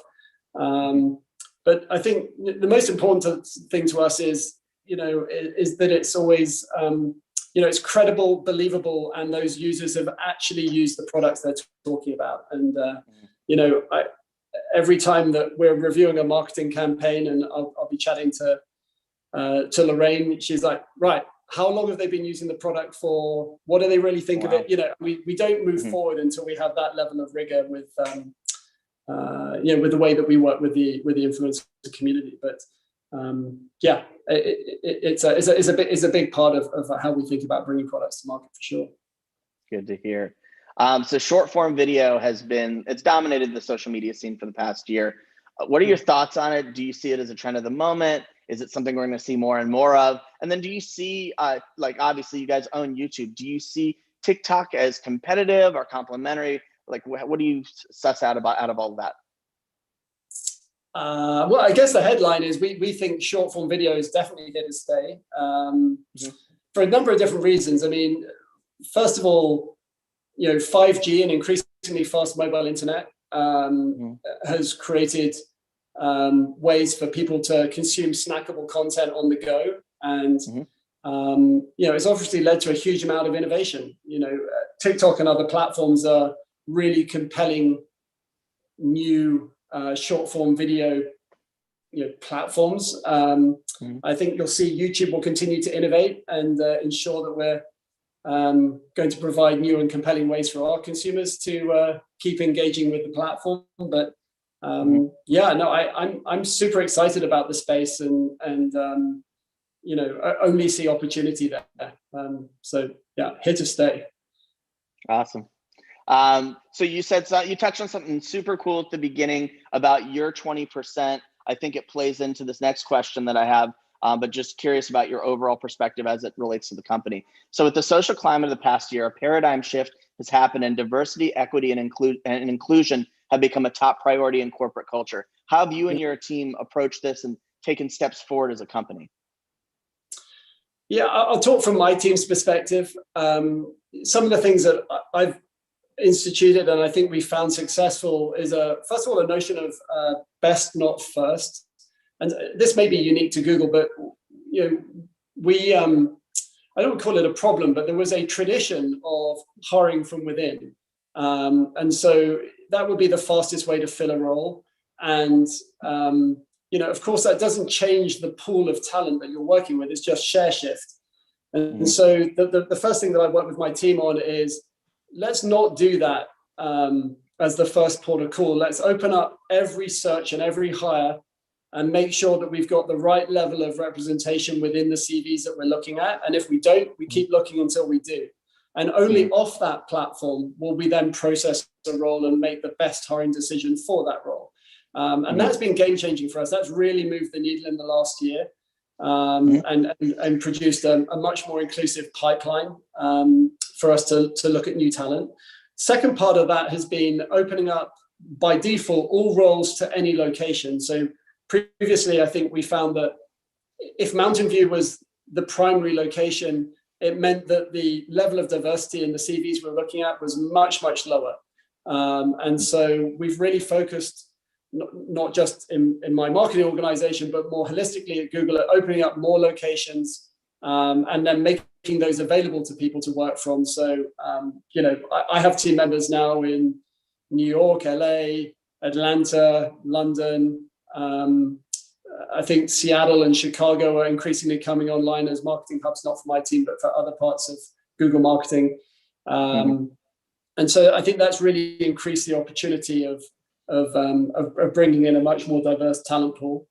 Then when we have talent, obviously the goal is to retain talent. And so we've become really mindful of what mentorship and sponsorship mean and the difference between the two. And so we make sure that if wanted and needed, any member of the team can find a mentor inside or outside of the company who's invested in their career growth. And when ready to take the next step, we find sponsors for those individuals, people that will actively vote for them and have conversations and help clear the path to their promotion. So really invested in their success.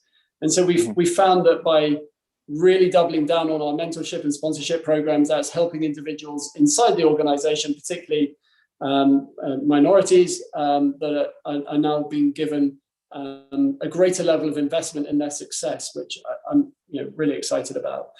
And then last thing that Google's always been doing, but increases, is high levels of training. So all hiring managers have to mandatorily complete a number of trainings on how to hire and develop diverse and high-performing teams. There's a course that everyone in marketing has to undertake called Digital Humans, which is a very thoughtful, very in-depth, I want to say it's like 12 hours of training that helps you really put yourself in the shoes of other people and creates a lot of space and consideration, empathy. And it has really helped me grow as a manager in the way that I think about trying to show up for everybody in my team, not just those that, with unconscious bias, I may relate to more because of my own background or privileges. So that's been extraordinary. And I found that course particularly moving and, really, really grateful to the team that designed it at Google. I think it's game changing. Very impressive. Wow. Well, we have reached the end of this interview. I can't believe 40 minutes went by so quickly, but I could talk to you. I could talk to you all day. It's just like that easy, old friends. I definitely am so excited to see you in August. I can't wait to give you a big hug and cheers with a big beer with you. I'm really looking forward to that. Yeah, me too. Well, thank you so much for having me. And absolutely. I'll look for the hug. All right. Always a pleasure, Nick. Thanks again. Take care. All right. We'll see you. All right, folks. Well, we've reached the final presentation of the day. It's another great one. My brother, Ryan Dieter, our CEO, will be joining Tony Wells, the Chief Brand Officer at USAA. I see Ryan is here, and I see Tony is here. What's up, brother? What's up, Tony? Hey, how are you guys? Doing great. How are you? I'm doing good. Doing good. Chris, I don't know if you noticed, but your picture is where it says my name, which is very funny. Oh yeah. I don't know if you can see that. Moderated by you, and actually has your. They think we're the same person, apparently. Let it be. We look kind of alike, so. Yeah, that's all right. Well, Tony, good to see you. Thanks for making time. Thanks, Chris. All right. It's great to be here. So appreciate the opportunity to talk to the audience today about what's happening at our brand, and hopefully share some information of value. Well, thanks so much, and I appreciate it. Actually, the first thing I'd love to talk about today, I looked at your LinkedIn. I had to stalk the LinkedIn a little bit, and it looks like you spent a few years in my hometown of Boca Raton when you were the CMO of ADT. I did. I was there about 2.5 years. Lived up in Delray Beach, which is a great little happening spot. So yeah, I enjoyed the time in Florida. I mean, the most important question is, how much better was your golf game after you left? You know, I am not really a golfer. When I come out on the course, the groundskeeper, they start to worry about what they're going to have to do the next day to fix it all. But fair enough. Well, very cool.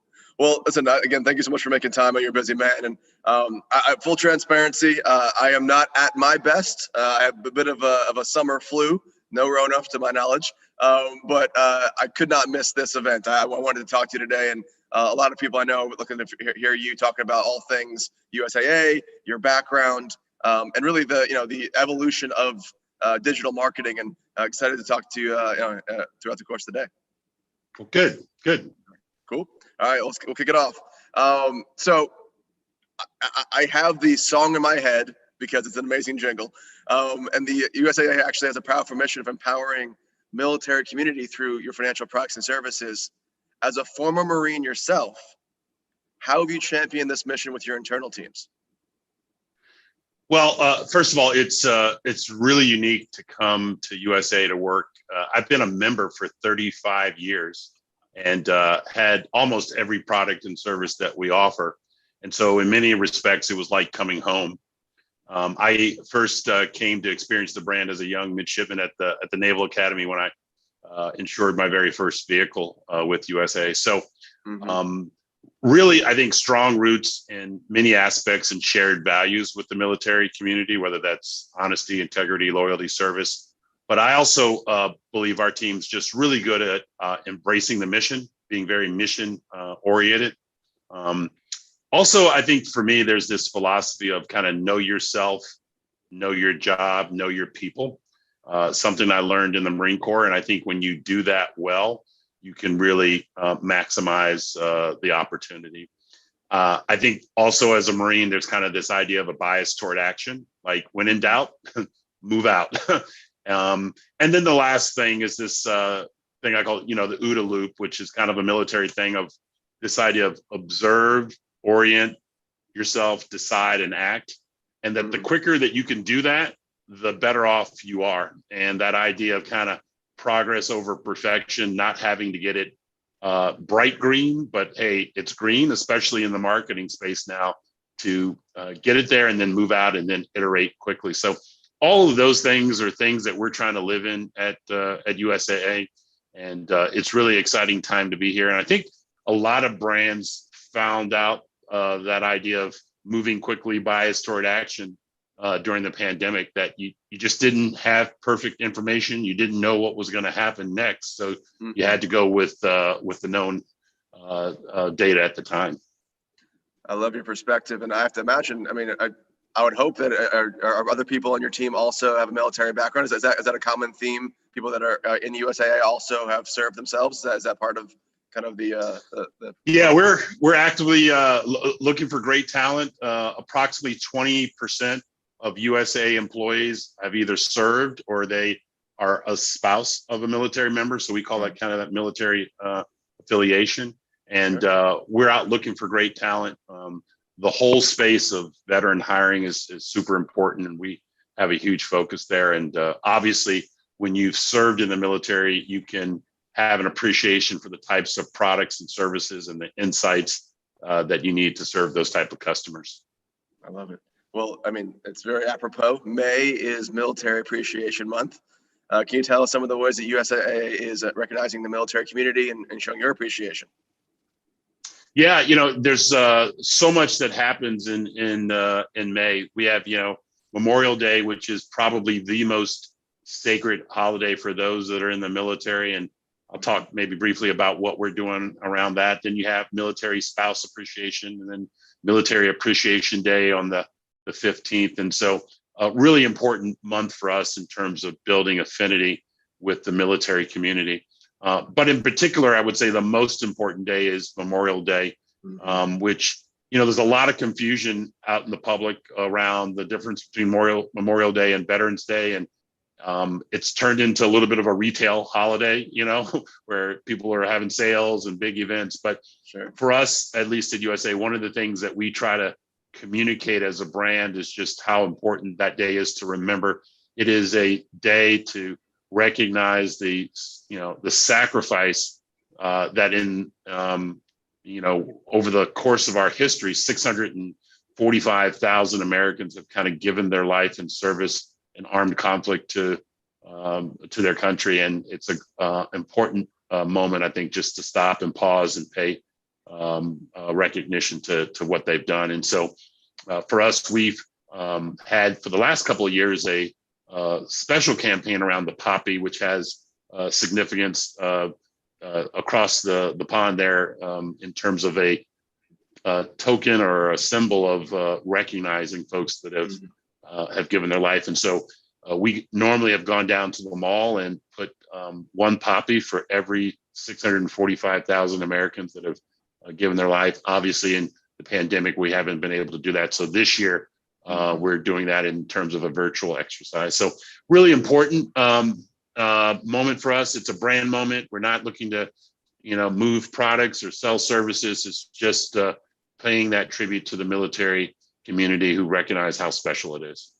That's extremely important. And I'm sure there's a stat somewhere that should be created where it's like everyone, either their grandparents, their parents, their cousins, their uncles, someone has been part of the military at some point or some level, in their lives. So yeah, you guys are obviously providing a tremendous service to those that have served so well for the country. So thank you.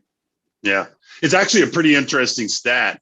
Only 1% of the American population has worn the uniform in service to their country. So it's a really, really small, and that impacts us as a brand, because in order to be a USA member, if you either had to have served or be a descendant of someone that had established membership. So it for us creates a very small addressable market, and we have to be super targeted and focused in terms of who we engage because of the eligibility requirements that we have. Makes sense. But those that do qualify, I've heard it's tremendous service, but they have a great rate. So obviously you guys are doing well by the community. So keep going. Let's give it up. Well, I wanted to talk. So obviously, the most important honors, obviously the Memorial Day and things around May. But there are business honors. You were honored by, the company was honored by Forbes as one of the best companies for remote work in 2021. Based off of what I can tell and see on your LinkedIn and some of your background, I read you actually became CBO in the middle of the pandemic. That had to be a unique moment for you. How did you approach the abruptness of the work from home new world we live in? Was that something that you guys already had built in for work from home type capacity, or is it all brand new? Yeah, great question, Ryan. I think in many respects, USAA was fairly well prepared for the pandemic. And I know that may sound a little weird. Look, we're a insurance company and banking, but insurance is kind of the core and how we got started. So we have a lot of infrastructure around responding to things that happen out in the general environment, whether that's weather or fire or things that we always say, things that go bump in the night. So we have a unified command center. We have all this connectivity and monitoring. And so our team had actually identified the pandemic, I think in the early December timeframe, and we're keeping an eye on it. So we were able to get 35,000 employees home in a matter of, I think, 9 days. Everybody was working remote. And then we had a lot of the infrastructure, but we really worked around, I think, kind of 3 phases of work. Respond, which was in that first 60 to 90 days, and then recover, and then retool. At the time, I was actually serving as the bank head of marketing, and I got pulled out of marketing to actually run that middle work stream called recover. And as a marketer, it was really interesting to do an enterprise focused role like that. So our initial management team that handles those catastrophes and key events, they have been going hard for a long, that first, like I said, 60, 90 days. Sure. We set up another work stream, which is like, hey, what do we need to do from the 3 to 6 month phase to make sure we come out the other side? So we did everything from standing up dashboards to ensuring business continuity, ensuring that we had sufficient funding to run the business, and started to focus on a smaller set of KPIs. And then we had another work stream that did retool, which was like, how's the world going to be different for financial services and for USAA and for our members after we come out of the pandemic? And now a lot of folks know some of those things, like digital transformation, like all these different brands and categories are redefined now because people are doing things like Zooms that we had never thought about in terms of the some of the business solutions that might be needed. So all of those were working. But I would say also that, Ryan, we learned some very unique things as a brand. We did a TV spot in under 2 weeks for 1/10 of the cost from our own employees doing the spot and filming themselves and sending it back and editing. And so in a situation like that, the old saying, like, don't let a crisis go to waste. We really learned a lot. And I'm hoping that some of those things stick with us, like that idea of bias toward action and moving out quick and iterating, and then, balance some of the things around the idea of, coming back to the office in a safe manner and collaborating more. So lots to unpack there, but, for us, we really, I think at USA, we're able to give our customers or our members over $1 billion back in dividends from their insurance premiums, because we saw driving go down, and we put in a lot of special services to help delay payments or structure payments. So we were mindful of how they were impacted. And so overall, I feel like we weathered it fairly well. And were you just talking about kind of the Safe Pilot program? I think I met before, where basically you guys are rolling out a number of discounts. Is that what you were referring to a minute ago? Well, no, we gave members reimbursement on their insurance premiums, because there are literally less folks driving, and when there's less folks driving, there's less crashes and accidents. So that's a little bit different. Safe Pilot is a new product that we're rolling out. That's a behavioral-based insurance product that allows you to track kind of how you drive, and so it's really amazing. We're rolling out in 23 states. We've got the rest of the U.S. coming on a really, I think, aggressive time frame. And the whole thing about that is kind of taking control over the cost. And so in many cases, we're able to save our members 30% on their insurance premium. So we're excited about it because it rewards folks for driving safe, which as an insurance company, we always want people to drive safe. Our members are happy because they get the best rate based on how they drive. And so it's a total win-win. I love it. Well, I mean, I can only imagine, the change in all the different from banking to automotive, all the things that happened and shifted in the last year. And I guess we'll see what happens.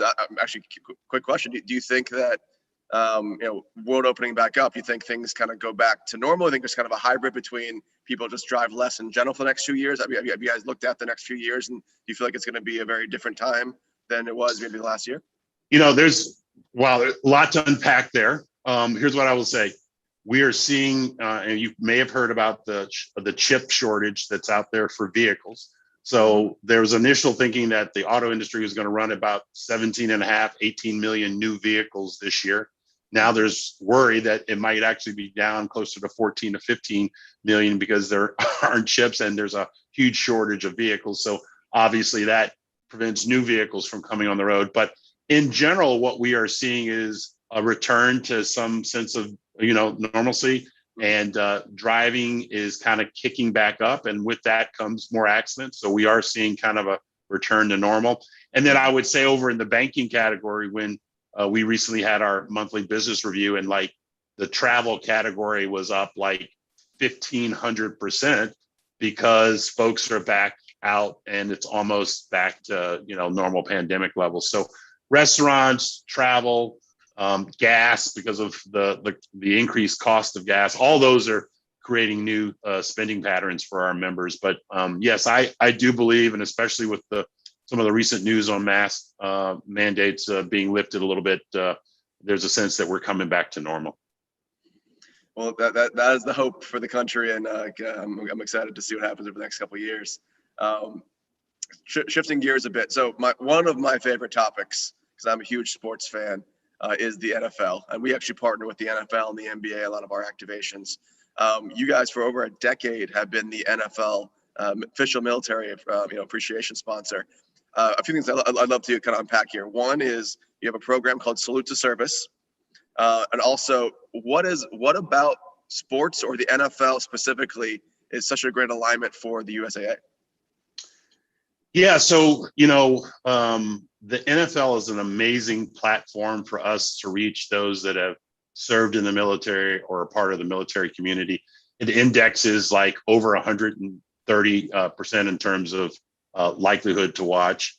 Great engagement from the Department of Defense, from color guards to flyovers to just participating with the sport. And so it's been a really great platform for us to connect and reach members. And then when you, like last year, look at the top 20 viewed programs on TV, 18, I think, out of 20 were actually NFL broadcasts. So there's lots of eyeballs there.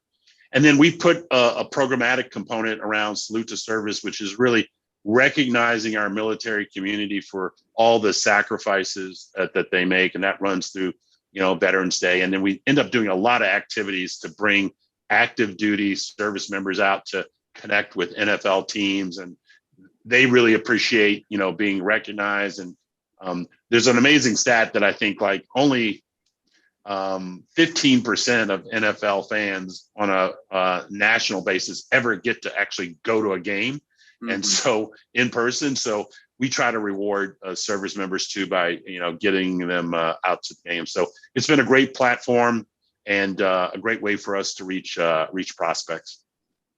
I'm not sure if you can answer this. I believe you're in San Antonio, Texas. Do you have a team? Yeah. Can you say what you are? I'm going to say I'm a little bit of a Seahawks fan right now. So, okay. Yeah. Do you think Russell's going to stick around?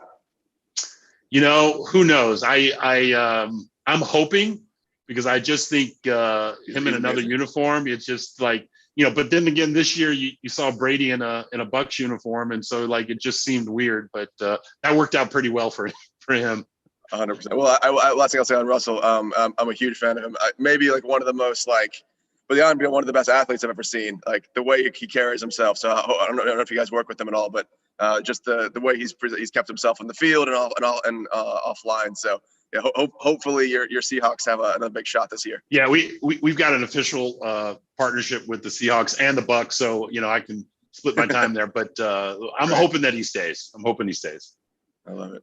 Well, from sports to esports, you guys have done a lot of stuff with the esports community, in the last few years. Specifically, one that's actually called CODE, which is the Call of Duty Endowment, to support veteran employment. I'd love to hear more about this. Your event in December raised over $900,000. How did you do that? That's amazing. I'd love to hear about that. Yeah, well, it really wasn't us. It was the property. But here's what I will tell you, that our team has just done an amazing job getting into the esports space. We stuck our toe in the water first with Twitch and did some things with that as a platform. And then it's so complicated as I've learned about it. There's teams, and then there's leagues, and then there's sponsors and then platforms. And so there's a lot of ways for brands to be involved. And it's gone really, really, I think, well for us at this early point. For us in our membership base, we have a large number that are kind of boomers and swing. And then we have an equal amount of folks that are kind of Gen Z and millennial. And so obviously we know where this is reaching. And then there's a huge, currently serving component to this, that the services and even the service academies like West Point, Naval Academy, Air Force have their own teams. And so it's been a really unique way for us to kind of push in and find new ways. For those, marketers out there, that the media space is extremely fragmented now. And so you have to find new ways to find pockets of opportunity to reach folks. And so for us right now, esports, we're pretty bullish on it. A lot of our competitors are in the space too. And so we're learning as we go, but it's to that idea around continuing to innovate and evolve the brand as you go. I'd love to double click on that. So I'm curious. So obviously we're in all things influencers and social, but the social platforms, there's literally 10 plus at this point across the way, from as specific as like a Pinterest or a Twitch to more general like Facebook, Instagrams, and YouTube's of the world, TikToks now. From your POV as the CBO, do you guys actually take a look at it and say, hey, what is our strategy per individual platform? You look at it per audience space. How do you kind of break it down in your head? Yeah, so we have lots and lots of products. So credit cards, auto insurance, homeowners, mortgage, you name it, all the way through retirement planning. We do the gamut. Each of those obviously has a unique audience and value prop. And so we really start there. We cast a wide net at the top in terms of overall awareness. We have a lot of military members or folks that have served that don't even realize that that they're eligible for USA membership. And part of that is kind of how the brand evolved. We started out as an officer-only brand. We were started by 25 Army officers back in 1922, actually here in San Antonio.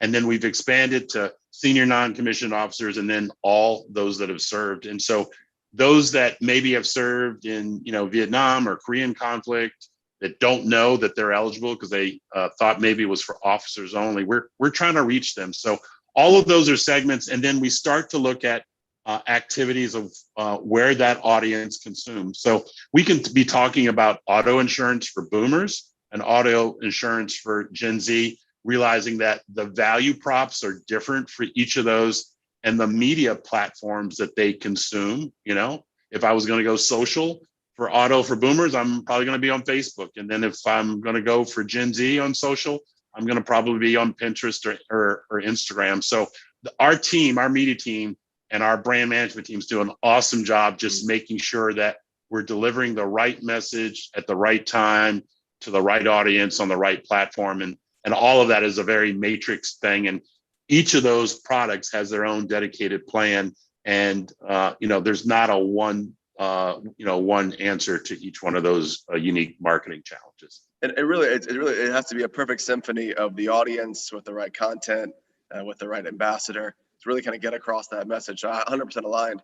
Out of curiosity, in the last year plus, the creator, I thought influencers for many years had kind of a 4-letter word. People didn't think highly of them. Creators have become a huge boon for small businesses. It's been a tremendous way for people to create content from home, became production solvers for a number of big brands. So I think it's kind of, every year it might be the year creator, the year is really the year of the creators. Are you guys talking about that internally, or is it all about whether it's athletes, whether it's hometown heroes?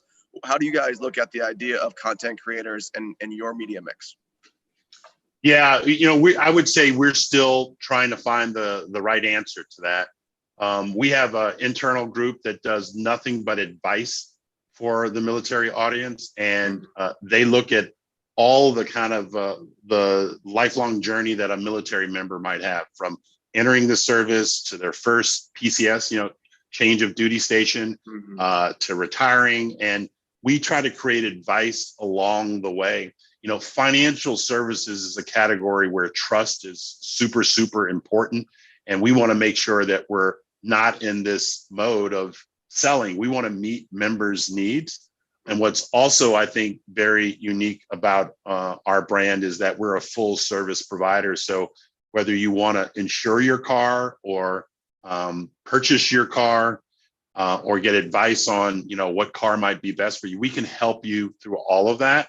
And I think it's telling that complete story from a trusted source that is most important. But a lot of that is the idea of content, which is people are like first discovering, they're out poking around, and then they, all right, I'm interested. Then they go to the research mode, and then they want to buy, and then they want to, use and continue to engage with the brand. So we're trying to make sure we put content that completes that full cycle.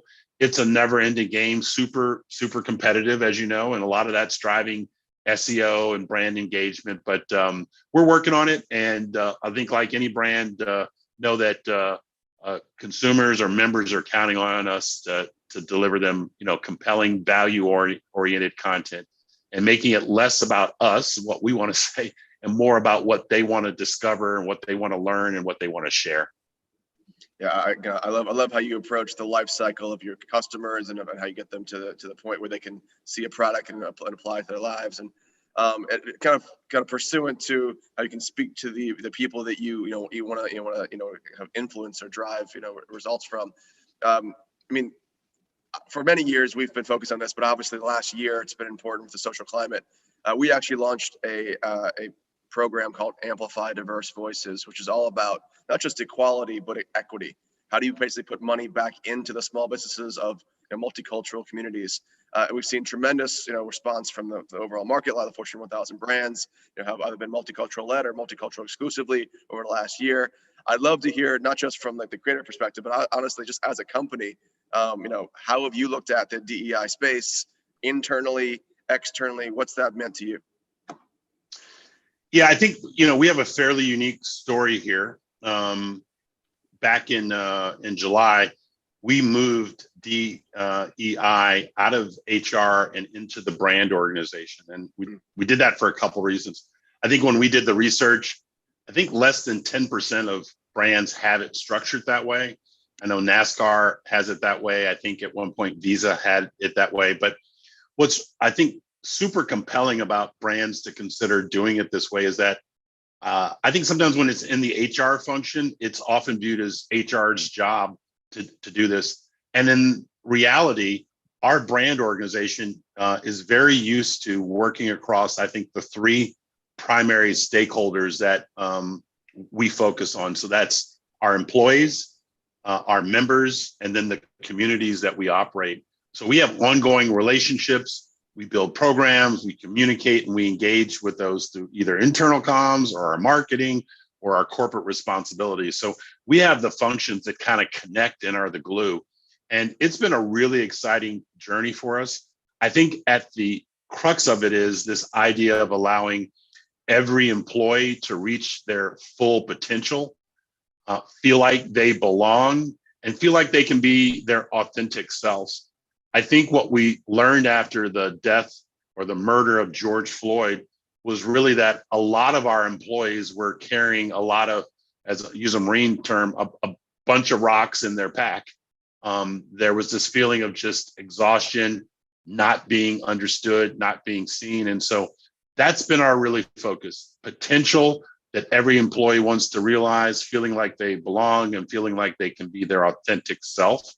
And we've really made a big push and announced a $50 million 3-year effort to really close the gap in 3 specific areas. 1, education, 2, jobs and income, and 3, wealth.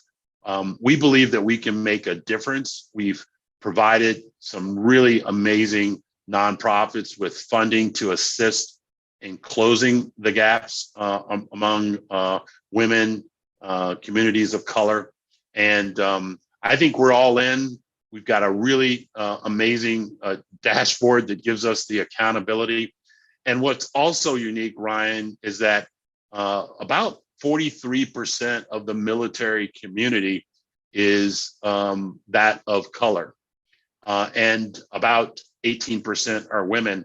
And so we have a real opportunity to connect this back to our mission. And our mission at USAA is to ensure the financial security of the military community. So it really lines up well. We're working hard, and we do want this to be a journey for all of our employees. I think one of the things that's happened along this is that some folks feel like, hey, what does this all mean? This is a lot to take in. And I've been trying to stress in conversations that I've had with my teammates at USAA that this is not about, divvying up the pie or, giving somebody your slice. It's about the pie growing larger, and the fact that one of your teammates is going to feel more included, feel like they have the potential. And we all know that there's a real talent for a war for talent right now. And so we want to be able to bring the best and most capable employees to USAA to help us accomplish our mission. And when we have a solid reputation around winning an award or being recognized in the community, then we feel like we've got a better chance to bring that talent to our brand. I love that. No, it's sage advice. I obviously salute you for being so innovative and obviously taking a spot at the head of the pack here. I guess kind of pursuant to that, I mean, this is more for you, obviously, just, you've been through everything from military to a number of CMO and CBO jobs. Is there any advice, whether it's military or not, that you've basically been given in the course of your journey that you have to share with the audience today? Yeah, great question. I would tell everybody, there's a great book from Clayton Christian called How Will You Measure Your Life?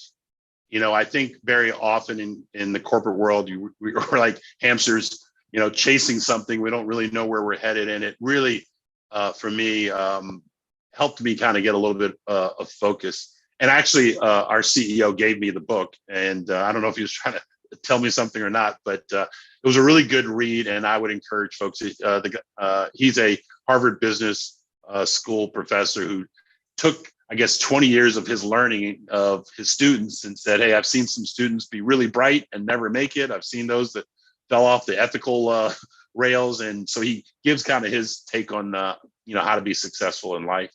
I also think I'm a big believer in, taking that stretch assignment, making yourself feel a little uncomfortable. It's kind of like that old, as an athlete, I played college basketball about 35 pounds ago. And, when muscle breaks down, it hurts. Like you want to continue to grow and keep yourself a challenge.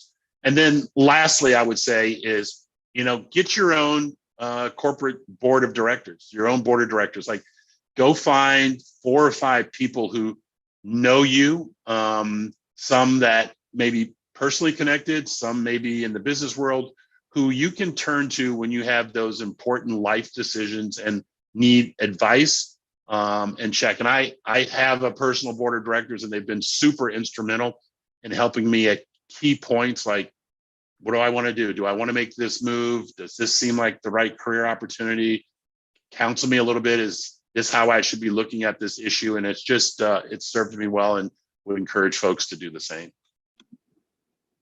Well, you seem very obviously fulfilled in your life professionally and personally, but I'd love to know, because obviously for the last year we've had this overhang from the pandemic, and knock on wood, it all goes away. Is there one thing that you're looking forward to, either one professionally or personally, that's going to happen in the next few months, hopefully when the world opens back up? Yeah, so let's knock on some wood there, Ryan. More than anything, I'm looking forward to travel. I have a son who actually works for an ad agency, and he lives in Togo, which is on the western coast of Africa. And it's been 2 years since I've seen him. He lives there with his family. And so I'm really looking forward to going back and having the chance to spend some time with him and grandkids. And so travel is the thing that I would put on my, hey, I'm really ready to do that. And a lot of pin-up demand, I'm sure, from others too, that want to get out and travel. I actually traveled last weekend to San Diego, and man, the flight was packed and the ticket was $800. And so I think people are in fact returning to travel. I personally, I just moved to Miami Beach from Los Angeles. So I think, yeah, and the plane was packed. So I think people are hopefully, again, going back to some level of normalcy. And yeah, I mean, I wish that for you, obviously, as a grandfather. That's amazing. Are you in community? Do you do the Zooms? Do you do the TikToks? How do you stay in contact with the family? Mainly FaceTime and then WhatsApp. So, you know, it's amazing how that technology now is like, you know, you can stay, especially with kids, stay in close contact with them because they can see you on the video. It's hard to keep their attention, you know, a 4-year-old's attention more than 5 minutes, but at least it's keeping me or the picture, the memory of me in their mind. So yeah, it's worked out well. Well, Tony, you know, it's been a highlight. We would do this once a month with a number of the big CMOs and CBOs, and you know, everything you've said here, it resonates tremendously well with how we believe the world. And I really appreciate you taking time. I know you're a very busy man. So I'll give you a few minutes back, and I'm sure you have 1,000,001 things to answer. But thank you so much for making time, and hopefully looking forward to seeing you in person someday. All right. I appreciate it, Ryan. Thanks for having me today. And hello to the whole audience. And hopefully they got something out of value for that. So thank you. Thanks so much, Tony. All right.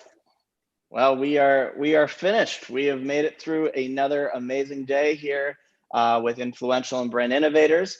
We'll be back at it again on June 16th for another edition of Influential's Livecast, Marketing Sessions with Brand Innovators. So we hope that you can join us then. We also hope that you can join us, actually join Brand Innovators tomorrow for the Multicultural Marketing Summit at noon Eastern Time. They'll be joined by marketing leaders from Walmart, Burrell Communications, Planet Fitness, and many more. Thank you so much for joining.